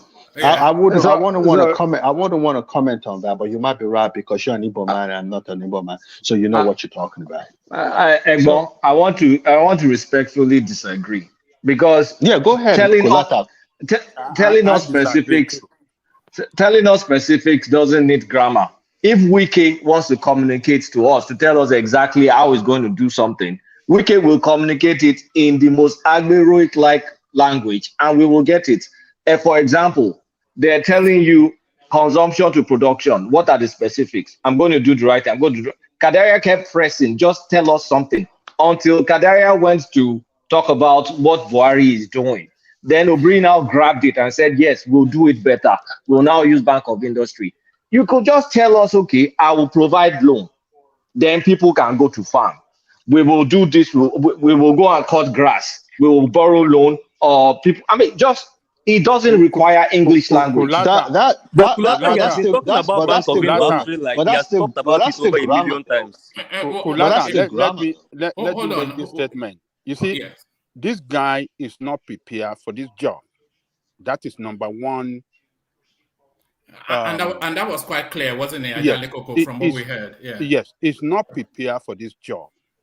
He just jumped into this in pursuance of this ambition hurriedly, because when he saw that he couldn't have this thing in PDP, he is not prepared for the job. And that is why you see him never started, chanting that he want to be president, long ago, until when they are preparing for it. He's not prepared for it. So he doesn't have a documented... How do you convince the average obedient that he's not prepared enough for the job? How do you convince the average obedient? They are too far gone. No, they will not agree with me. They are too far gone. Yeah, that is why somebody that is prepared, so he is not prepared for the job. He hardly jump into it. At least he jump into it in anticipation that Atiku could land him in that vice president position as well as they did the last time. So he has not sat down, work on his vision for the country. So he's finding himself in a situation. Just to add, that Peter Obi's vision for the country is only 6 months old. That is it. Yeah. No, can I interject? Can you hold on, please? You get your chance. If you listen to Shore, you can get his vision clearly on how he wants to direct the country if he becomes the president. On every issue, he had his vision, his plan very clear. You could disagree with it. You could say, "Oh, I don't want it," but it's very clear. But this guy is not prepared for this thing. That is why he could not articulate his plan well to us, to know where he stands on the issue. That's why you see him parabolating from because the ideas are not fully formed. Because they're not fleshed out. Exactly. Yeah, because he's just new into the idea that he could be president just 4 or 5 months ago. That's all. And you cannot see any difference. Peter B has no gift of the gab. See, that's the thing. He has no gift of the gab. So he has no gift of the gab. He has no gift of the gab, but he has can-do attitude. He has can-do attitude. Hold on, Tiger. Let people be critical of Peter Obi. You must. I will. I know. Take the criticism, but you get your right to reply. When you compare his plan with that of Atiku, you don't see any difference. And copy and paste, Abby. Copy and paste. His plan is clearly a contradiction to what the Labour Party stands for. So he's just struggling. You have come back again to Labour Party ideology again. No. Why are you focusing on ideology? Look. We know let me Nigeria are not driven by ideology. All right, gentlemen, let's just have a couple more words from Alexander Gomez, who doesn't spend all the time. So at the end of the day, in the final analysis, from our perspective, I still say that, like Tiger said, it doesn't have the gift of the gab. I think that's what it is essentially. I think if I say this, I might insult this person. That's the one thing I don't want to, because I have a lot of respect for the guy, because he really wants to take us from where he thinks we are to another level. But the job is just way too big, and he's underestimating what he has when he gets into government, if he does finally get there. But the only reason I've watched him, I've watched over 200 hours of video on Peter Obi, and I still think that his problem is articulation. I think he just doesn't have a wonderful control of the English language, and that's what's coming across when he says this. He has it in his head, but he doesn't know how to put it into words. I guess if you spoke Igbo, you'll see that he will flow much more, and then he'll be able to express himself freely. So that's the way I see it, but that's my opinion. Thank you, Walmart. Thanks for having me. All right. So talk about damning with faint praise. Peter Obi is semi-illiterate, according to No. See, so yeah, back to you, Saki. Can I interject, please? Yeah. Sorry, I beg your pardon, Saki. I do beg your pardon, but let's hear from engineer who has been quiet. Engineer, yes. Yeah, thank you, Waman. Yes. The truth from my own perspective is I just want to just analyze something here regarding Mr. Obi and his vice. I just wonder when, if question has been thrown to him, he always said, "Go and see my state. Go and see my state." If today that kind of words, "Go and see my state," is not coming out, or "Go and see what I've done in my state," what kind of answers will he give? That's one.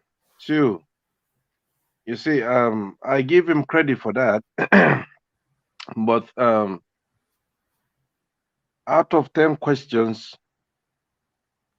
he should have, even though, give that kind of simple answer to convince people. But in terms of answering questions, he always use his own state. So those are the things that bothers me a lot when it comes to that. Because when you're presenting yourself as a Nigerian, let's say a presidential candidate, you have to touch every part of Nigeria. You have to explain things to people. You have to make people understand that, yes, this is what I'm here for and this is what I'm going to deliver. But if he keeps saying, "Go and check my state, go and check my state," it's a bit kind of not too good to me. So those are just my worries. All right, brilliant, engineer. So back to you, Saki. So Saki, run that space off quickly. Before we had the intermission, I was asking you if there was anything at all that you were critical of in that event, in that interaction, but you were struggling to find anything that you could criticize on the yeah. On the whole, Obi did well, on the whole. So I don't see these unnecessary things people are saying. I'm just laughing, Now, Ajanle Kuka has started talking about political ideologies of political parties in Nigeria. I just want you to see Nigerian politics as cash and a carry vehicle to presidency. No. Vehicle to political parties in Nigeria are mere vehicles to presidency.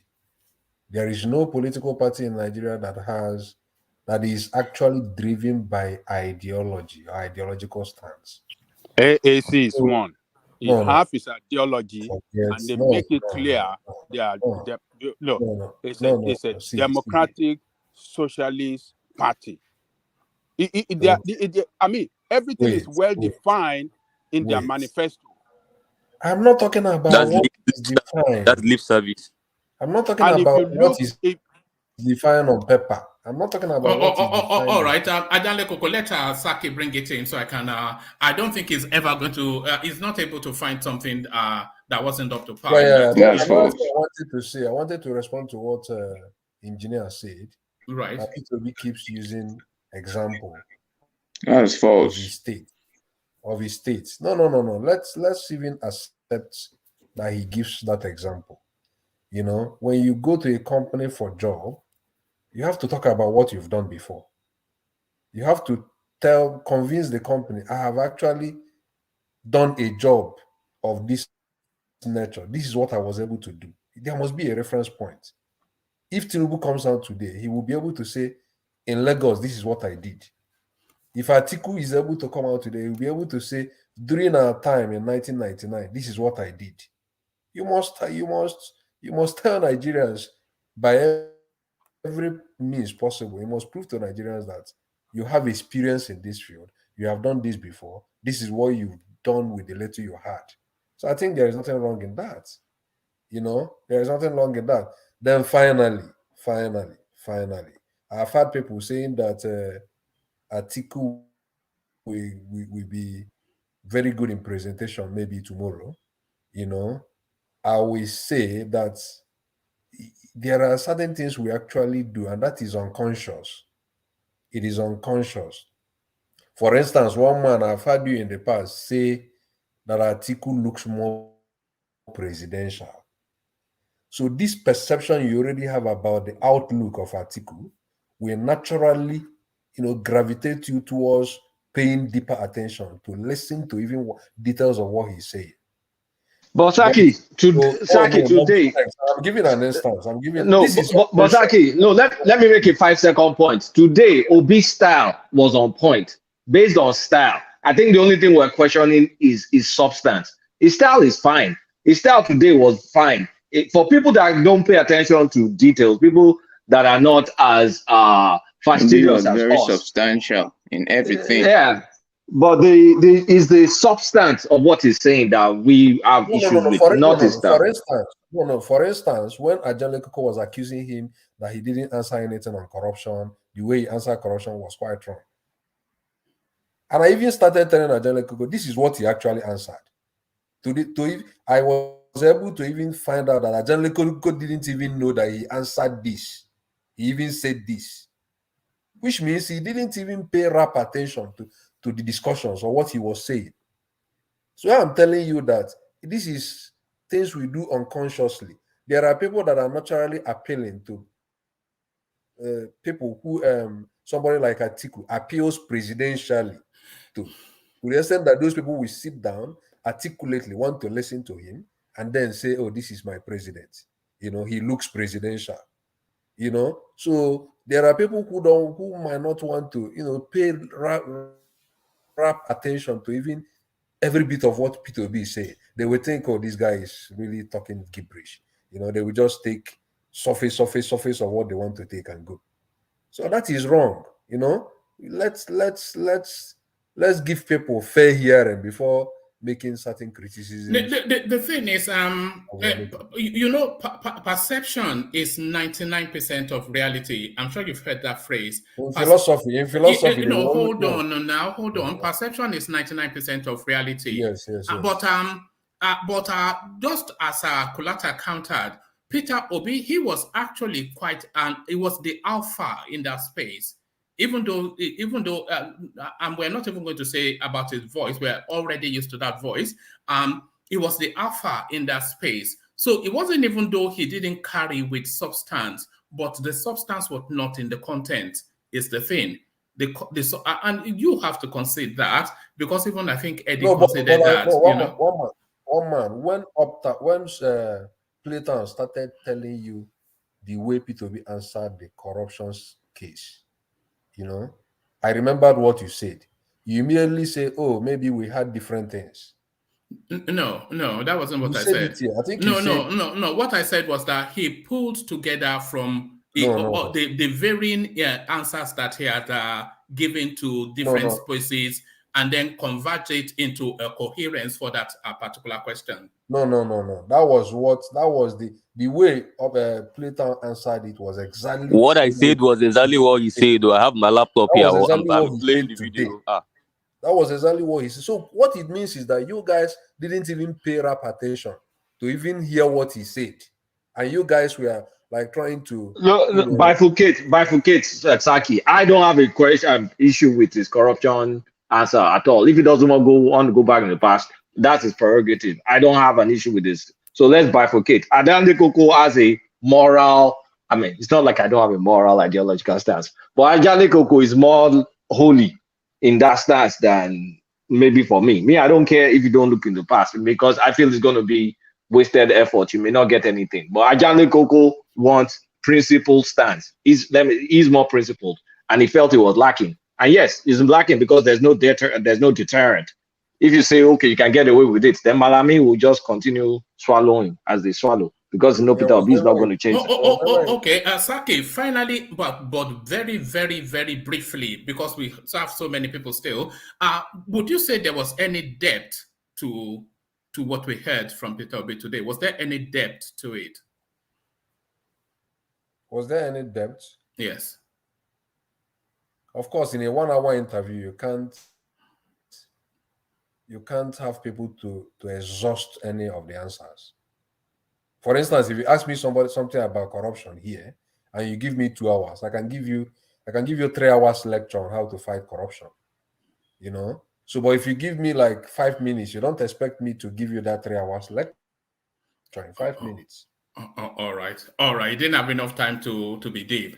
All right. Thank you, Saki. Stay with us for as long, because we'll still do the round off in the end, where you get a full monologue to really. But let's go on from you, Saki. And I think you especially wanted to make the point, Kulata, because of course I've warned people severally not to query Kulata on this platform, because Kulata, of course, the man with the data. So you queried him, and very quickly he's brought out the data. And you were talking about the gratuity that Peter Obi did not pay. I think it was actually Eddie that was challenging him on that. And swift as flash, Kulata provides the data. So that's the data right there on your screen. 20 years unpaid gratuity. We are happy with Soludo's plans. So this is the pensioners. Pensioners in Anambra have expressed happiness with the plan of Governor Chukwuma Soludo's administration to defray the gratuity arrears owed them since the regime of former Governor Mbanu Dunuju. So I think this actually predates. I'm not quite sure what point you landed here, Kulata, because it wasn't actually. So Obi said he cleared every pension and arrears when he was leaving. That if you find anything, you should go back to him and he will drop out of the race. So there's evidence that Soludo is dealing with a 20-year problem. And then I sent another link, 2014, when those guys were dealing with Obi. So however you want it, if you want current state, and if you want 2014, I've given you both. So whoever thinks I lie or I'm lying, anyway, no. So is this the window to step Obi down? Then can we step him down with this? See if he's a man of his words. No, people. Another gotcha. How many gotchas against Peter Obi? Can I ask you a question, Kolata? Sir, there is something I want you to search on Vanguard. In Anambra State, Vanguard paper that will say that Obi drove out Hausa people from Anambra State. You can see it on Vanguard, right? So you're calling Vanguard fake news. I think that's where you're trying to go. No. But this is a court case, Saki. There's a court case for this one. If one man brings the 2014 document, you'll see the litigation. This was litigation. So you can't call this fake news because it's in court. All right. So until we see the certified copy, one man can share the 2014 article, and you see there was litigation.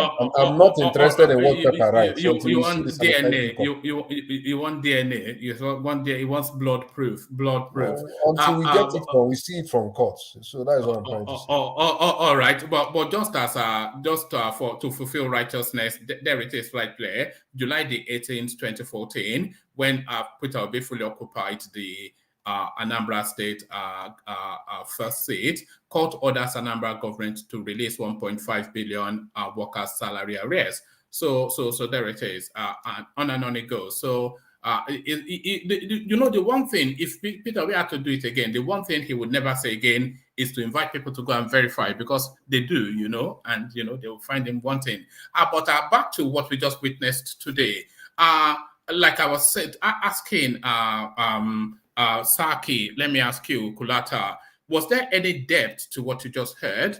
What were the strong points, the highlights, and what were the low lights? And then give us a verdict on Peter Obi's performance. Let me start with the strong points. The style was on point. He had presence. He was in his elements. If there's any sort of public speaking he can do, I think this is the best format, where you cannot contrast him with other candidates, where he's on his own, and then where he can tell his little kind of like Ijapa stories. So I will give presence and cosmetics. I give it to him on this one, because look, most voters are not like us. Let's be real. Most voters, they sell palm wine, sell spare parts, sell pepper, those are the voters. if they watch this, they'll be impressed because it's simple byte chunk messaging, consumption to production. China is this number, that is this number. So people just hear number, China, I will do with this, that's enough. So on that, yeah, he did well. But on the actual content, because this second time around, I started drafting notes. He has a formula. He talks about the problem. He talks about one or two countries, what they did, puts a number there and says, I'll do it. Kadiria pushed back to try and get specifics. He avoided specifics. I think the only area where he kind of was quite specific is the corruption one. And I was fine with this corruption answer, to be honest. I was very fine with this corruption answer. On the constitution one too, it was fine because he said he will amend the constitution. What more can you do on the constitution? The only thing you can do is just to propose amendment. It's up for you to now lobby for them to take it up. So I'm fine with that. But when it came to the stealth taxes, that was not good.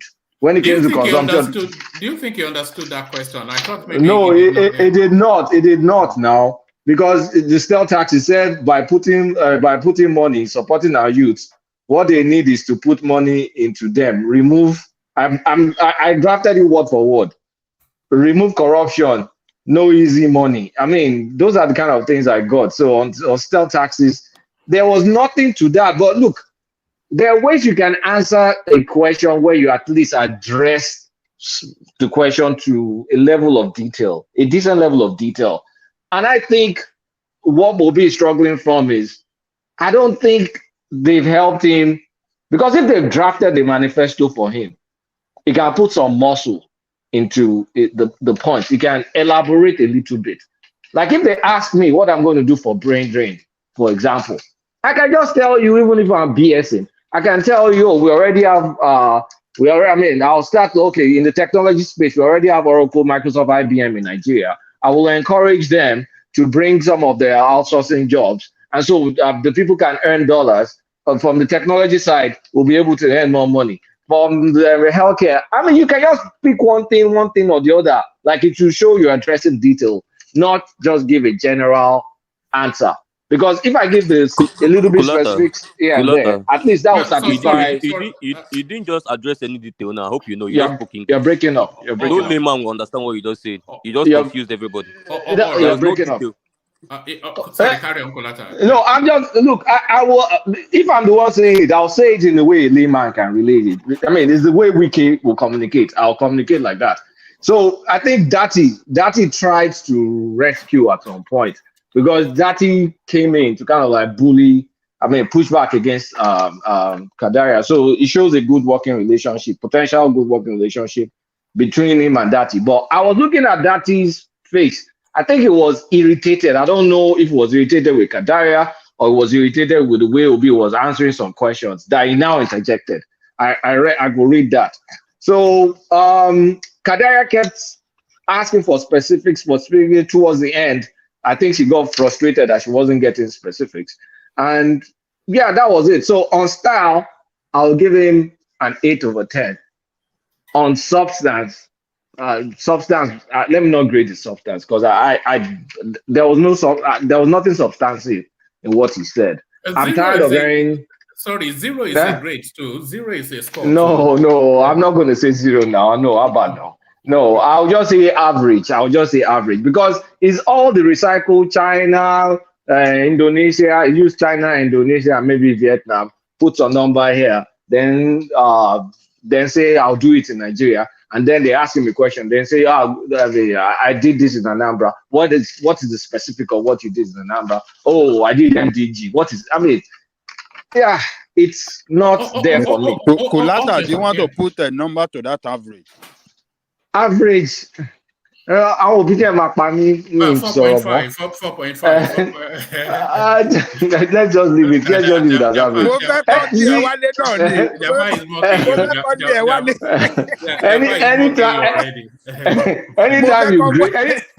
Anytime you want to grade obedience the way you really want to grade him, they just get emotional and start calling you that you hate Igbo. Like all these things, like it doesn't make sense to me. Not me. Wow, allow. Okay,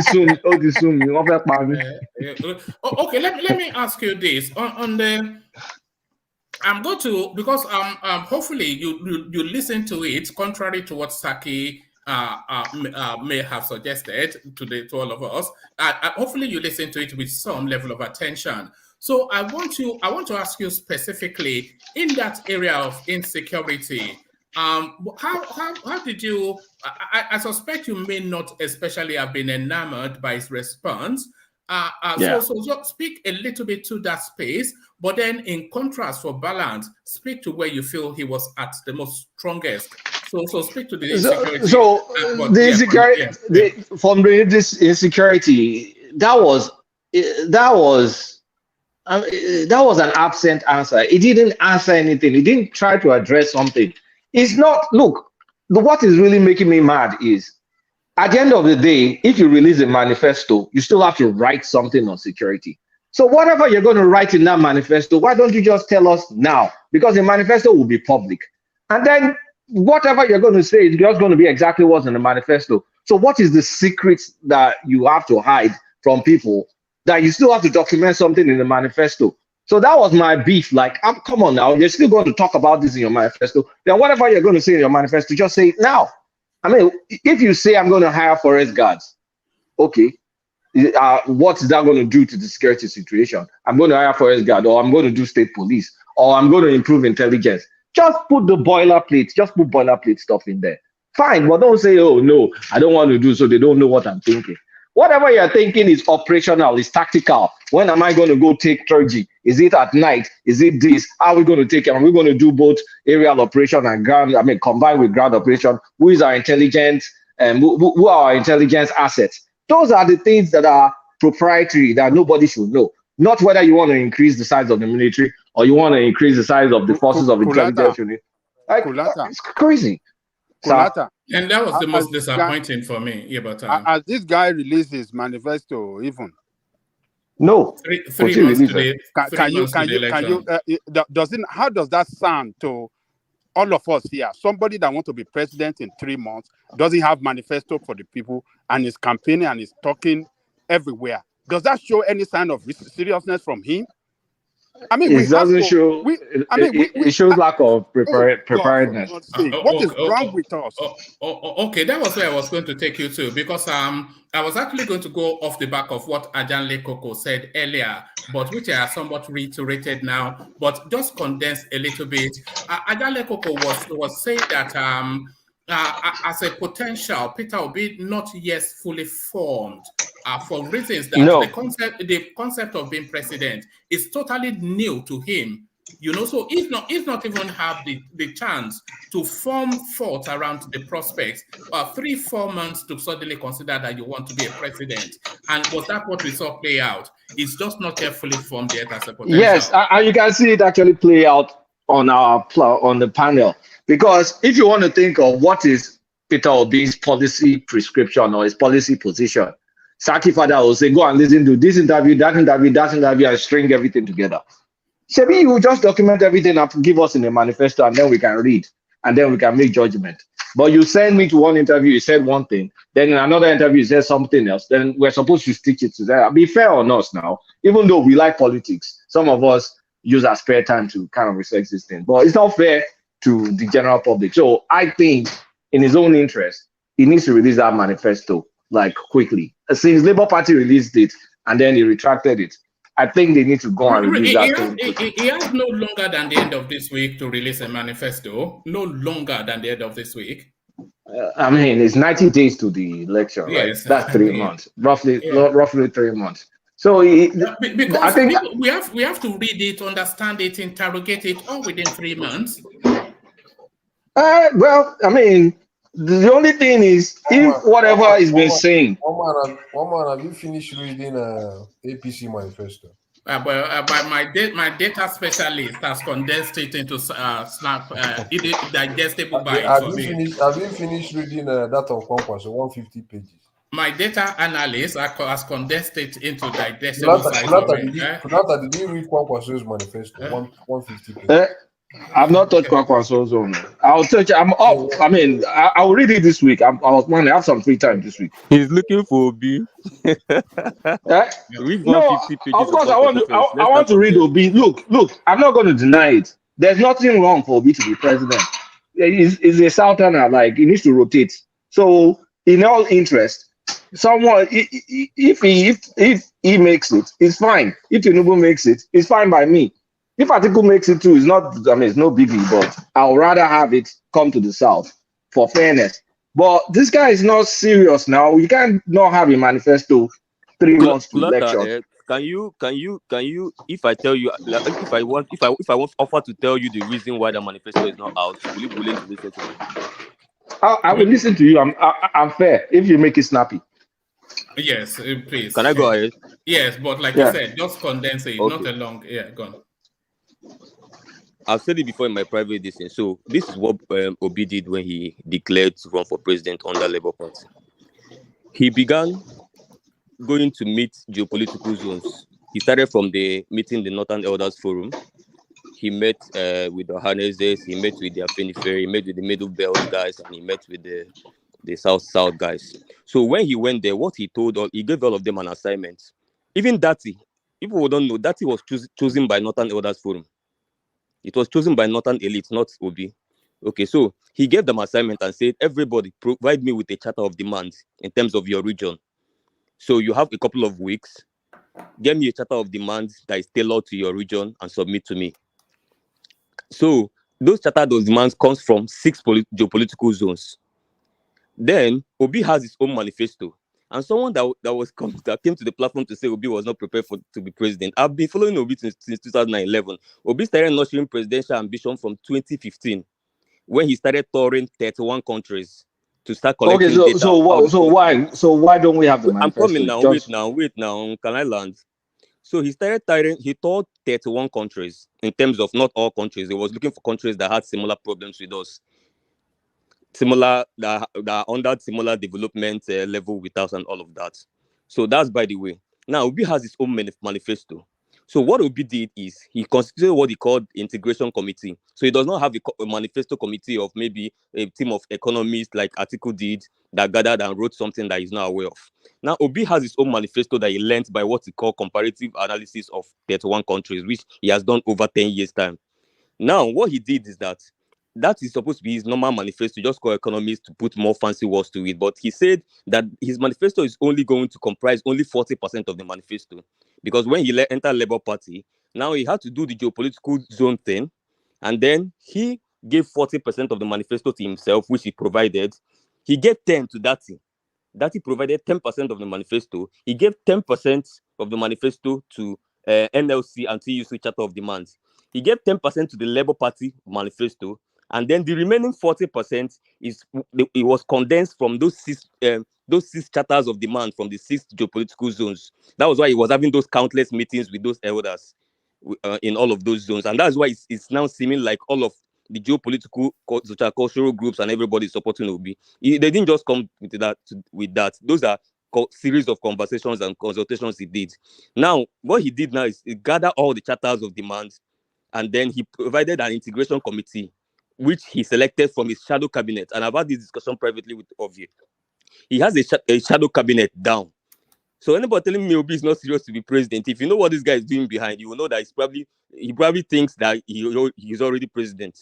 Now he formed the committee from his shadow cabinet, and that committee is integration committee. So to integrate all these charters into one document, which is a big task, a document that will be very fluent and all of that, which is what he's doing. He doesn't want to just put out a manifesto of some bunch of Harvard economists. He wants to put a manifesto that will be as realistic as possible, that it will carry the demands of Nigerians, both in the north and in the south. 3 months from the election. All right, I'm done. Thank you. Perfect. But I actually have a date for the because I have a date for the release of Perfect. If it to you too. That's a good one.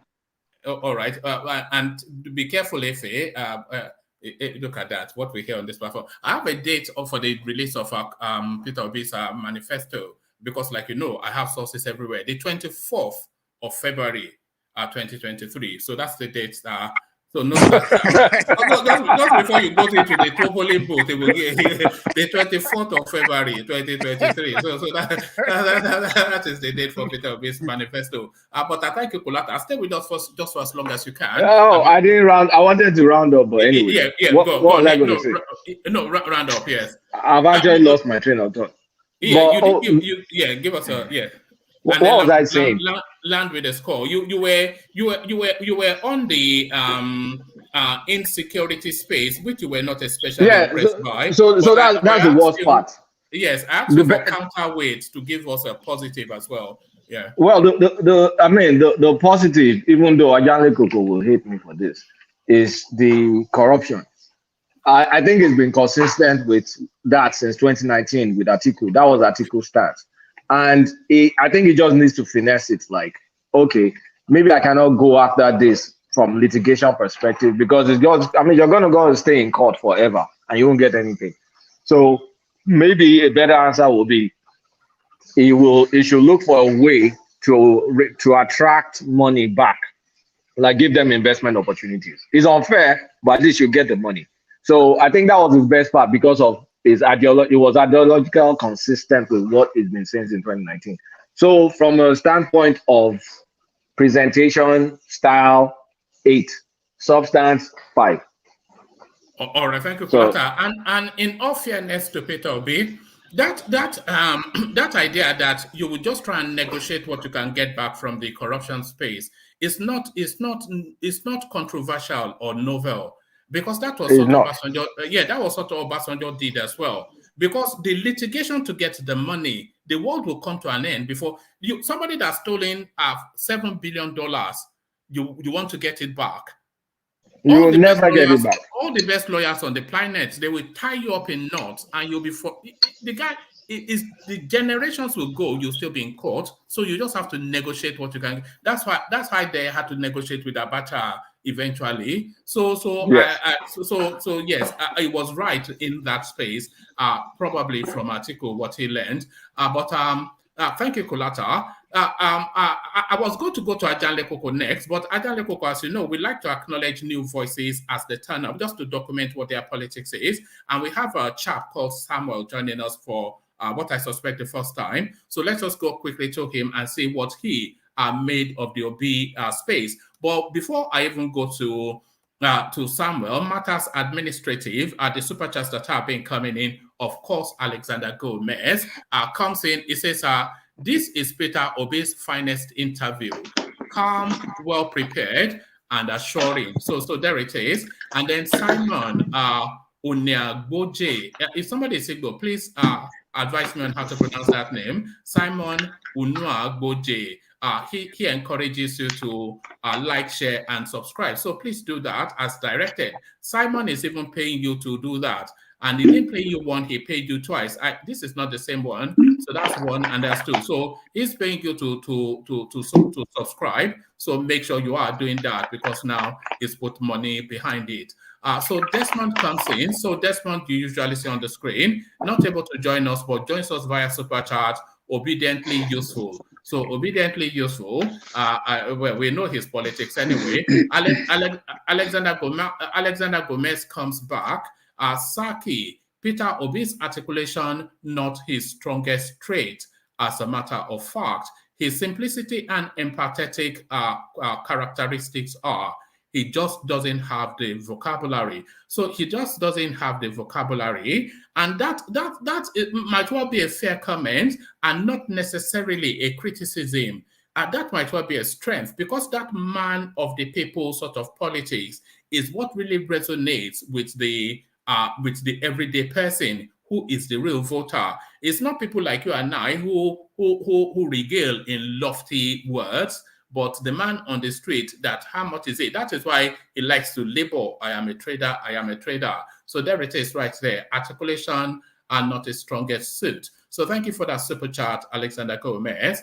Desmond continues to rival Alexander Gomez in this instance with the super chat. Peter Obi is a trader. I don't know why you guys want him to start speaking grammar, and it somewhat condenses what I just said in a short, succinct super chat. So thank you for the super chatters. Was hoping to report the by the coffee thing, but it looks as though today we lose 100% thing, which was a good enough run. But then, of course, we've still not yet lost it, but it's not looking like we're going to maintain that 100% score. But still with the conversation and to the conversation and to Michael, who not Michael, but Samuel, who joins us for the first time, eager to speak about Peter Obi, I suspect. So good to have you, Samuel. So to that space there, you heard the interview. Peter Obi then, how did it present to you? What were your takeaways? What were the strengths and weaknesses? And what is your final score for his performance? So Peter Obi, he presents, you score. Samuel, that's your cue to speak. Samuel? He should unmute himself. No, he's unmuted. I can Hello? hear. Hello? Yeah, we can hear you. We are all here in rapt Hello? attention. Good evening, Yeah, everybody. yeah, good to have you.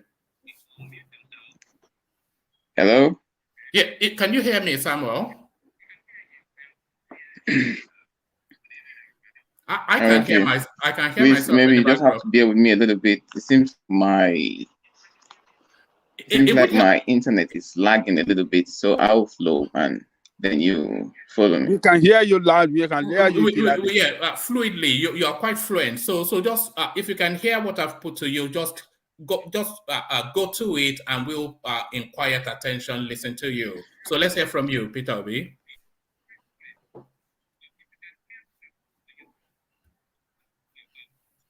Samuel Alajo. All right. On the P2B interview, which he gave, and the criticism that he is getting, I think is a little bit of what I would like to address a little bit.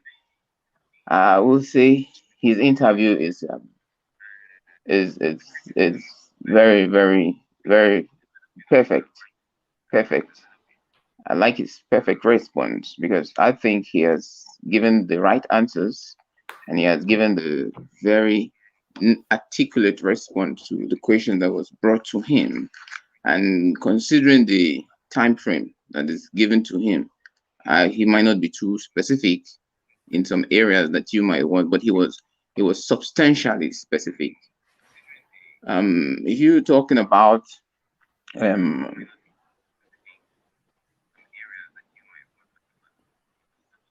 carry on. Now, if we are now considering somebody was talking about, he was saying he wants to, how is he going to tackle economy? And somebody said, one of the speakers here was saying he was not specific in his response. He said consumption to production. He wasn't specific.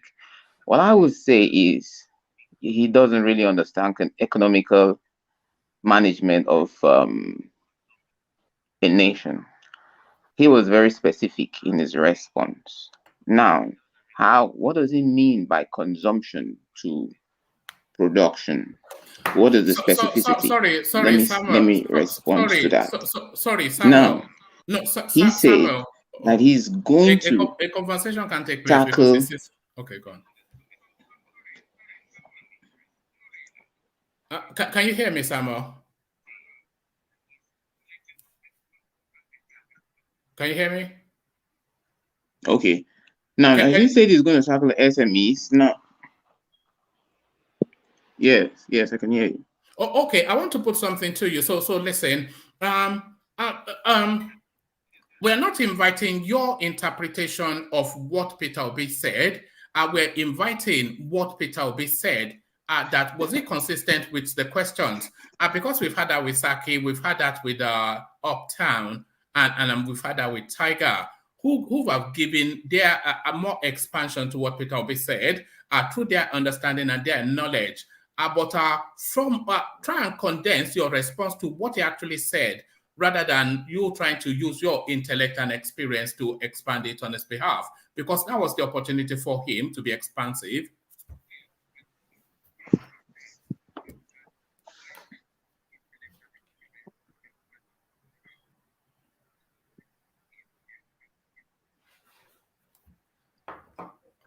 All right. Okay. To me, I think he was he scored a very high mark because he responded perfectly to the questions that were asked to him. Now, if we are going to regard the issue of taking from consumption to production, how is he going to tackle the situation of taking the economy from consumption to production? He clearly answered that question. What did he say? He said the SMEs, when you invest in the SMEs, you give them loans, you give them government support. That is a specific response to that question. Because if you support the SMEs, that enables them to go into production. And when they are into production, that takes us out from a consumption country. And that was a very specific answer to that particular kind of question that was brought to him. I don't really know what exactly is you Buhari want supporting SMEs specificity in regards to. I don't think this guy can hear us. And yeah, there's a you heavy were lag also where it referring is. to the aspect of Are you using two devices? If you use a headphone and one device, it might probably make the my conversation. problem is really this lagging. It's lagging. All right, just carry on because I'm quite keen to document your thoughts. So carry on. If you can hear me, then carry on. Maybe I'll just pause. I'll just pause. Probably another person should. Some other person should answer. Maybe later on I come in. Let me know what's going on. Oh, all right, brilliant. That seems like a plan. So that's a plan. So now let's now take it to Ajanle Koko, who listens to the totality of it. So the entirety of it then, the good, the bad, and the ugly. So I mean, what did you make of that, Ajanle Koko? What you just heard from the incoming president? Yes, greetings to our listeners around the world. Click on the like button, share, and subscribe if you haven't done so. Look, Obi sounds to me like a person that is still struggling on the direction he wants to take Nigeria if he becomes the president, because he's not making his plan. It's not making it clear to us on several issues. That really matter to us in that country. Several problems that are confronting the nation. So I think we need to do better next time. We need to do better going forward, to be very, very specific and direct to the question. Question, direct answer to the question in a very simple and clear manner, so that you won't sound controversy, you won't sound unclear to the people. We are all here, we're listening to everything, and many of the critical issue facing the nation, this guy is not answering the question clearly to satisfy us. We that are not obedient want to hear from him clearly on the direction he wants to take the nation. Those of you that are obedient are committed to him anyway. Whether it's clear or not, it doesn't bother you. You don't want to raise questions. So many instances we have seen you just want to talk. Sometimes you even want to tell us this is what it means, what is said, This is what it means. You don't want to consider. You don't want to. You don't want to look at a statement on the face of it, the way he said it. You want to interpret it in such a way that will sound better, or than the way he said it. So that is the issue, and it just completely tells me that this man is not prepared for this job. He hurriedly jumped into it, and the manifesto issue, he doesn't have no manifesto. Whatever manifesto that they are permutating or they are trying to rewrite for him is clearly PDP manifesto. You cannot see any different from him, from Atiku, on where Atiku stand, on where PDP stand. If you look at the issue on on this what do you call it? This petroleum subsidy is the same stand with PDP. When they asked him question on what is he going to do urgently on the subsidy, he said he's waiting for Dangote's refinery to kick off. So Dangote's refinery, if it doesn't kick off in the next 5 years, so we're still going to be going through the same problem. This same situation that we are going through today. You said you want to wait for some other refineries that we other what do they call those small refineries that they are talking about? Modular. Yeah. So if those one doesn't come up, so where are we going to find ourselves? So it doesn't have how he want to wrestle this question, the problem from day one. It doesn't have it. On that issue of subsidy, it doesn't have it. It's just the same. It does not say anything about what he is going to do about the current refinery that we have. Those refineries are our assets. It's a national asset. What do you want to do with it? Do you want to dismantle it? Do you want to turn them around to start functioning for the betterment of the country economically and financially? What do you want? It failed to mention anything is going to do with the current refinery that we have that are not working. It said it's going to wait for Dangote. Dangote is a private business. They might not want to even sell for you. If he want to even sell, there's no guarantee that he's going to give us any concession, because this is a petrodollar product that is selling. This is a dollarized market. The product is tagged in dollars. So that means if he doesn't want to continue paying for this subsidy, we're going to be buying it at a very high price, and Nigerian people will be subjected in more hardship than what we are going through. Because imagine if we don't have this subsidy, Nigerian people will pay more for this thing, for this product, and that will economically put serious pains on Nigerian people. So it failed on the subsidy stuff. It couldn't answer it clearly. No direction, no clear statement to that effect. And on the security as well, he said so many things in the past that he's supposed to have said today to inform Nigerians his clear position on how he's going to handle the security as well. He failed to do that.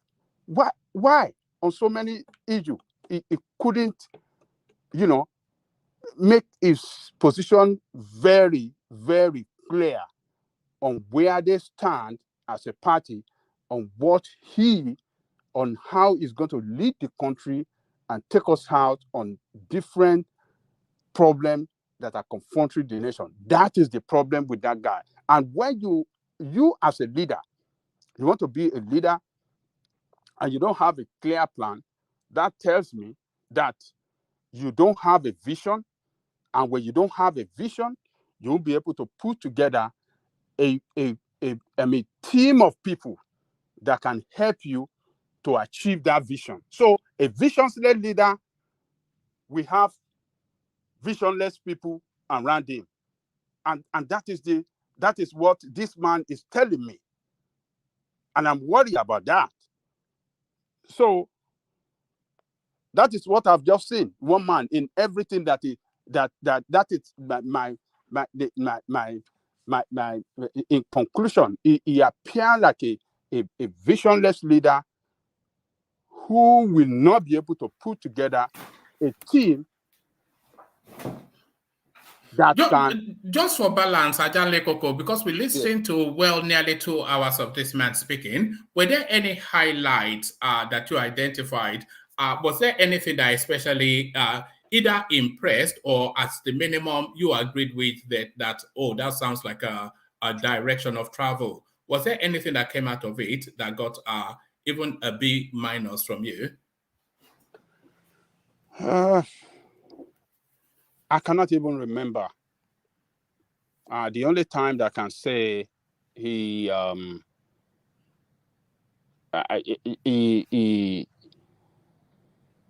I can say when this guy tried to interject and push back, what is that guy Datti, and push back on Kadiria. I cannot remember the particular issue or the particular points that he made now.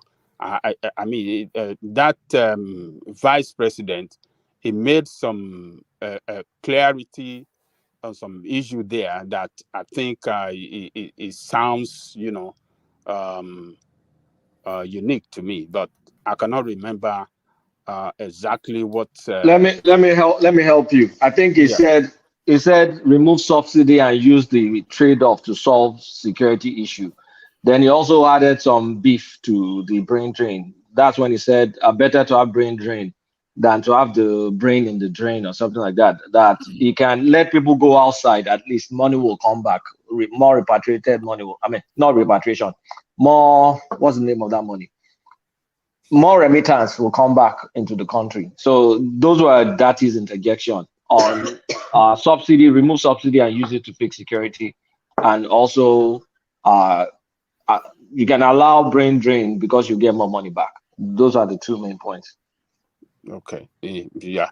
Maybe that also I cannot really remember, but even that doesn't sound so good to me. I mean, I will expect them to say, okay, we are going to put some measure in place that will make it unattractive to Nigerians to even travel abroad, and they can expand. There are so many things that government can do. If you have a government that invests on education, invests on healthcare, and invest on security, I mean, those three key areas, if government invests heavily on them, forget that people will not want to travel because, education alone is the greatest investment that a nation can have, that can give, the multiplying effect of it is huge than any other thing in this world. United Nations report on education came out that a $1 investment on education will give you $20 in return. So if they can expatiate on that okay, when we invest on education, healthcare, security, and some other infrastructural amenity, those will keep people busy. Those will give we stimulate the economy and give economic prosperity for the country. And when the country is going good, people are doing good, industry are doing good, who want to travel abroad. That is all the thing that I will not express somebody to. So, but it just to me, it just I am not convinced that is prepared for the job, that is ready, or he has planned for it for a long time. You see, what you are planned for, what you are prepared for, you can always, you know, by your statement. Who would you say is the most prepared? And before I lead you there, I think in terms of being prepared, in terms of our policy positions, I'll probably say Atiku is the most prepared by my own reckoning. But who would you say is the most prepared for that job in terms of policy positioning? Oh, policy positioning among these criminal, these people. If we don't want to add Sowore and Adewale, because Sowore and Adewale, those guys are well prepared.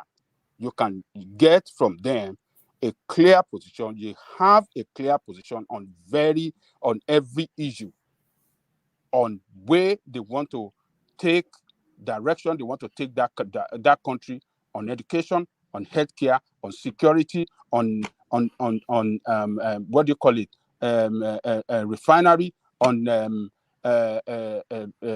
subsidy. Those guys have a clear position on everything.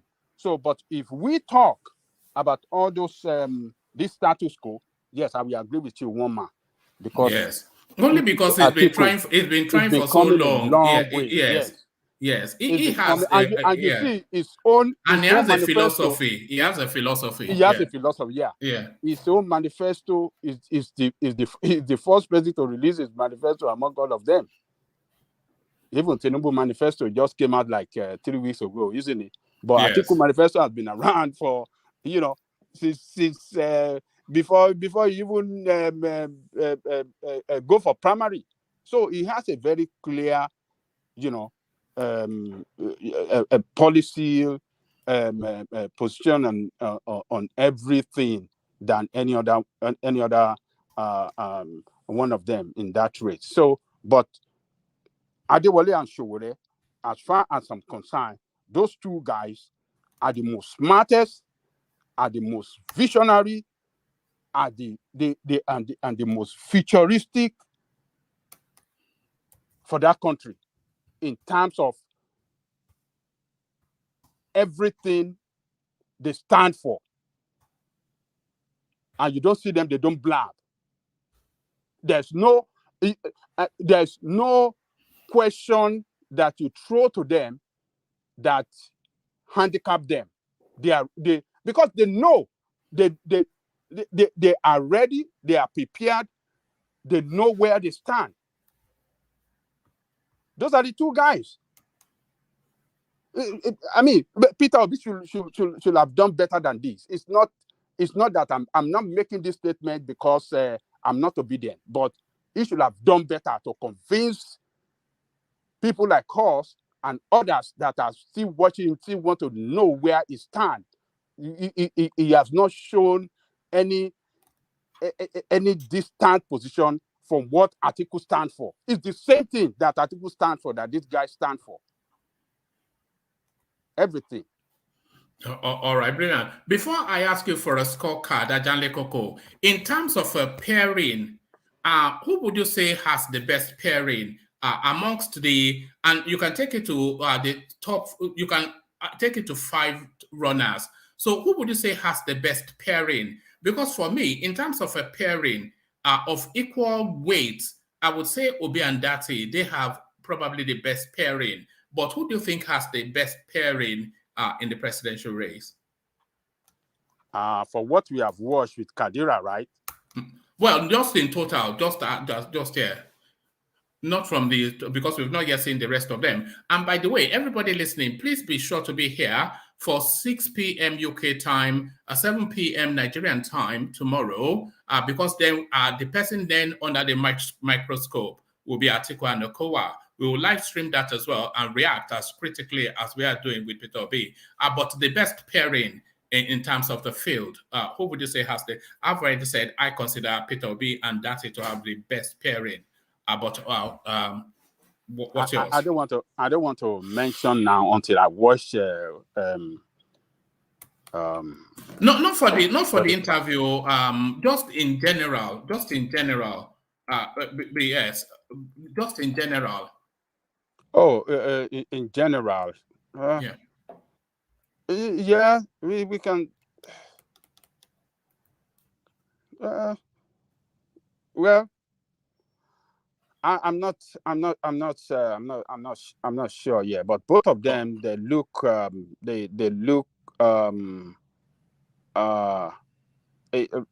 of them look they look solid, both equally. Both of them look you don't see between them who is boss, who is subordinate.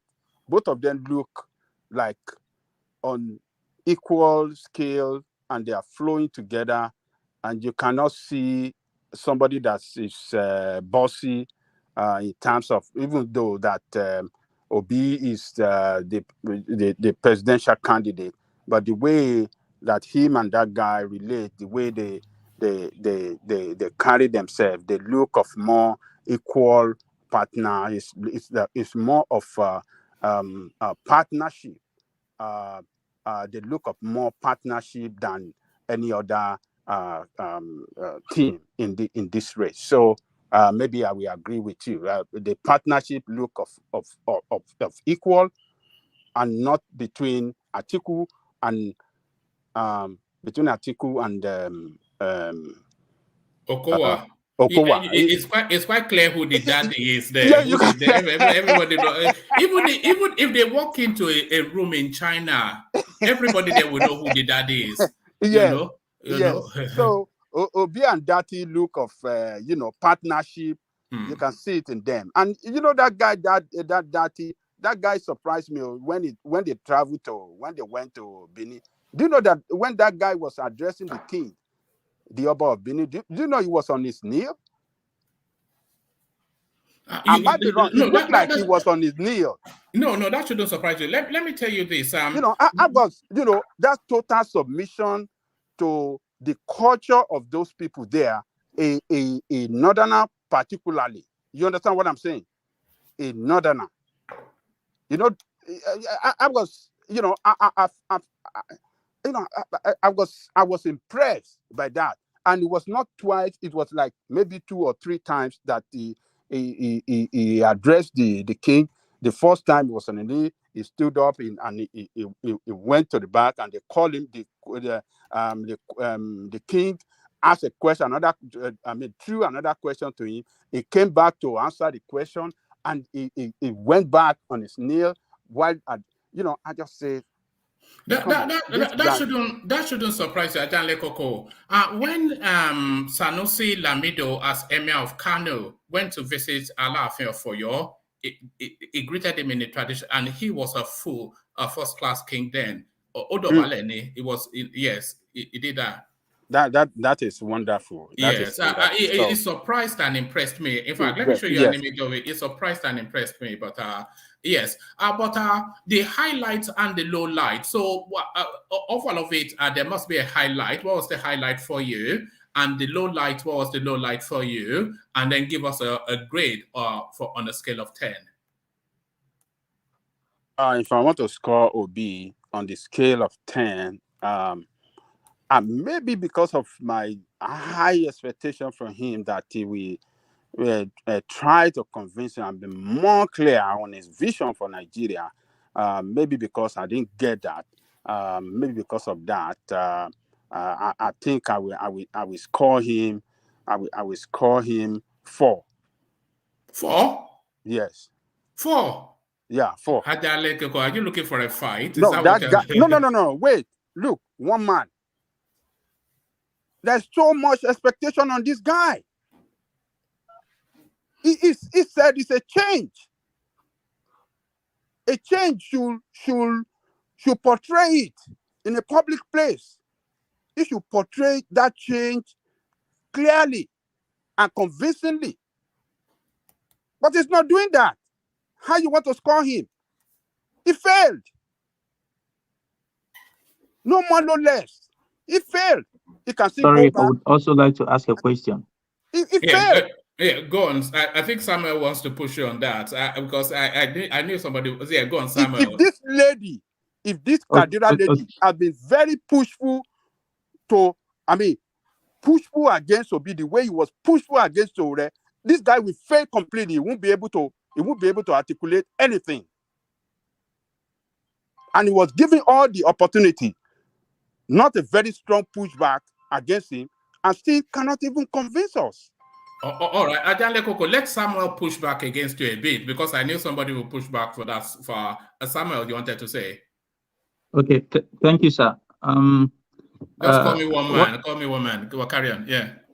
Yeah, what I would like to say, I think Coco is being too sentimental. You know, when you try to belong to a particular set of a group, and you know, you do everything to stand with them. To be very, very clear, you talked about Obi being an agent of change, and you expected a lot from him. Let me also be very clear with you. You have every right to criticize anyone, but if you cannot say that he has tried to his own best, maybe the way we are looking at it, then you are not being very fair. I think Obi deserves more than 4 from what has been coming up to this stage. It is never easy to come out in such a challenge, and you're trying to convince people. You know, most times you can sit in your room and practice something and tell yourself that I will really do this. But when you come out to the public, you find out that the energy you have in your room when you are seated alone will never reflect exactly the way you had it in your room when you find yourself in the public. So I think one of the things we should be looking at now and putting up is this: when you're trying to criticize, when you're trying to bring down another person, try also to look at those who are in the same race with him and try to put it up. I know we are talking about Obi, and everybody definitely is trying to figure out one thing or the other. I think Obi deserves more than 4, because no matter anything, he's trying to, you know, let the Nigerian people know that yes, he's really, really coming for the job. So I think he deserves more than 4. Thank you. All right. Before you hand back to Adanle Koko, what would you score him? And if you want to declare fair and obedient or not, you can, but that's at your own discretion. But how would you score him based on that interaction with Kadiria? Okay, I'm not an obedient. I'm not an obedient at all. Okay. I don't belong to any of the group. I'm only growing something out of that. You know, everyone has his or her own career in life and things he might be looking up to. So I want to develop myself in something, but I'm not supporting anybody. I'm not obedient. I'm not articulated. I'm not gratified. Thank you. All right, but score him based on what you saw. Okay. Based on the program, I will score Obi 6. Okay. At least he tried to let. One man, just briefly, sir. Good evening, one man. All right. Yeah, Tony. Thank you very much, sir. So, this guy that just spoken, I hope that he listened yesterday how Ajani Koko was defending Obi. You know, I was not on the show yesterday, but I listened to all the show yesterday. Ajani Koko was always there, you know, for Obi, right from the onset. You know, so Ajani Koko, whenever he speaks, he's so impartial, and for you to just come like that, that's not correct. Because Ajani Koko was here yesterday. No, hold on, Tony. You can disagree with Ajani Koko. Everybody, Ajani Koko has a global reputation for having a balanced. Hold on, Ajani Koko. Okay, go on. So because sorry, sir. That's what I was just trying to explain. Not that I'm also look, you know. So I'm not here to quarrel, you know. So, but when we go look at that interview, you know, the other day this guy spoke. The other guy spoke yesterday. Conqueror spoke, so I didn't want to come in because you know I'm not for this. But just imagine that simple question of brain, you know, of a brain drain. This was an opportunity for this guy to say, okay, I will invite all the Nigerians abroad to come back home immediately. What does that mean? What does that mean? Yeah. Instead of waiting for remittance to be enslaving us, we should be working abroad and remitting money back home. I would rather say that I will encourage Nigerians to come back home. I will build some estates for them if they are afraid of security. What are you talking about? Do you know the scale of the? Do you know the scale of what we remit? Hold on, I'm alarmed. What are you talking about? Do you know the scale of? Oh, hold on. Do you know the scale of our remittances to the Nigerian economy? Some people will actually suggest that that is what sustains the economy. Yeah, that is what we. For all of us to go back home to do what? No, one man, we don't know what is going to, when this world war or whatever is coming. So, we need to have our people back home. If our doctors are leaving, our mechanics, our carpenters are leaving, well, it's what we remain for the, of the country, So, and then we need to go back home, and then be encouraged, secure the place for us, and then give us light, give us good roads. We'll come back home, and then it should build some places like I remember back in the day they would build some estate for the workers that are working in the shell, like when you go to Festa Town. To build an estate for the diasporans so that they can be targets of the armed robbers. No, not all. No, not all. A secure, sort of. Can I help Tony, please? Hold on. Just to say, let me finish. All right. So sorry, sir. So then they will tell them, okay, please, all these some of our doctors, those doctors that will be here, please come back home. Because most of the Nigerian doctors in Germany now, some of them are going very old, 70 years, they are dying. And if you go to England, the same thing, go to America, the same thing. So let us tap their brain. Let us look for a way to say, okay, please, Nigerian doctors abroad, Nigerian engineers, Nigerian mechanics, panel beaters, painters, everybody, electricians, come back home. Let us build our country. So that's what I'm saying, sir. So, the money is there. All right. Thank you, Tony. So I don't share that thought with Tony, I have to say. But can I score can I make my score? No. Okay, give the score. Boajan Lekoko had this floor, but give the score if you want to go on. Give Obi a score, yeah. Thank you, Boajan Lekoko, for letting me do it. So, in the area of the structure, he failed there, because that's exactly what we are looking for. And then the other one also, he failed on the constitution, and then Shogore was very direct that we are going to remove that constitution. Everybody have been saying it, but for people to be saying that, oh, don't worry, he has this in secret. What is the point of secret? Why are you playing hide and seek game if you want to be a president? If you want to be a president, come out and tell the public, the general public, what you want to do, and then let the massive people, the people who support you, that, oh yes, this is the man we want, this is the man we want, this is the man we want. If they don't let him there, you see, there will be a lot of protests in the country, because this man said that he's going to probe you guys, he's going to take the constitution down. The constitution is not working. I disagree with you on that. No. I always try to respect a woman and you people here. When I say that producing or in quest for an Igbo president shouldn't mean that we should just miss our road in search for a good person. You know what I'm saying? So, but anybody can come to Nigeria, and then they say that, okay, I will produce oil immediately within 3 months, 6 months. Please, I will try my best. I will set up some modular refinery or whatever. That would be a lie. If he said he could produce oil in 3 months, then that would be a lie. No, not all at a time. It will say that I will start to, as I'm taking this subsidy away, stage by stage, I will be, as we repair our refineries or creating whatever is in existence, even the local producers, woman, that they say that they are heading to produce. We can, embrace them, show them the way, settle them. And my brother, woman, right. Thank you very much for the work you are doing for the country. Yeah, bro, Tony, please.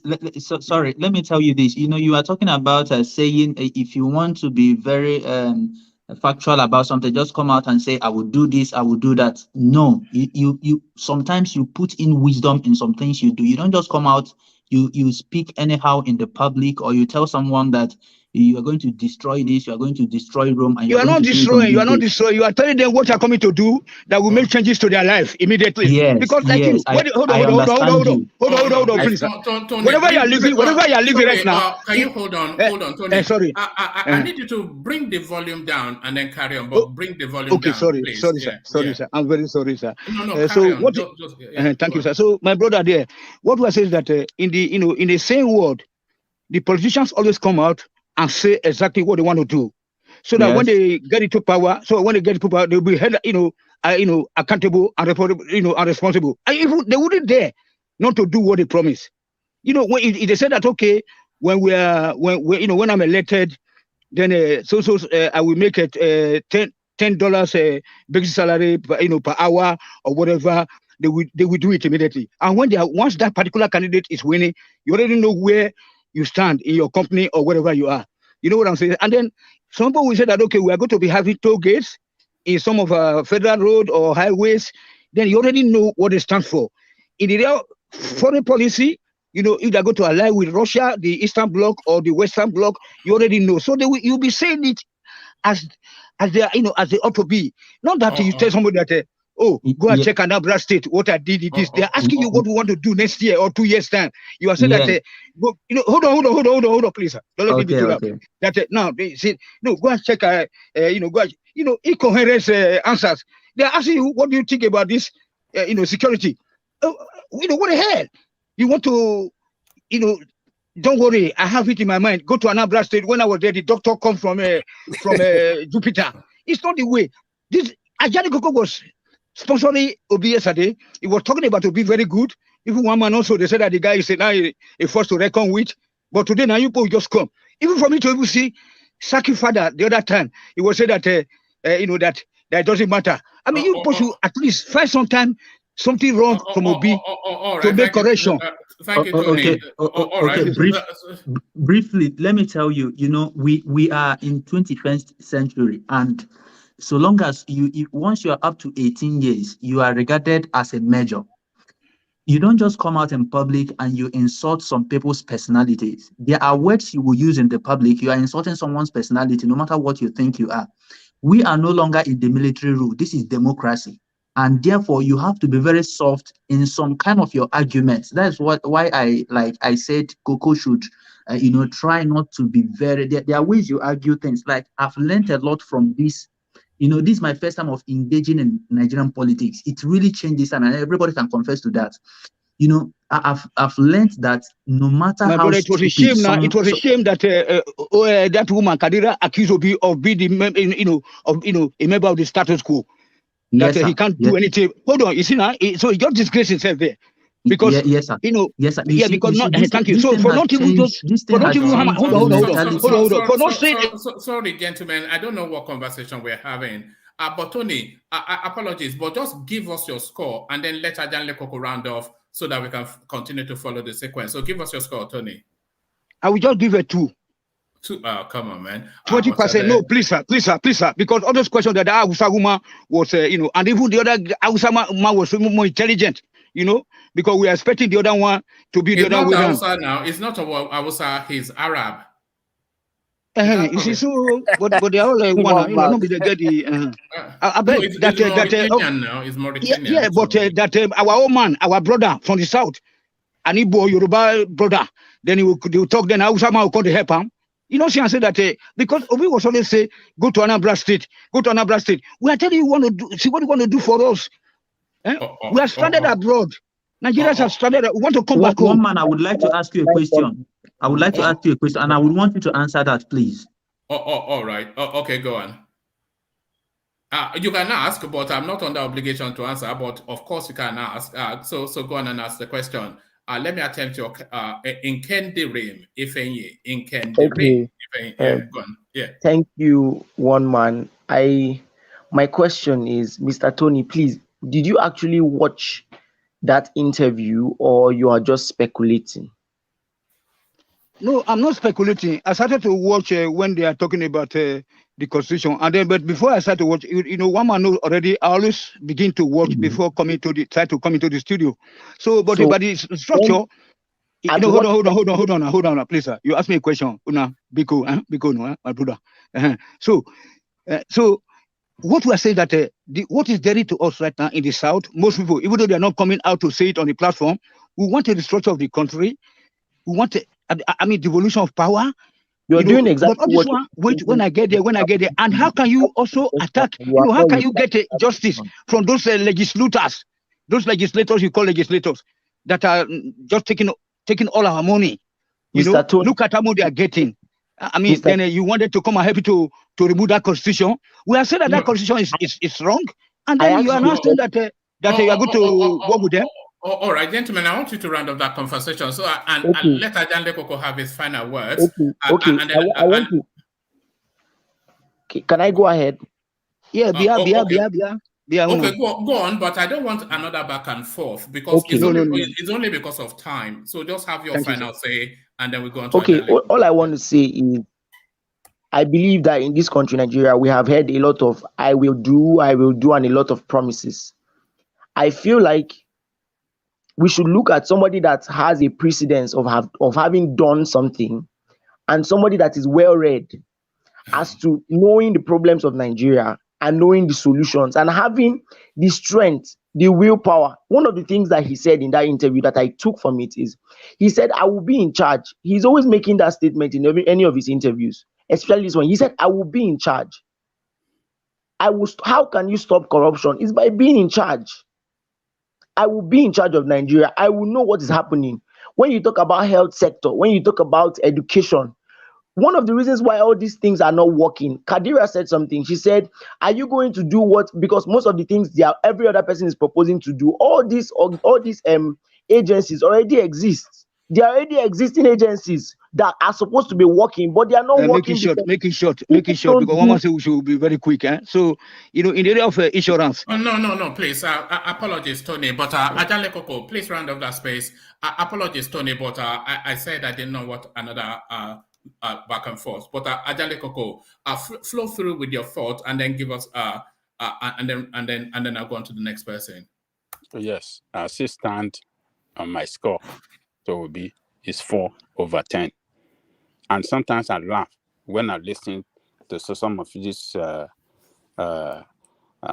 obedient trying to defend this man. They want to defend him at all time. At one side, they will tell us that, this election, because we have a Baudata, this Baudata captured election that's not going to be rigging. It's not going to be easy to rig. They believe Obi will win on a clean and clear election, free and fair election. They have that belief that Obi will win. On the other side, they are arguing that Obi doesn't need to come out clearly so that it won't be stopped from becoming the president. What a contradiction from you guys. What a contradiction. You trying to support this guy for not being clear of what he wants to do for us. On security, he couldn't come out clearly. On the refinery, he dodged the question. He said he's waiting for Dangote refinery. On restructuring, what he said about restructuring, he wants to give to legislator to restructure Nigeria. Look, the Afenifere that are supporting him, according to what is this guy? What is Delevatory Farotim? One of the reasons they are supporting him is on restructuring issue. And the stand of Afenifere on restructuring, even Ohaneze, is that constitution must be dismantled. They have made it clear that constitution fit for no purpose. There is no correction you can do on that constitution that can make that constitution work for the interests of Nigerian people and that country at large. That constitution must be. We must write our constitution that will represent the interests of all Nigerians. And this man come on stage, he cannot state it clearly on how he will handle restructuring, and you want me to accept him? This guy failed. He's going to be a failure if he becomes the president because he has no vision. He's not prepared for this job. He's just dancing from one side to the other. He doesn't have a clear path on how he wants to take that country. But to some of you that are obedient will say, Ajale Koko hate him. He doesn't. No, we don't need a president that wants to hide on what he wants to do for the people. tell the people on where you stand so that people can vote for you. Majority of us, all of us, the Southerner, the entire Sound, even what is this Baba from South, Baba Edwin Clark. Edwin Clark. All of them stand that constitution fit for no purpose. We have to write a new constitution. That is what we stand for in the South. All of us. Even the Northerner, you think they don't want the constitution to be restructured too? Is it because you see people in their political class that are, the people in our own political class doesn't want that constitution to be dismantled, as well as you see the people, the Northerner in the political class in the North, they don't, because that constitution is meant to favor them. It does not work for generality of Nigerian people. So what are you guys talking about? You will say, oh, this guy will win. You believe he will win. That this election is going to be different. It's a different election because there's no room. INEC has gone. They have improved on their on the way they're going to conduct the election. You believe he's going to win, and now you are saying that he should not say everything clearly so that they will not stop him. What are you guys doing, for God's sake? One man, let me leave it like that. 4 all over 10. 4 over 10. So yeah, that used to be a pass, but now that counts as a fail. Can I come in? Can I kindly come in, sir? Oh no, I was going to go to Thomas, who is in Lagos. But did you just want to make a quick comment? Yes, I want to make a quick comment. Right. Okay. If Mr. Ajanle Koko, I'm sorry I'm directing this to you, but if you listen to that whole interview from beginning to end, he addressed it. This is a democracy. You do not just go and dismantle the constitution. Even if you promise us that, it's a lie. You cannot. This is a democracy. Anybody that comes and promises you that you will dismantle the constitution as the commissioner-in-chief or the president is lying to you. You know that's not how things work. But it's like Nigerians, we just want to be lied to. There is Kadiria asked him, okay, any president in that country that have the political will to write a new constitution for Nigeria will do it. He said what he said was, we will look at what is not useful in the constitution and take it out. I can go to that part of the decision and clip it for you.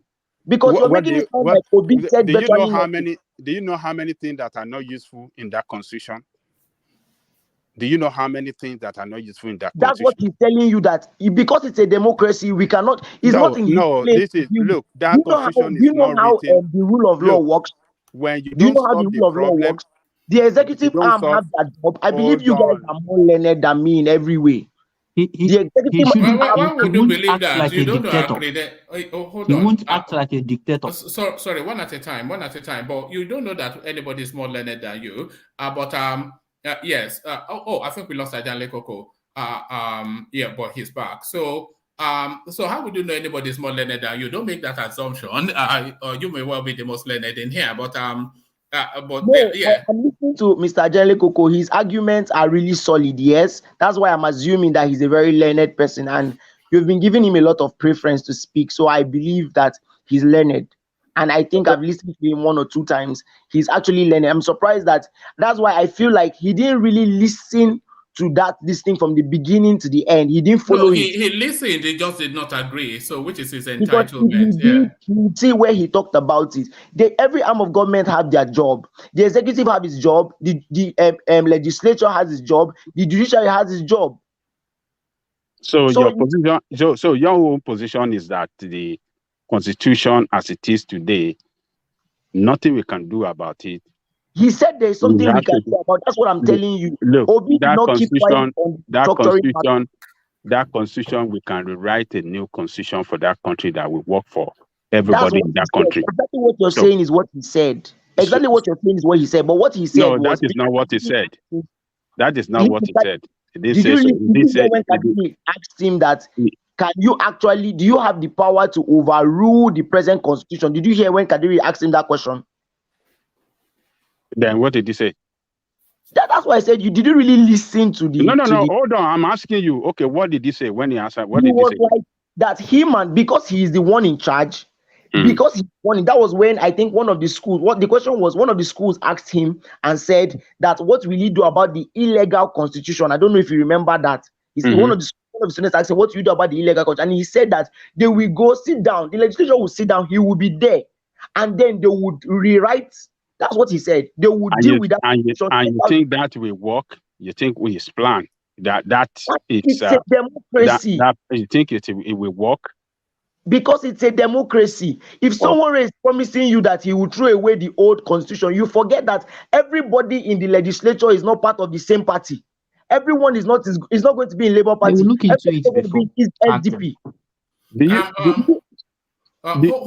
Hold on, because I took notes when he was speaking. When he was speaking there to that space that we are just discussing now. Am I pronouncing your name right? Because I love this name, so you have to tell me how to pronounce it. So tell me how to pronounce it. The name is Nkem Dirim, or you can just call me Williams.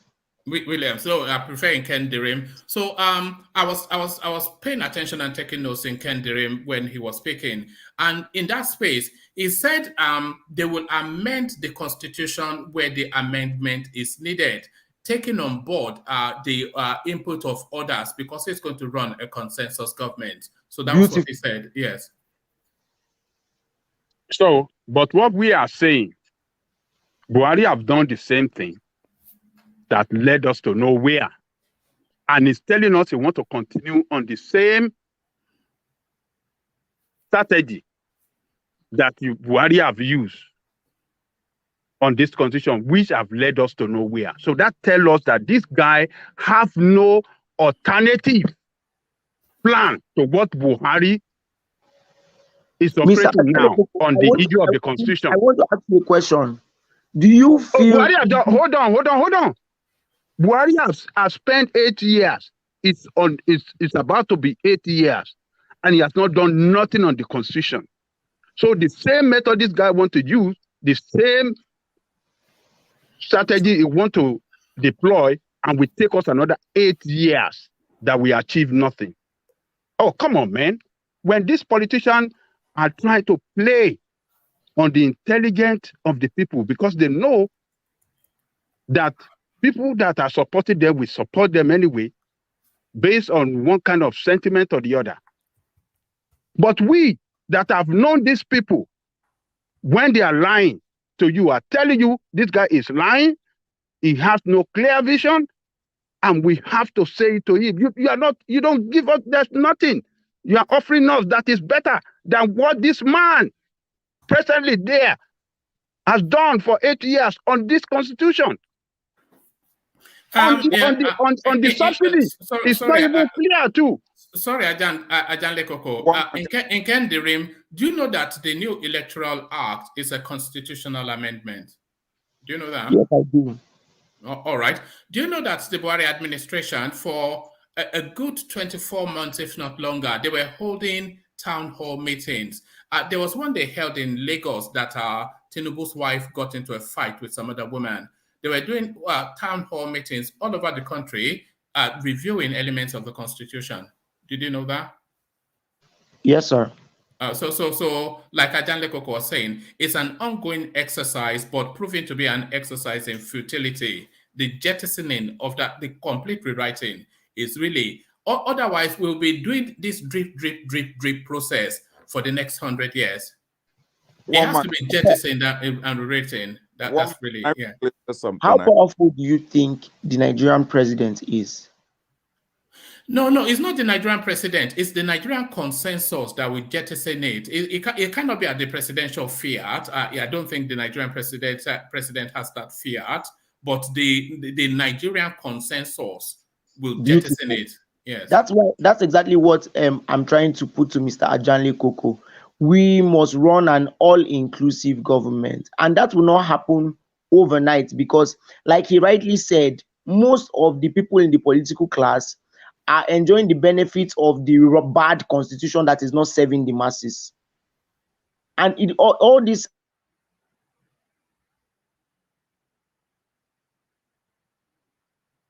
Have we lost you? Okay, I think we've lost you. Let's hear your quick commentary, Collins. Collins, where have you been? We've not seen you for a while. Let's hear your quick input, and then I'll go on from Ajan Lekoko to let me go to Uptown, who has been with us all the way through. Oh no, let me go to Thomas actually, who's in Nigeria. But let's have that quick input from you, Collins. Yeah, thank you. Where have I been? It's just that the program goes on too long and too. Yes, it's quite grueling, isn't it? You wonder how I cope, don't you? You wonder how I cope. Yeah. Yeah, if you have a plan to get up in the morning, you do that. You go to work and you're not. So that's why I don't show up. It's nice to hear that your magnificent voice again. Look at that.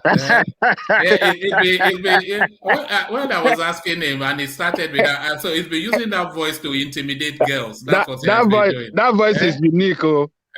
Does your voice get babes, Collins? Does your voice get babes? I'm such an angel, so I don't know what. Look at this guy. Oh yeah, carry on. Let's hear from you. All right. So I think I will start off by some of the things that Angelica raised. To be honest with you, I don't think I think everyone in Nigeria, especially from southern Nigeria, I think we all feel the same way about that constitution. However, if you're contesting an election under this very constitution, I think that means that you have to, you have to follow the rules of the constitution to change anything that you have to do. So because that will be your oath of office to the constitution. Yeah. So or any other person who is contesting an election under this constitution that says that they will do this or do that, they're just talking, to be honest with you. I think the only way to do it will be, all Nigerians will be that there will not be any other election until we have a new constitution. But I don't think that we are there. So we can only trust and hope that whoever becomes president has at least the political will to push it. Because we know that president in Nigeria is so powerful that wherever he wants, he can push and he will get. So we're hoping that whoever comes in, I don't care who, has that, that agenda at least to push for it. But Obi has been unequivocal about that. He did say that he's going to change the constitution. Obviously, he cannot be as radical as Showore or any other person. If you look at the top four, I will say, whenever it comes to that constitution, they're all treading carefully, And when people want Obi to say everything that he wants to say, so that he will get the votes that he's supposed to get, that's in an ideal world, that would be the right thing. But Abiola got all the votes, but he was never president of Nigeria. So we also have to be aware and keep reminding ourselves that Nigeria is a mafia nation. There is no run like any other nation in the world. So in order for you to actually have any kind of impact, you have to be in the system to control it somehow, to change anything. Given where Obi is coming from too, it's also very sensitive. I think a lot of people have said that a lot, so I would not like to revisit it.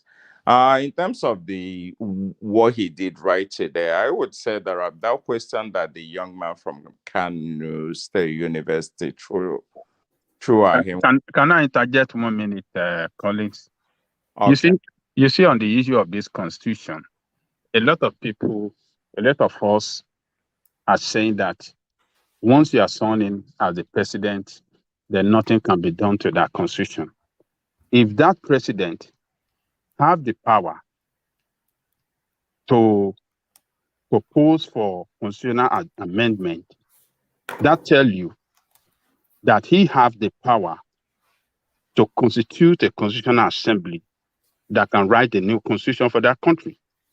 He just need to apply that political will. And that political will is already given. The mandate of the people is stronger than that fake constitution that you are talking about. So the president, the mandate of the people, he campaigned. If Showore become the president of Nigeria tomorrow, I am telling you, the mandate of the people gave him that power to go and dismantle that constitution, because he campaigned that I will let this constitution go. And that mandate override every other thing that you are talking about. So it's just the political will that the politician doesn't want to apply. They don't have it because this constitution, present constitution, favor them. So Showore becoming the constitution, even though he's going to swear in by that constitution and we defend it, does not mean that it cannot constitute a new constitutional assembly to write a fresh constitution that will work for Nigerian people. So I want you guys to get it clear. But a lot of our people will say, oh, once he's doing that, no, it's the same thing. With him proposing for amendment of this, it's the same thing. It's the same thing. The same power being given to the president to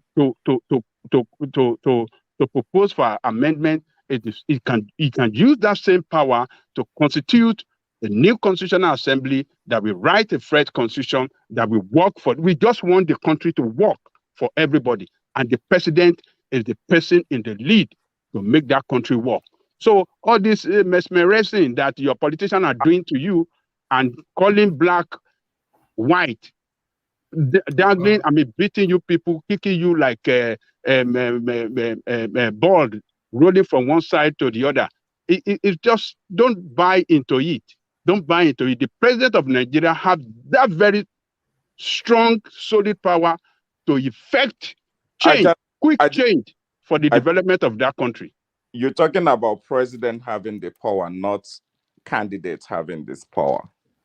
Because in order for you to actually be able to do any of these things, you actually have to have the power of the presidency, which none of the candidates has, aside from the only people that can brag with such rights right now will be Atiku or Tinubu. Any other person other than these two people that comes bragging with such rights will never ever smell that presidency. Let's just be real.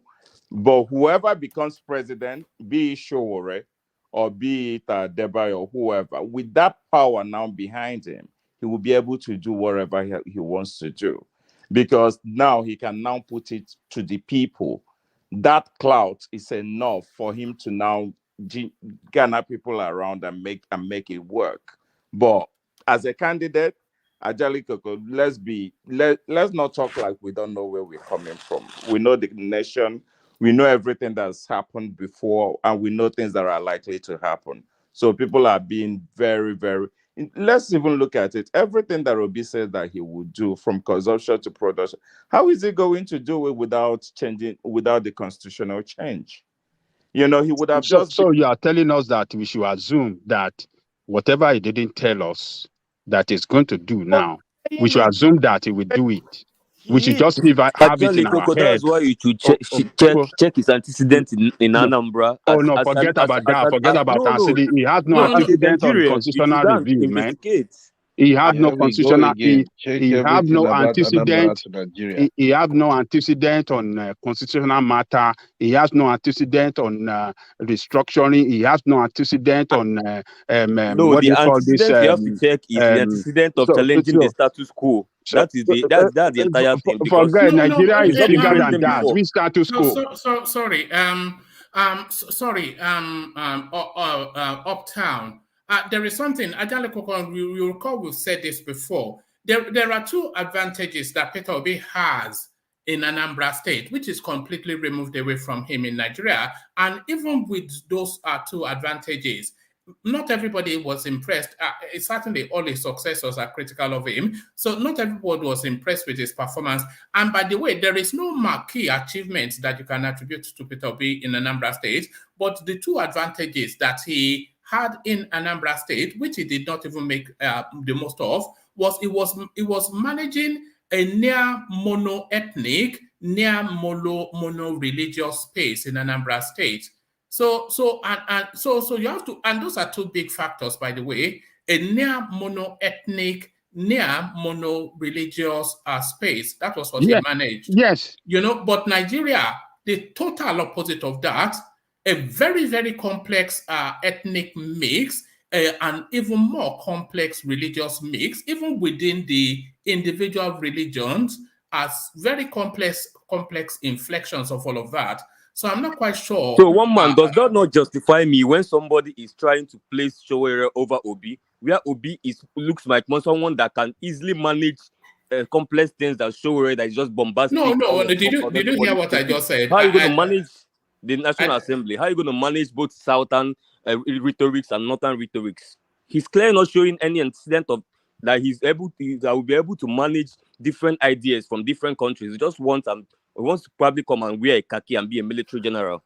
But that is what I'm somewhat asking you to reflect regarding Obi as well. That his experience is to essentially manage a predominantly to the high percentages Igbo space, a predominantly to the high percentages Christian space. But Nigeria, the total opposite of that, probably the most complex in terms of ethnic diversity, even more complex in religion. So I'm asking if his antecedents in Anambra State is good grounding to take on something of the complexity of Nigeria. One man, when you are checking things, nobody that is running now has been president before. That means nobody that is running now has ever managed Nigeria before. So what I'm checking is who has the antecedent of challenging. Who has the antecedent of challenging status quo? So status quo has nothing to do with multi-religion or multi-tribe. It does. Like someone in politics. First of all, like someone like Dora Akunyi.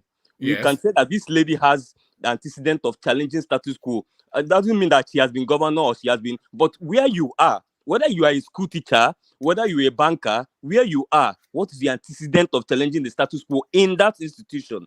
It does not necessarily mean that you have experience in every other, but status quo, that small one where they give you. In the 100 naira, what have you done to challenge the status quo in that small space? That will give us an idea of what you can do with the bigger space. Nobody's saying that somebody have been president before. None of them have been president before.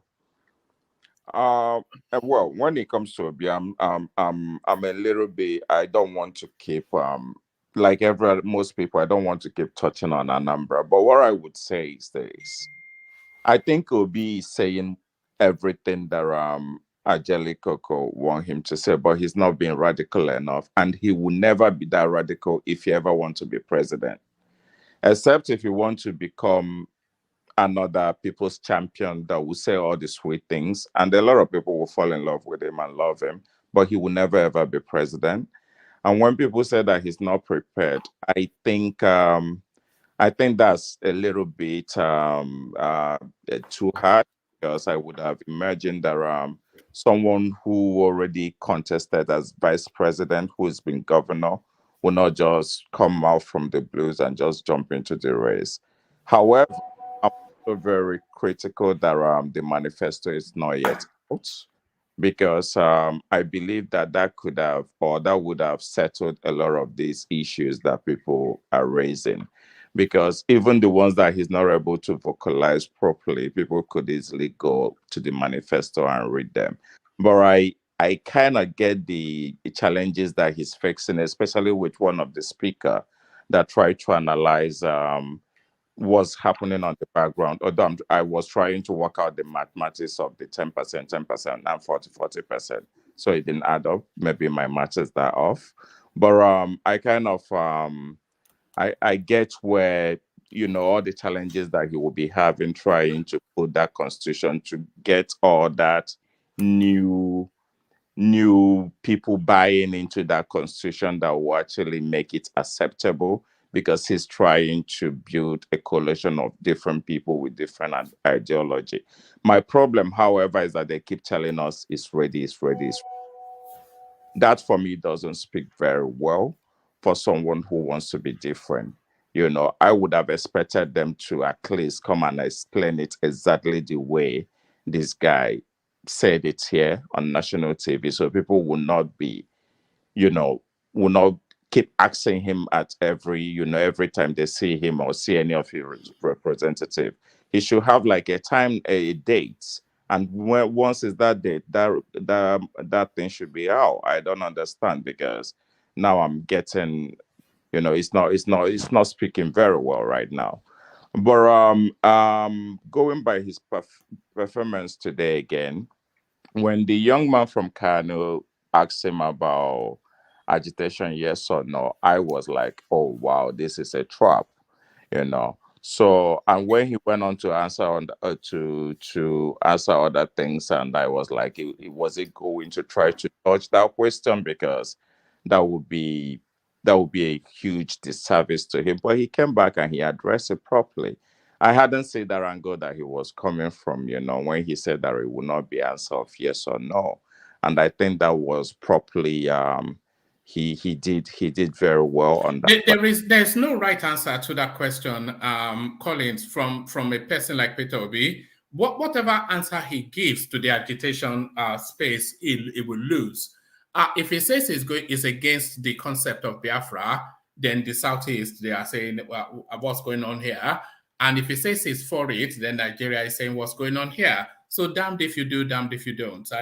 There's no right answer for him. For that.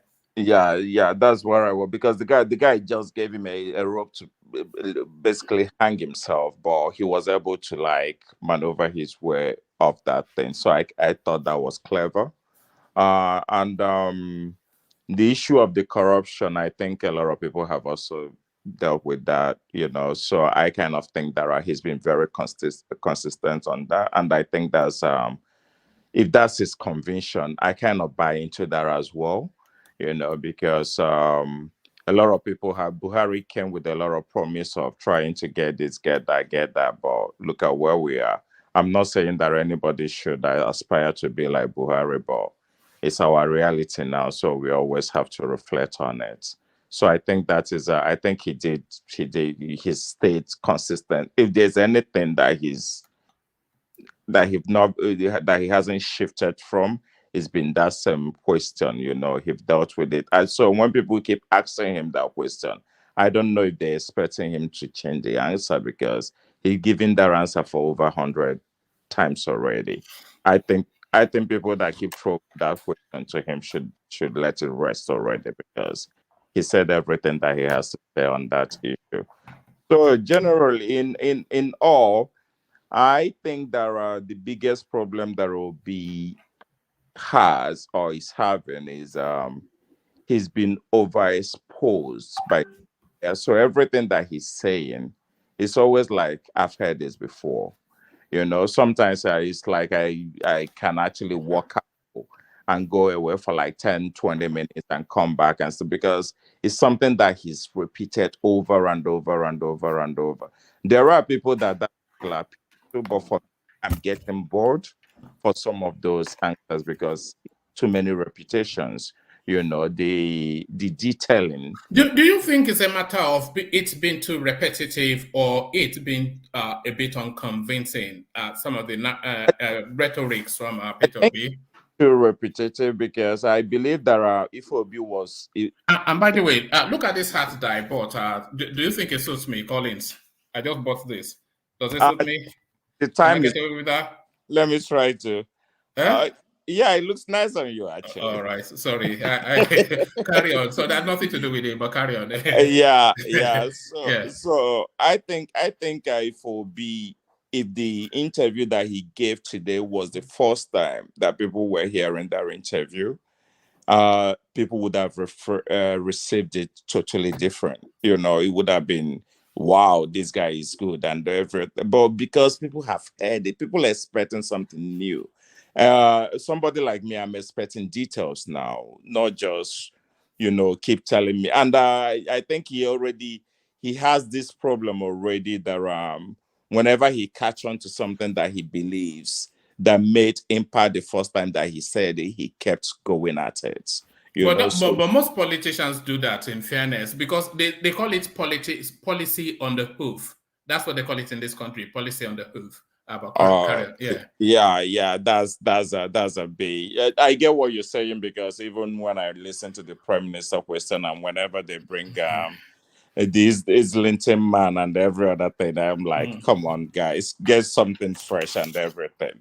So yeah, I think that is basically the challenge that he will have going forward. So if that manifesto doesn't come out as soon as possible with a lot more detailing, I mean, he has advantage now that all the major candidates already have their manifestos out without costing them.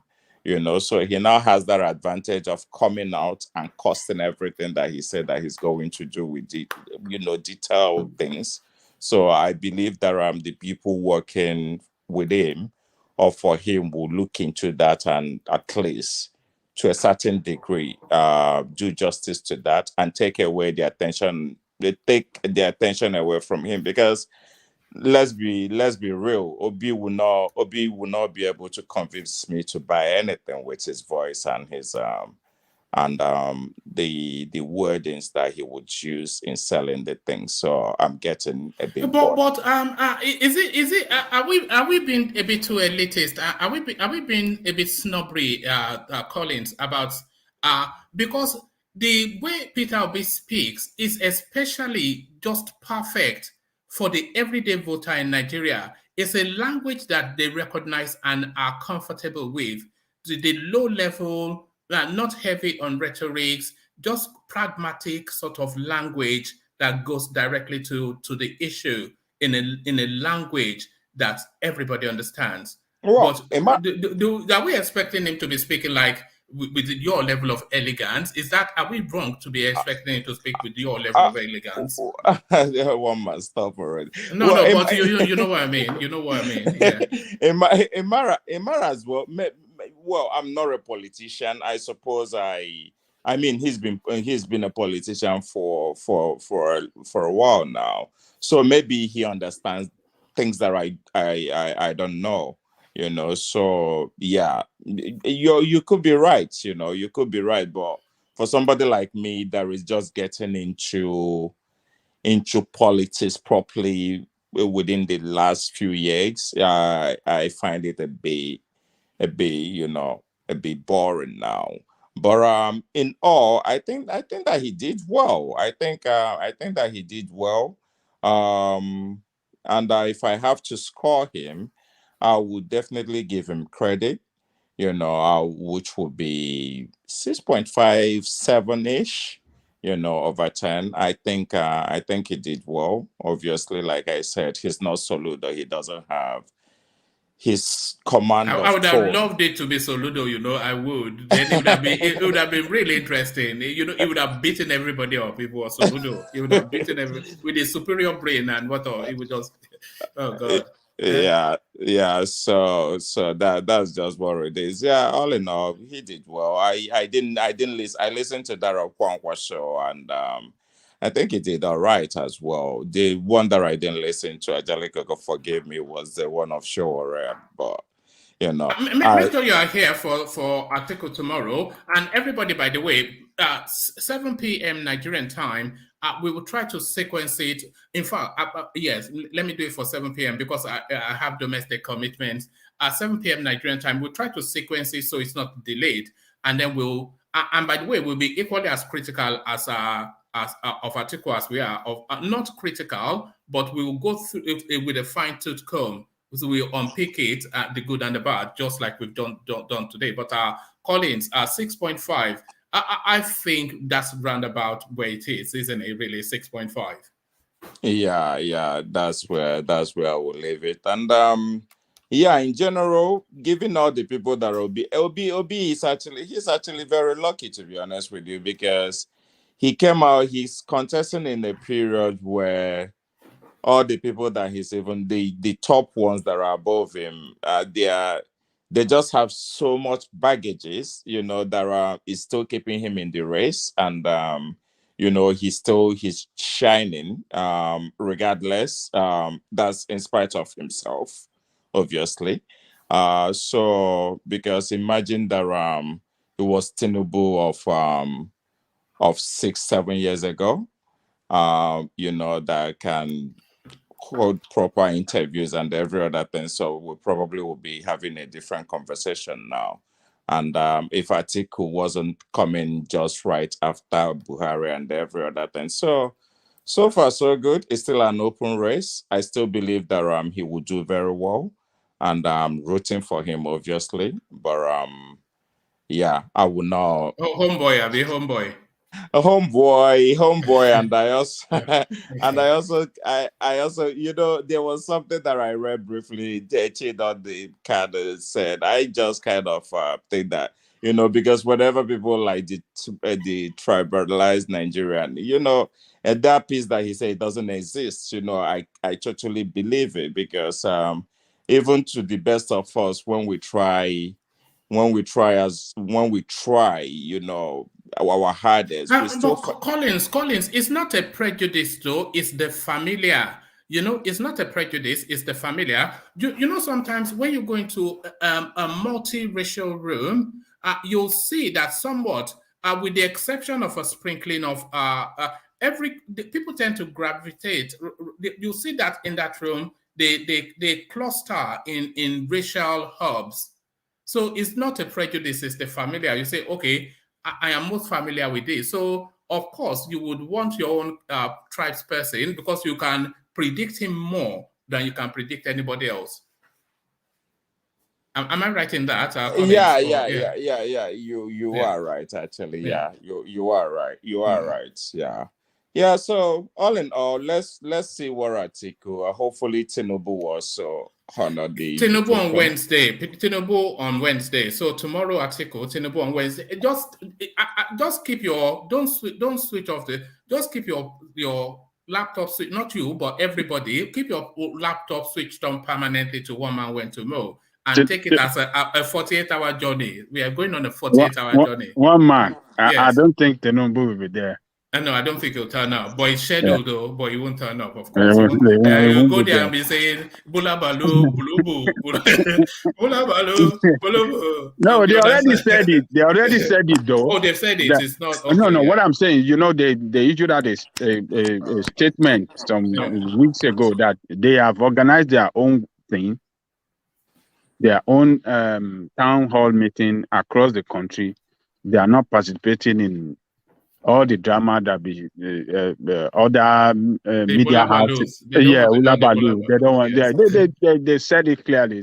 I don't think the number will be there. All right, brilliant. Well, there it is. I think Buhari never turned up, but he still won. But thank you, Collins, and thank you, Ajanle Koko. Stay with us just for as long as you can, Collins, because I'm sure the audience still wants to hear more from you. But very quickly to Thomas, who is in Nigeria, and just to appreciate, and Uptown too, I know you are in Nigeria too, but Collins, who is in Nigeria, just to quickly go to him to document his field. So Collins, Thomas, rather, are you still there? Waiting, one man. Waiting, that's all right. I know. All right. Before I come to you, I was going to abandon that. We've lost 100% on the buy the coffee thing, but the usual suspects, if I say the usual suspects, then you can add the names. Jafar, of course, and Ayo. So they've done the necessary. So well done to the two of them. So we keep the 100% score until it's broken. So since we started the Buy the Coffee initiative, at least one person, often instances more than one, have decided that this fat man on my screen looks like he needs cups of coffee, and they've done the necessary. So well done to Jafar and Ayo. But to you then, Thomas, I'm sure you've seen the fullness of the Peter Obi interaction. It wasn't an interview, it's an interaction. So you've seen the fullness of the Peter Obi interaction, and then you've heard the ebbs and flow of the conversation, but where do you ebb or flow with what you saw? Peter Obi, give us your appraisal. Yeah, good morning, everyone. Yeah. Peter Obi will never surprise me. He will never surprise me. Everybody that has been conversant with this platform know where I stand about Peter Obi. One man, the interaction is, to me, is total failure. Then we go back to Ajale Koko. That is why we are criticizing the Afenifere them, that before you put your weight behind anybody, make sure they align with your ideology. What Afenifere stood for, and you can see in that interview, you can really see a concrete assertion on restructuring from Peter Obi. I was so disappointed. I wasn't disappointed. I wasn't surprised. Let me say that again, because what Peter Obi is trying to do, this movement is bigger than him. Don't let us deceive ourselves. And I often say this: any politician that can give us a cogent and concrete solution to our problems, I don't think anybody should be vying for that kind of person, because our problem is staring at our face, is right here on the wall. So even though you can't carry out what you want to give Nigeria, but if you can articulate it very well and very clear to everyone, I don't think you are fit for purpose. One question that I will say, I know one man, we are in deep hours. One question that they asked him, and the answer he gave us in that interview, I was so annoying. You can see I didn't interject throughout. I just kept mute. Let everybody just speak. Because the obedience, I know them, they will never criticize this guy. They asked him, what are you doing about subsidy? A presidential candidate can open his mouth telling us he's waiting for Dangote refinery. What is Dangote refinery got to do with Nigerians? Don't we have our own? What is Dangote got to do with us? Is Dangote refinery Nigeria refinery? Hey, come on, guys. Let's open our brain. Let's open our mind. Let's just dissect what what I just mentioned now. What is Dangote refinery got to do with Nigerians? Thomas, can I say? Let me finish, please. I'm not going back and front, please. I just want to say that what I want to say, and I will alt out, please. Okay, land it, but let Collins interject. Land where you're going, but then let's Collins interject. Carry on now, Thomas. Yeah. Yes, what is Dangote refinery got to do with Nigerians? Dangote is a businessman. Dangote refinery is a dollarized refinery. What has that got to do with us? Why can't he speak on our own? That we are going to fix it, we are going to sell it out, or anything. I've said it earlier on this platform, Mama. Atiku ideology or his plan on refinery, on our subsidy, that is I love most. Just sell it off. It's not working. It has never worked. And I don't think it's going to work. So Peter Obi, I will give him 3/10. He failed totally to me. Because I expect there was no highlight. There was no highlight at all, not even one. Not is zero. I listened carefully. You can see I didn't interject throughout since you've started. It's total failure to me. So I hope all the followers. I just think it's just about homeboy. He's our boy. He can talk rubbish. He can talk jargons. We will still support him. In my opinion, that is what I observe throughout everybody that has spoken, trying to defend this interaction that this guy had with this lady. I was disappointed, but I wasn't surprised because I know that it doesn't have anything to offer. To me, it doesn't have anything to offer. Thomas, let's Collins push you back a bit. Collins, I suspect you want to push. Yeah. I think he finally landed where I was going to go with the refinery thing, because government really has no business running any business really. So selling it off clearly is the best way to go. But I think Peter Obi, in the bid of getting a presidential ticket that led him to Labour, also got him into a place that he's not able to freely express himself, because there are some things that he would say, even though we have all agreed that political parties in Nigeria do not have any ideology that is that strong, but at least we knew what Labour stood for, so there are things that he cannot say like he would. I know he would have loved to, because of the party that he finds himself. And let me end by this. I mean, Thomas, I know him to support Tinubu. So if Peter Obi is not articulating his plans and everything, that says too much, really, because by the end of the day, we are also. Hey, my brother, stay right there, please. I'm not supporting Tinubu.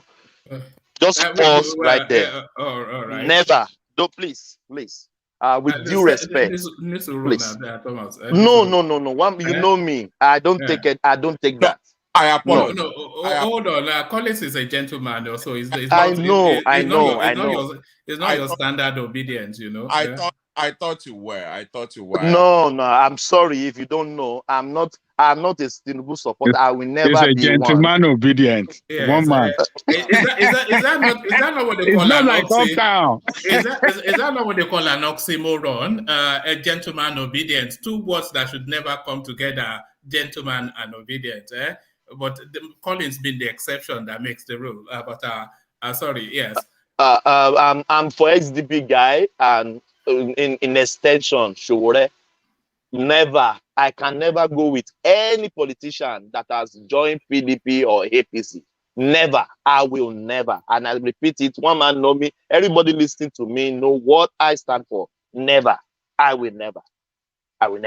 So, my brother, Peter Obi, he disappoints me, but it doesn't surprise me. I know. He can't do more than that. If you are telling me there are some things he can't say, why can't he say it?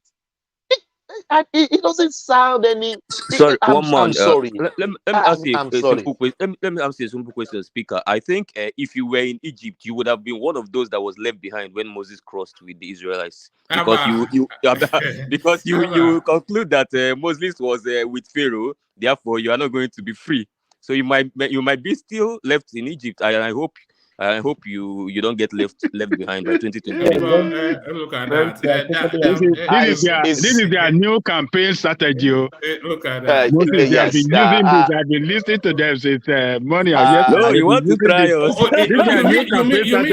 You mean that Moses phrase? That's their new. Yes. That's the new release from headquarters. Yes, that's the new release. They just came out with that. Yesterday, I've been hearing obedience saying that. I say, oh, now he came here. No problem. If we staying back in Egypt is okay. That's all right. 2023 will tell us who is lying and who is. Obi doesn't have anything to offer.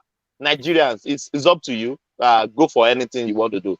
Thank you, woman. God bless. All right, brilliant. Thank you, Thomas. So that's Thomas. No equivocation. Just the way he says it, and whether you like it or not. So it's a whether you like it or not contributor on this platform. It just tells you that look. And by the way, Thomas doesn't speak for the camera, so he speaks just like Adan Lekoko, but with a different philosophy to life. He doesn't speak for the cameras. He speaks from the heart. So what he's telling you is actually what he believes. So no frippery, no flim-flam, just there it is. Take it or leave it. Take it no or peperempe. No peperempe. Peperempe free zone. One man, please, sir. I have one small thing to contribute to this refinery something, please, sir. All right. Very, very important. Because the situation, I will speak very slowly. The situation here that government have to hands off refinery is not a correct impression, sir, because we have not grown to that stage that we just have to leave this refinery in the hands of private people, sir. Because people, look, massive would die.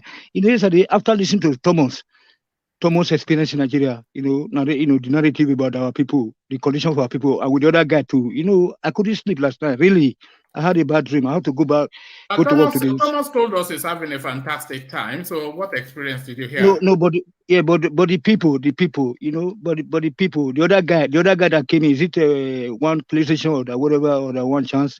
So, but the situation in Nigeria, the situation in Nigeria, woman, please, you know that this your platform is very, very good that you allowed us to come and debate here. The refineries in Russia, in Brazil, are partly owned by a private and individuals, because the government have to protect it, just like the insurance that I was about to make some assertion to before. Like insurance have to be either private or the government one. The government one is cheaper. Like in Germany, for example, they have the private ones and and then the government ones. The government ones is what most of the companies is linked up to.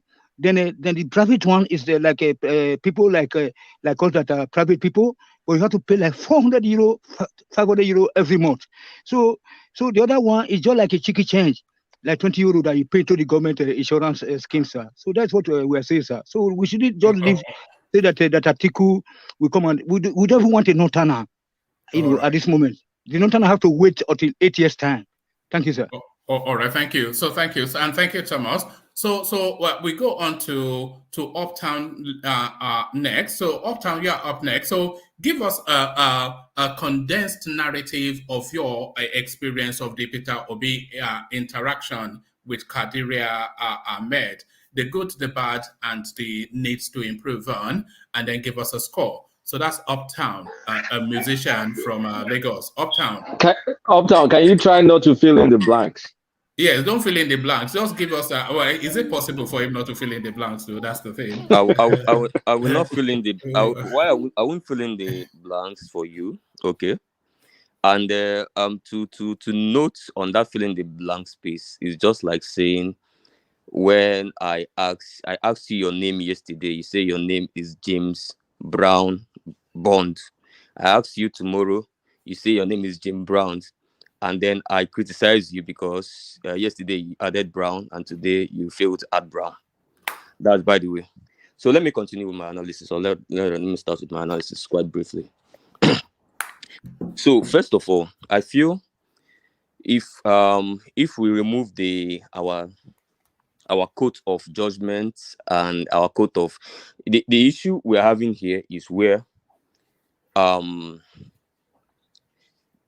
three SS3 students have gathered to take senior WAEC, and then they give one person an exam sheet of senior WAEC and give the two other people the exam sheet for common entrance primary 6. That is what we are facing here, right here.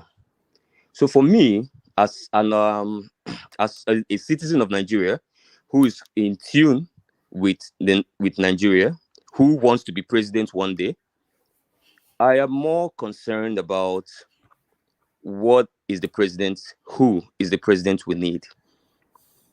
And the president I need, if I was a Ghanaian, might be different. The president I need, if I was an American, might be different. Now, the president I would need, if as a Nigerian that knows the Nigeria problem, will also be different. Now, what is the Nigeria problem? A lot of people go around the streets, running around looking for glossy paper manifestos and looking for new ideas. No third world country got developed. Not Singapore, not Brazil, not anywhere got developed by ideas that got imported from Mars or from Jupiter. They all got developed when one person who used to be part of the system decided to stand up and say, you know what? I'm going to stop the thing that is causing things not to work in this country. Now, I tell people that the problem of Nigeria, unlike popular opinions, the problem of Nigeria is not lack of knowledge. It's not lack of what to do. It's not even lack of policy. So I think all these manifesto things that people are bringing is just election campaign shenanigans. They are wasting everybody's time. I am a Nigerian citizen who is interested in the country working, and I'll be as objective as possible. Now, if you look at Buhari's manifesto in 2015, you look at all the manifestos that everybody that's been running for president, most of them are even better than what they're offering right now. But have they ever implemented up to 5% of it? Never. It has never happened since 1999. So that tells you that our problem is not the policies. Even the people talking about constitution, our problem is not even the law. If you've read the constitution, because I have, so if anybody have, maybe the person take me up on this. There is a lot that you have not done with that constitution. See, if you follow that constitution even up to 70%, this country will be the giant of Africa. But people always want to blame their laziness on the fact that their bulb is not very bright. That's why I did not read, and that's why I did not pass the exam. Whereas someone else in the dark that used a little candle read and passed the exam. Now, the problem of this country is not lack of ideas. We have had the best brains work for us. We've had Ngozi Okonjo-Iweala work for us as a finance minister. What changed? We've had the best brains. We have had Soludos. We've had the Harvard graduates. Goodluck Jonathan was a PhD holder, whereas everything was looted out of this country under his watch. So you do not learn wisdom from the classroom. So all these things people are bantering around during this electionary season, we need to calm down and look at what do we want in a president. Now, we have the policies on ground. We have the laws on ground. We have the ideas on ground. But what we have to ask ourselves, why is this idea not reflecting in the lives of Nigerians? And there is something that happened in that interview. When Obi was stating some of the things he wants to do with Bank of Industry, you get what I'm saying, and Bank of Agriculture, and what he wants to do with MSMEs. And then Kadiria chipped in that Buhari's administration is doing some of these things too with the Anchor Borrowers program. And what did Obi say? Obi said that nobody is saying Buhari's administration has a lot of policies, very wonderful ones. So anybody that is dismissing Buhari's administration is joking. They have a lot of policies, but the question is, why is it not reflecting? So see, let me tell you, if another president come into government now with no policy, just to come and hijack Buhari's policy, that and actually wants to actually do those things in the way that it reflects in people's life, this country will change overnight with the same policies that Buhari has. So the problem is not a new policy. What P2B answered Kadiria when he raised the Anchor Borrowers program is, how is it being implemented? And then he chipped in that I will not make my policies from Aso Rock. I will not govern Nigeria from Aso Rock. And he said the same thing in River State. I will govern Nigeria from your individual states. I will come down to that state and be with you. And from this interview, he said what? Anchor Borrowers program, Abi, I will go direct to the farmers. Mr. Farmer, is it $5,000? This is it. And we are monitoring you. We are supervising you. Because what we are doing in this country is that we are throwing in billions and trillions of taxpayers' money into places whereby it never gets to the destination. It stops at hold up. It stops at toll gates, and those toll gates end up in people's pockets. Can I interject one quick second? Let me land. Are you saying it's going to micromanage Nigeria? Let me land. I know that's where you want to box me to, but I can also expatiate on that for you. Now, our problem, like I said, is not the constitution does not matter. A manifesto does not matter. We just let Obi that's not what I tell said. us something. That is not what I say. Just govern us this guy like that. has a manifesto. Angelico, allow me. I want us to understand because apart from us, we have a lot of people that is listening to us with the aim of getting having more knowledge than they had before they joined this platform, and that is why I'm taking the pain of doing this. Now, we have laws in this country. This same country that was saying our constitution is bad, this is bad. We have laws in this country. The problem is that our leaders do not come into power through the power of the people. They come into power through the power of a system. They come into power with what I call hangers on. No matter your willpower, if your PCC, that is your presidential council, is being populated by some governors and senators who have ties with benefiting from the status quo, and then you come into governance, and then the members of your PCC has to translate to a huge percentage of the populace in your government, no matter who you are. That's why Goodluck Jonathan, with all his good intention, couldn't do anything. The same thing with Buhari, and I can challenge anybody today that Buhari is one of the presidents that has one of the best intentions for Nigeria. He's a man of integrity. But how has it translated to the ordinary Nigerians? Because he came to power with hangers on. People will want to people will go around calling cabals. Okay, so Buhari is a man of integrity. When he have in all the security apparatus, Fulanis heading us as chief of you can be a DSS, head of DSS, head of national security, head of police, head of all of this. So he's a man of integrity now. We both agree, Ajali Koko. When I talk about integrity, I'm telling you that Buhari is not the man that wants to cut away your money. Or Buhari is not the man that wants people to do that. You get what I'm saying? Now, I'm not saying Buhari is not nepotistic. He is. And that's one of the... See, if you want me to defend Buhari now, I will defend him both on his strengths and his man that does not follow the rule of law is a man of integrity. That's what I'm saying. You are just listing his problems. I can list it better than you.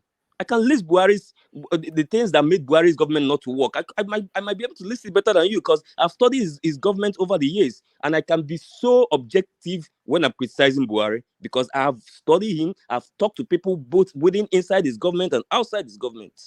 So when I say he's a man of integrity, I'm talking about as a person in terms of corruption, in terms of stealing money and all these things that we know about our politicians. But the problem is that the baggages he came with in terms of his character, in terms of nepotism and some other things, in terms of exposure and all of those things impede those other good ones. You know what I'm saying? So he's a man of integrity as we are losing our crude oil to theft every day. 70 billion. I mean, how many thousands of barrels every day? When was those to theft? And that pipes, office, that sector is under his control. Do you know that Buhari is the hold on? Do you know that Buhari is the Minister of Oil in Nigeria? Do you know that NNPC is directly under his office, and they are stealing our oil every day? Oil theft. We are losing billions, and you are saying that it's a man of integrity. How do you define integrity?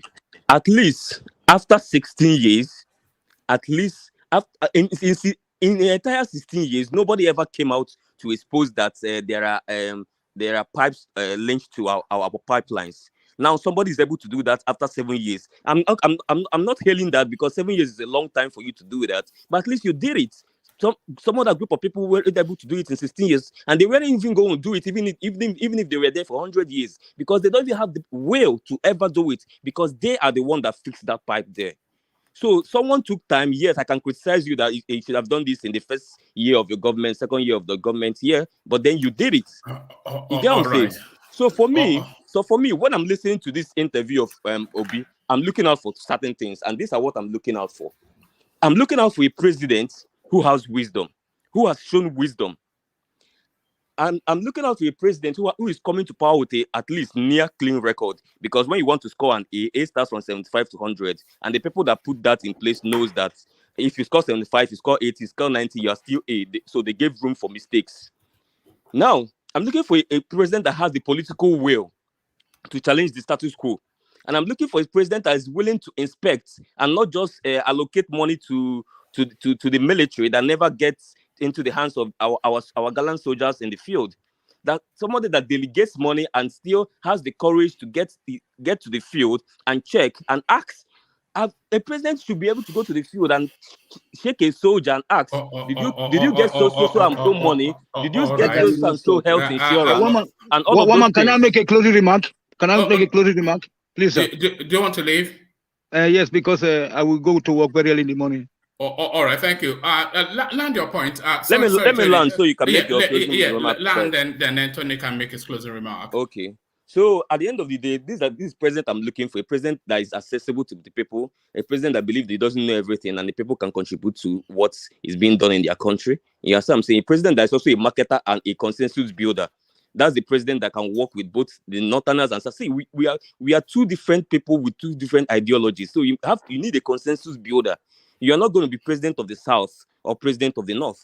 So this guy has shown powers of being a consensus builder, and he has shown powers of being a marketer. That's why he could recruit millions of Nigerians in a few months. No politician in Nigeria has ever pulled that off. So that means he's a good marketer. He can market himself. So I need that kind of person, because that means that he can actually go to National Assembly and market his own. This town hall was a moot point. So it means that he can everything actually. you said.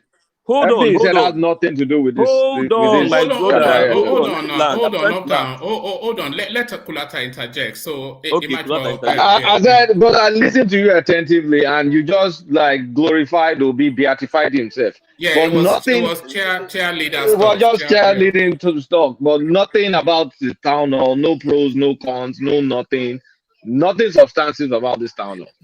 Okay, about the town hall. About the town hall. Let me just let me land finish. on that. I love him. I believe in him. That is the field that we need to take to Nigeria. Funny enough, I didn't even say anything about Obi Kulata. I was busy.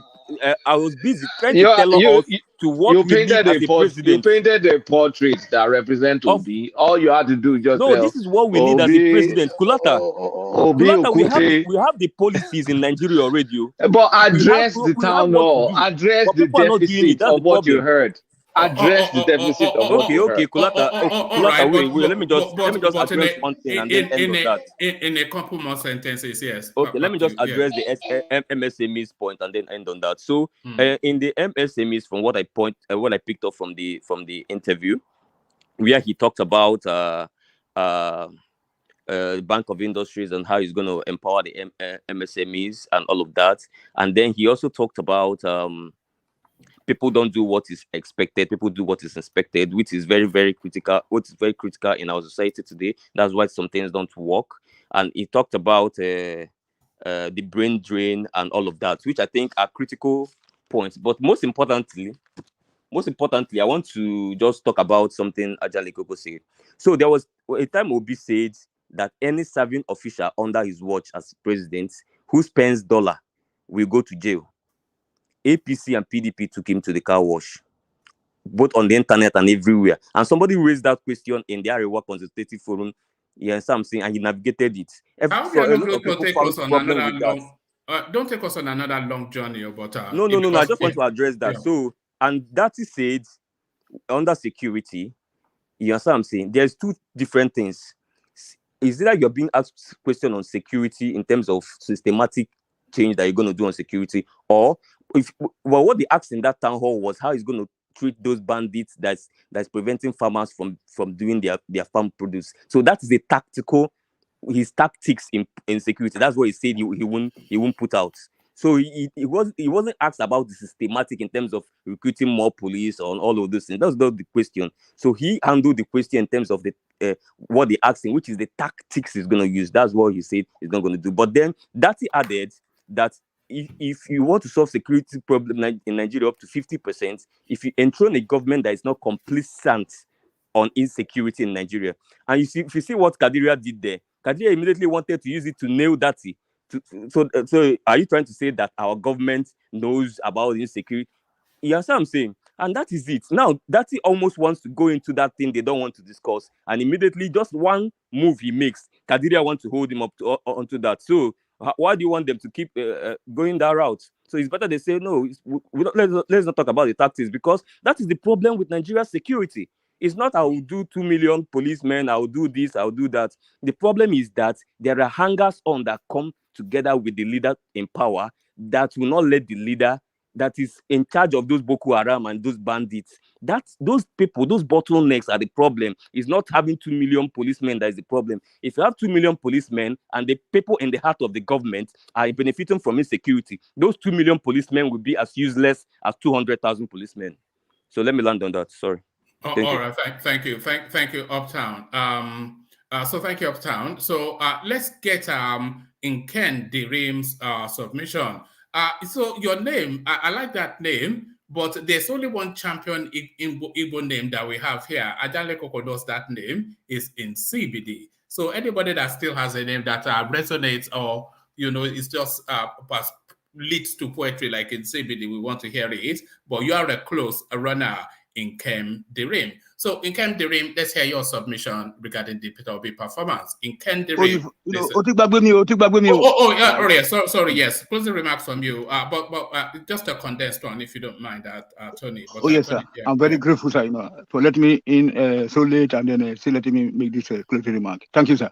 So what I want to say is like that that in the beginning, as it was in the beginning, so shall it be, at the end or in the end. Because back in the days, all this Nahuru, Awolowo, Okotebo, and Akitola, they tried to build a bridge with the east. Then they say no, we will go to the north. And then in 1979, the same thing, because I've been reading all the histories. And then so presently also you can see how the Easterners are even eulogizing the northern administrator that they are okay, they have done this, they have done that, they done their bridge, which in Europe, if anybody is building a bridge, we don't sing praises to them.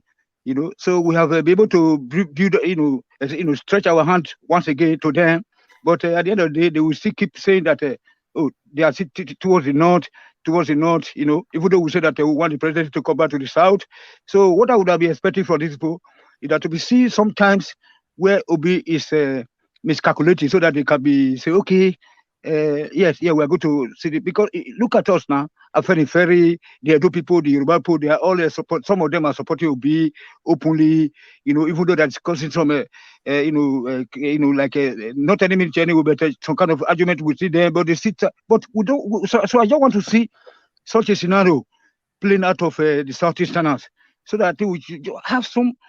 If it's only just one, from each platform, say that yes, Obi goofed on that or goofed, and so that you should try to make some correction. But they don't want to. They don't want just that we don't want this guy to be president. That is God. He can turn sand into Coca-Cola and everything. So it's not the way. We don't want to, just so at the end of the day, it's the same thing. That's why we're saying that, that I'm confused because I'll be begging people for, that we should come South Nigeria, but I can see that it's not going to be possible because at the end of the day, they will still spoil it. We are stretching our hand out. Look at the donor. Look at Yoruba. They are trying to, even the whole social cultural organization are supposed to stick to their Yorubaness. But they said, no, we believe in equity, that we want to help, we want to this. But you guys, we just want to see at least one. Every platform I go to, I have problem with them. Sometimes I mean, it's just too crazy. So does that then make you the problem then, or if you have problem with everybody, then but Tony, no. I'm not having problem. I'm not having problem, woman. But I don't want us to be kind of like civilized in a way. Like, okay, let us have a like meaningful debate. We can just if you look at this platform now, you can see that most of us here, although we are not from the south, we are saying that yesterday was a very perfect day. You said Obi was coming up, and then I still remember about 3 months ago when Obi was talking, you said you should stop talking now. Did you say closing remarks, Tony? Yes, sir. But 3 months ago you said that Obi should not be talking too much now because at the end of the day, when the campaign kicks off, that probably may not be having something to say. That's why you see all this, repetitions right now. Thank you very much, sir. I thank all of now, everybody. Kulata, my man. Good night, All right, thank you, Odaro. Thank you, Tony. So thank you, Tony. So let's go to Inkem Dirim, see if he's still with us. Inkem Dirim. Okay, thank you. I just want to add to what Mr. Uptown said. I'm really impressed, Mr. Uptown. You did a good job of the exposition you did. I love the examples you gave. The secondary school, and then the others are being given primary school assessment. That was a beautiful picture you painted there. I just want to reiterate one more thing. I said it before. Obi's promise to us is simple. I know we sound like sycophants somehow, when we talk about, what he said. I don't know why some people they're just hearing what we are not hearing. I don't know why we're not hearing what others are hearing. You know, all this lack of incompetence, this incompetence I'm hearing, this lack of competence I'm hearing from every other person. I don't know where they are hearing that from. For me, he said something, one particular thing I held on to, which is the real problem of Nigeria. It is, he said, I will be a president that will be available. I will be in charge. I will be in charge. Don't just not hold on. You know, things like that. Those are just abstract rhetorics. Now, those are just vague. Those are vapid. Nah. Anyway, where is the flesh in that? Where is the substance? I'll be a president that'll be available. Which president will be unavailable? It's only when they are in situation that you did. Buhari is unavailable. Yeah, Buhari is unavailable. Is unavailable in practice, not in promise. When he was coming in, he told us he will be available. Who will tell you that he will be unavailable? So that has no meaning that he will be available. Mr. One Man, I want to ask you a question. Don't call anybody Mr. Just go with the names they have on the screen. But carry on, yeah. Okay. One Man. Okay, yeah. My question is, what do you know about Obi's governorship, his achievements and his failures as a governor? What do you know about it? Plenty. What is the one thing that you take away from Obi's governorship, his time? Corruption. What? Corruption. Wow, man. Corruption. Yes. Huh? When you say corruption, what do you mean? You know what it means now. Illegally, illicitly taking public funds for your personal ownership. So are you saying, was he corrupt or was he not corrupt? Extremely, he was. Not just extremely. Okay, he was extremely corrupt. Extremely. Okay. I think I see where all this is going. But my guy, don't weak. You must be new to this platform because we've documented it. We don't speak just in abstract, you know. We speak with facts and figures, you know, but carry on. Okay. All I would say is I believe everyone has a right to their opinion. But one problem Nigeria has had is that we have people in leadership that are not available, are not in charge. They are there in the office, but somebody else behind the scene is controlling what happens in that office. Wait, quick question. Does Obi need a chief of staff? Does Obi need a chief of staff? It's going to be available now based on what you're saying. It's going to be checking stuff and opening doors. He's the gatekeeper for himself. He's going to go and second guess his ministers and also his defense people. So does he need a chief of staff? Why won't he need a chief of staff? What I mean when I say so why will he now be going to do all those things he said he's going to be doing? You see how ridiculous that is? My guy, that's not the duty of a chief of staff. What are we saying here? Did you went to school at all? There is one person that we know. There is one person we are sure of. Whenever Obi speaks, he tells us, "You can hold me accountable." But that's like a pastor talking now. How is that different from a pastor talking? Don't say that. Don't say pastor. Look at it. He said, "You can hold me accountable." It's not when he fails. You say, "The chief of staff." So what are you going to do? You're going to go lock his shirt that I'm holding you accountable. How are you going to do that? Pastor Kulata, look at that, Holy Father, Holy Father. Welcome as a platform. You know, in Kadiria, do you remember when what Buhari told us when he came in, that he was for nobody and everybody? Do you remember that? What has that been the experience? Yes, we have experienced that. No. Has that been the experience? Has it been for everybody and not for a single? Has it been for everybody, Buhari? No, he hasn't. So Kulata used the word banal just earlier on. So those are just empty, vacuous rhetoric. We saw him do that in Anambra State. We saw him do that. He visited schools in Anambra State and moved Anambra from education of 26 to first. Including my own school, my brother. I still have a letter he wrote to me. No, do you know? We've discussed this before. Do you know who actually did that? The person that actually moved education from Anambra, from wherever it was, the first is not really Peter Obi. It was Atiku Abubakar when he was vice president. The education of Anambra State. Yes. Do you know that the last meet? Oh, have we lost you? I was still. I didn't kick him out. Or you could see that I was, contemplating beds, thinking he was still on the screen. You were smarting to come back with something.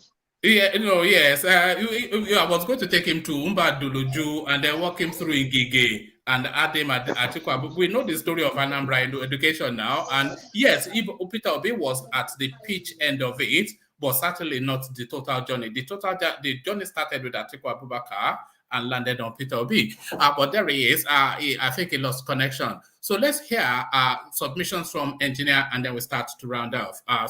Thank you, gentlemen. Submissions from engineer, who is quite up late. Engineer not feeling too well. A lot of people not feeling too well, Saki Father including. But engineer, yes, let's hear from you. Engineer. All right.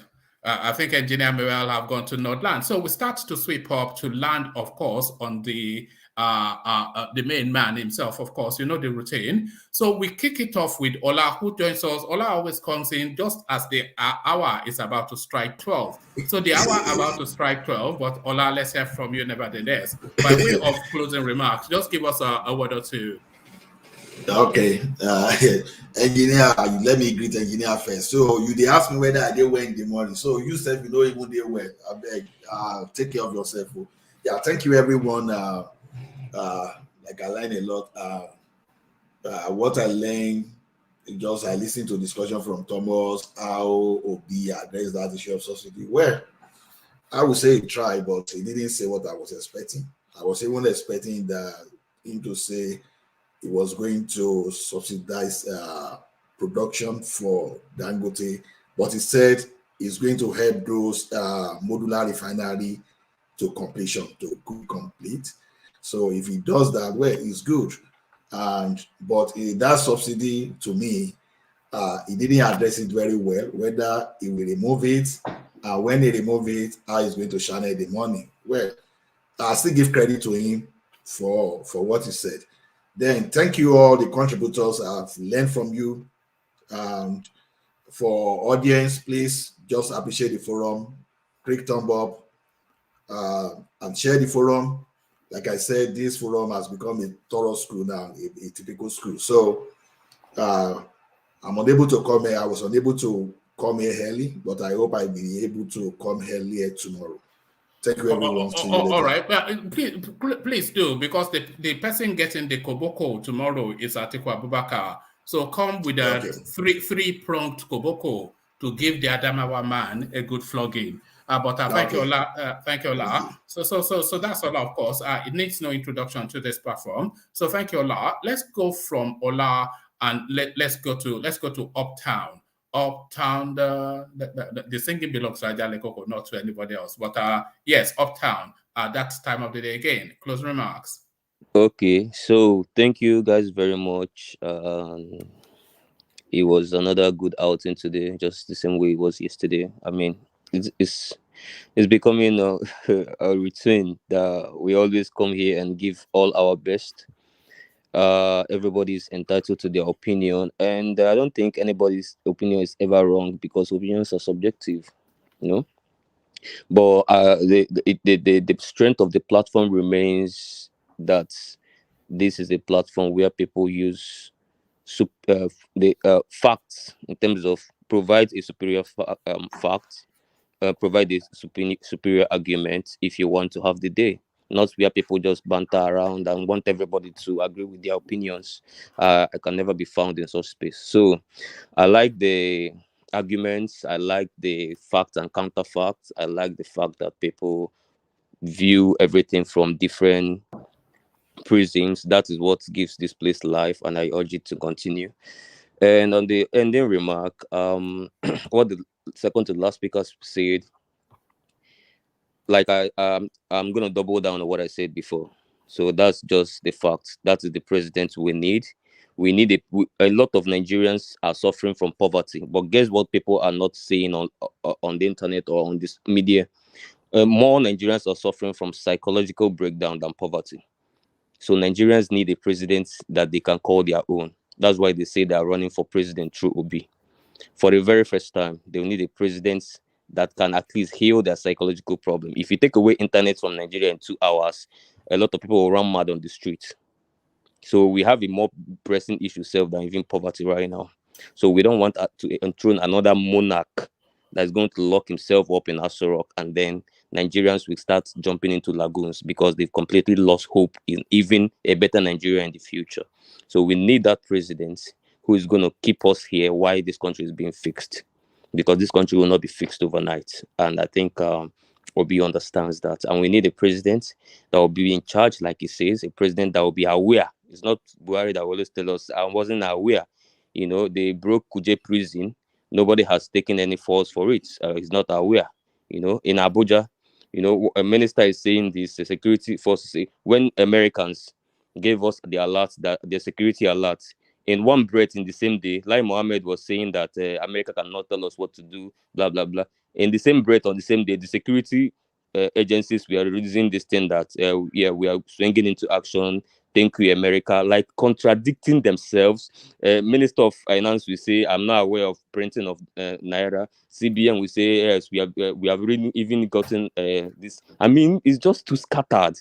The problem of Nigeria is not far-fetched. It's people not doing the right thing. It's just like where mad people have taken over the asylum.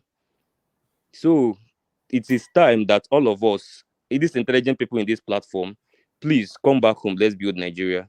I had the opportunity to remain outside Nigeria. I came back. I have a presidential ambition. I'm nothing. But then before the presidential ambition, I want to see a country that is working for me to be able to step into that position. And that is what I'm doing here. I'm on ground. And everybody must not be on ground. But wherever you are, please, we need to remove sentiments. We need to remove the urge. Like tomorrow now, I'm not preparing for tomorrow to criticize Atiku. I am hoping that he's able to provide a something I can rely on, so that even if he ends up being president, I won't be too worried. So the moment we start removing that wanting to criticize, and then look at things objectively, so maybe then we will have a more quality conversation. Because why people are not why the conversation is not yet very quality yet is because a lot of people are. How dare you? No. It's quality, yeah, but then it's a quality can never end. So we always want to make it even more quality. Of course, I know everybody wants one man show to be the most quality content in the whole of the internet space in Nigeria, and we are not there yet. And anybody, even if we get there, there's even more place to go. So let's make it more quality by trying as much as possible to listen with the intent of just being objective, not with the intent of winning an argument. No, you listen with a critical eye. What I'm saying is that some people, critical, and this is on the two sides. Some obedience listen to Obi or listen to Atiku or Tinubu with the intent of winning Tinubu people, or with the intent of winning Atiku people. Some Atiku people listen to Obi with the intent of winning Obi people, not with the intent of assuring or listening to what the guy is saying. That's why the guy can say something, and then when they're criticizing what he says, they jump that thing he said, and then someone has to remind them. That means you weren't listening with objectivity, you were listening with the intent to criticize. So the moment you remove those bottlenecks, the quality of the conversation will improve, and I really want it to improve. So I want to thank everybody once again, and tomorrow I hope, and someone that said that I think Alexander came to say that Atiku is a more articulate person that is going to move mountain tomorrow. And this was the same Atiku and Obi that faced Kadiria in 2019, and Obi was answering all Atiku's questions. So I'm wondering, where did Atiku now all of a sudden become Wale Soyinka? And are you sure Obi was answering all Atiku's questions? Come on, man. You are the one calling for people to be objective. Are you objective now? What are you saying now? When Atiku Atiku couldn't answer the question, Obi was answering it for him. No. Listen to me. Someone that said that if Atiku come here, this Atiku will now show you how to answer questions and all of that. I'm now wondering that Atiku and Obi has faced Kadiria, and I believe that everybody in this platform has watched that same thing. So does that thing look like Atiku was answering better than Obi in that interview? Did it? It didn't. What was he answering? He couldn't even answer the Obasanjo question they asked him. It was so it will be that had to bring in the more appropriate answer to that, and a lot of other places I could cite. You understand? It wasn't as terrible as the Buhari Osinbajo combination, but of course, it wasn't. It was also not good. So that is it. So tomorrow, Shebi article will come. Abi, all of us will still be here. I hope we all come with the same level of. Please let us not stop setting different cutoff mark where you give this person cutoff mark is 2 and 10. Please, everybody, the same cutoff mark. Yeah. So let's go. Thank you very much, and I respect all your opinions, and I greet you guys once more. All right. Thank you, PlayStation. But hopefully, and by the way. The platform is everybody's platform, and what Uptown did just then is perfectly welcome. If you want to push us towards improvement, then of course push us always towards improvement.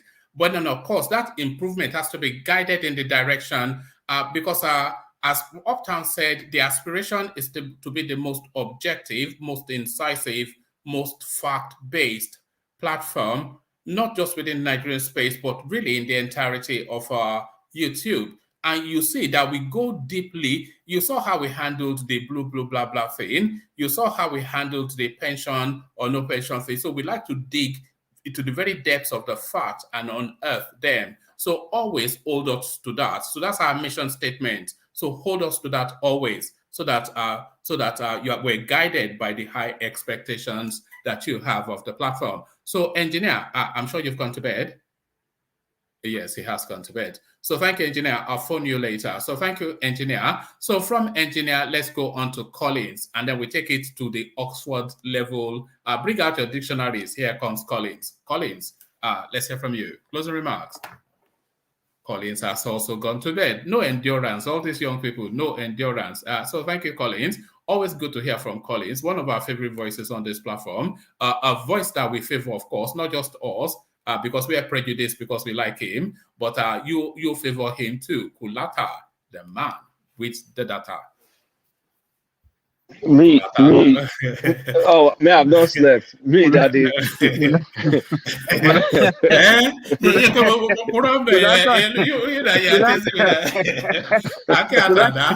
Kulata is not a favorite boy, though. Not favorite at all. I know my strategy. Like 2 weeks before the election, Mama obedient man. I'll just be praising obedience. Look at that. That's my last minute strategy. Anyway, for tomorrow, my prediction for Atiku. One thing I'll get from Atiku that I think it will give us is ideological consistency. I think Atiku will be consistent with his ideology. He will not shy away from what he wants to do. He's going to go towards that center right. I'm going to sell everything. I'm going to privatize. He has. I feel he will talk about his solutions. And the solutions, you may not like them. I like them, but other people may not like them. But I feel it's going to be consistent. It's going to be consistent in his delivery. So looking forward to it. I mean, if he messes up, I'll call him out. I'll look for everything I can look for. But looking forward to seeing that. But I predict Tinubu will run away from this thing. I don't think Tinubu can face this woman. And he cannot afford... Will you be too busy doing what we are seeing on our screen? He'll be too busy eating agbado, as we are saying. He'll be eating agbado in his dreams, because I think he's just gonna run away, because he doesn't want any mess up. And again, even the small appearance he's making is messing up. So that will be a shame to Nigeria, though. That will be a shame. But if Atiku shows up, everybody should put a pressure on Tinubu to show up. They should be calling out. They should be calling him out in any press event, any event that has press. they should call him out, go and face Kadiria, go and face Kadiria. Because, I mean, nobody's going to be with you side by side. It's just you, Kadiria, and those university students. And you should be able to answer their questions. If you could answer the northern leaders, you should be able to answer Nigerians, regular average Joe Nigerian, like the students. So we'll see. What time is the article one? Same time tomorrow, right? Same time tomorrow. Okay, I'm free this week, so I'll be there. I'll be there this week. All so right. Talk to you Bring your guys next week. Bring your koboko. Although often say we shouldn't flog them anymore. Me, I can't help myself. If I see nonsense, I'll have to call it out. So I'll bring my koboko tomorrow. All right, brilliant. So that's Kulata, the man with the data. So thank you, Kulata. So that's Kulata. So you know where we're going next. The king of boys, the daddy of them all, the man with the golden gun, the straight shooter, the break dancer from Dallas North Central, the one and only. Break dancer from Shalimar.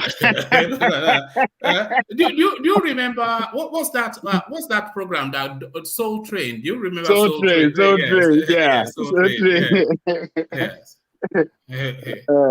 Thank you, woman, and thanks to everybody that came on the platform, Playtown, Kulata, everybody. I think your contribution are quite meaningful, educative, informative as well. So I wish everybody will come back tomorrow and let us come and do the same judgment on Atiku. Let's come and have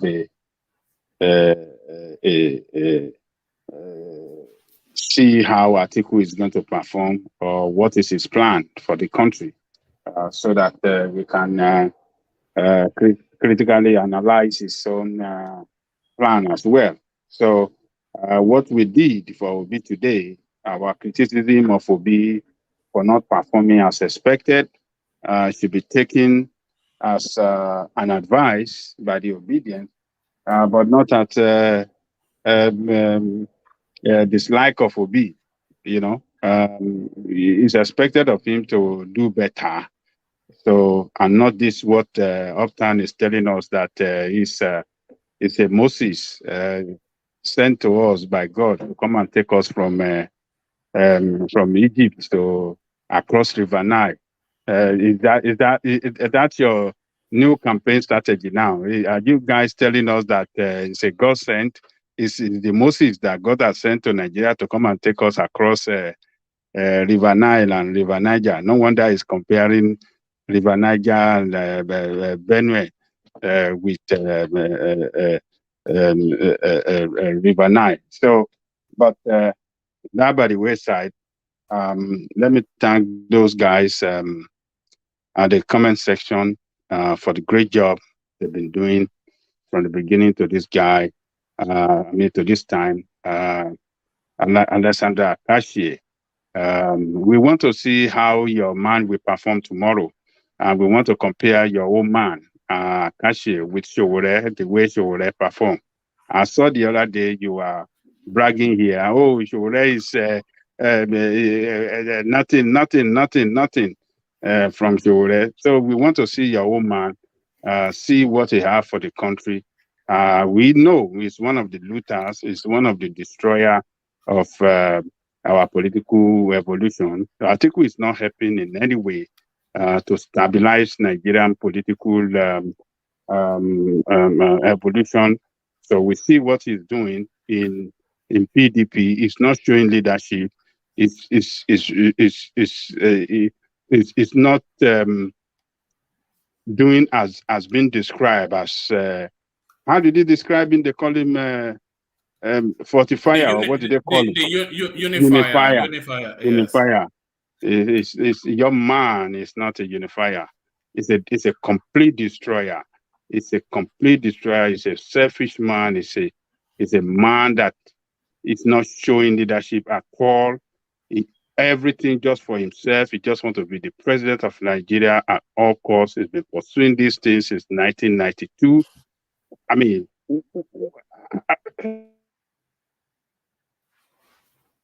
you're breaking off, Ajale Koko. Have we lost you? Can anyone still hear me? Can you tell me? Tell me in the comment section if you can still hear me. Have you lost Ajan Lekoko or have you lost me?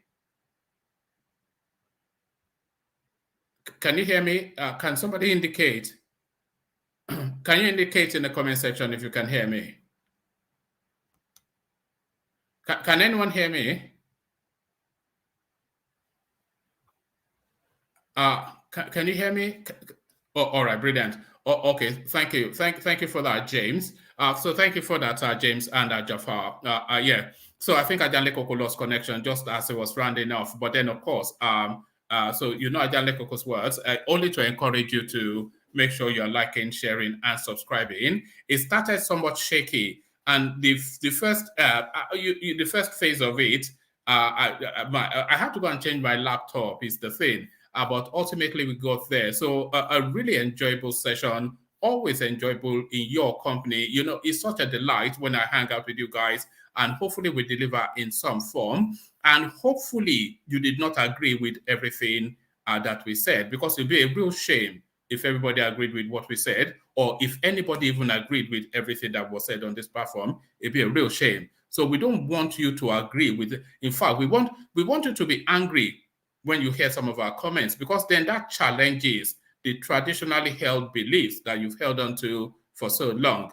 So we want you to be angry, but we want you to be critically angry, so that when you come down from that anger and you reflect, then you make a cold determination on just the veracity of what you've just heard. So that is the object of the exercise. We want to jar your senses and challenge you in the traditional spaces that you hide your politics and your prejudices. So we're here to challenge your prejudices, and that, of course, a task that must be taken on. So we take it on here on One Man Went to Mo, which in the company of the elegance that you just experienced, Collins Dubin. You know, where else do you get the privilege? You only hear voices like Collins on television or One Man Went to Mo platform. Nowhere else. So there it is, and there it has been. So to the super chatters, the coffee buyers, and by the way, we maintained our 100% on the coffee still. I thought we were going to lose that 100% today, but since we started the coffee by your host a coffee initiative, we've not yet gone through a session that at least one person, often instances more than one, have decided that this guy, he looks perched, let's get him a drink. So to the super chatters, the coffee buyers, the happy clappers, and the in-betweeners, make sure you are subscribed, of course. If you are in this deep, then you really necessarily, it's just fair play. It's fair dues, as we used to say back in the day. It's fair dues, isn't it? If you are in this deep, whether you are some obedient that is just charged up, that we are not doing obikerenke and doing some circle dance around your man, whether you are one of those, or you are some article person, or some half-dead, half-alive Tinubu supporter, whatever it is that you are, you must necessarily make sure that you are subscribed, because we make the effort to give you the presentation which engages you mentally. And for that, the reward, just a subscription and a like. So make sure you are subscribed and you've liked the streaming. Haven't done that, set your dial to 7 p.m. at Nigerian time for tomorrow. When we shall go at article again, you bring your stethoscope, or is it micro, whatever, because we want to bore deep into the content of his mind. So we unpick the brain of the pot-bellied man from Adamawa tomorrow. So I leave it here. Carry the conversation on within the comment section over here. I say, peace.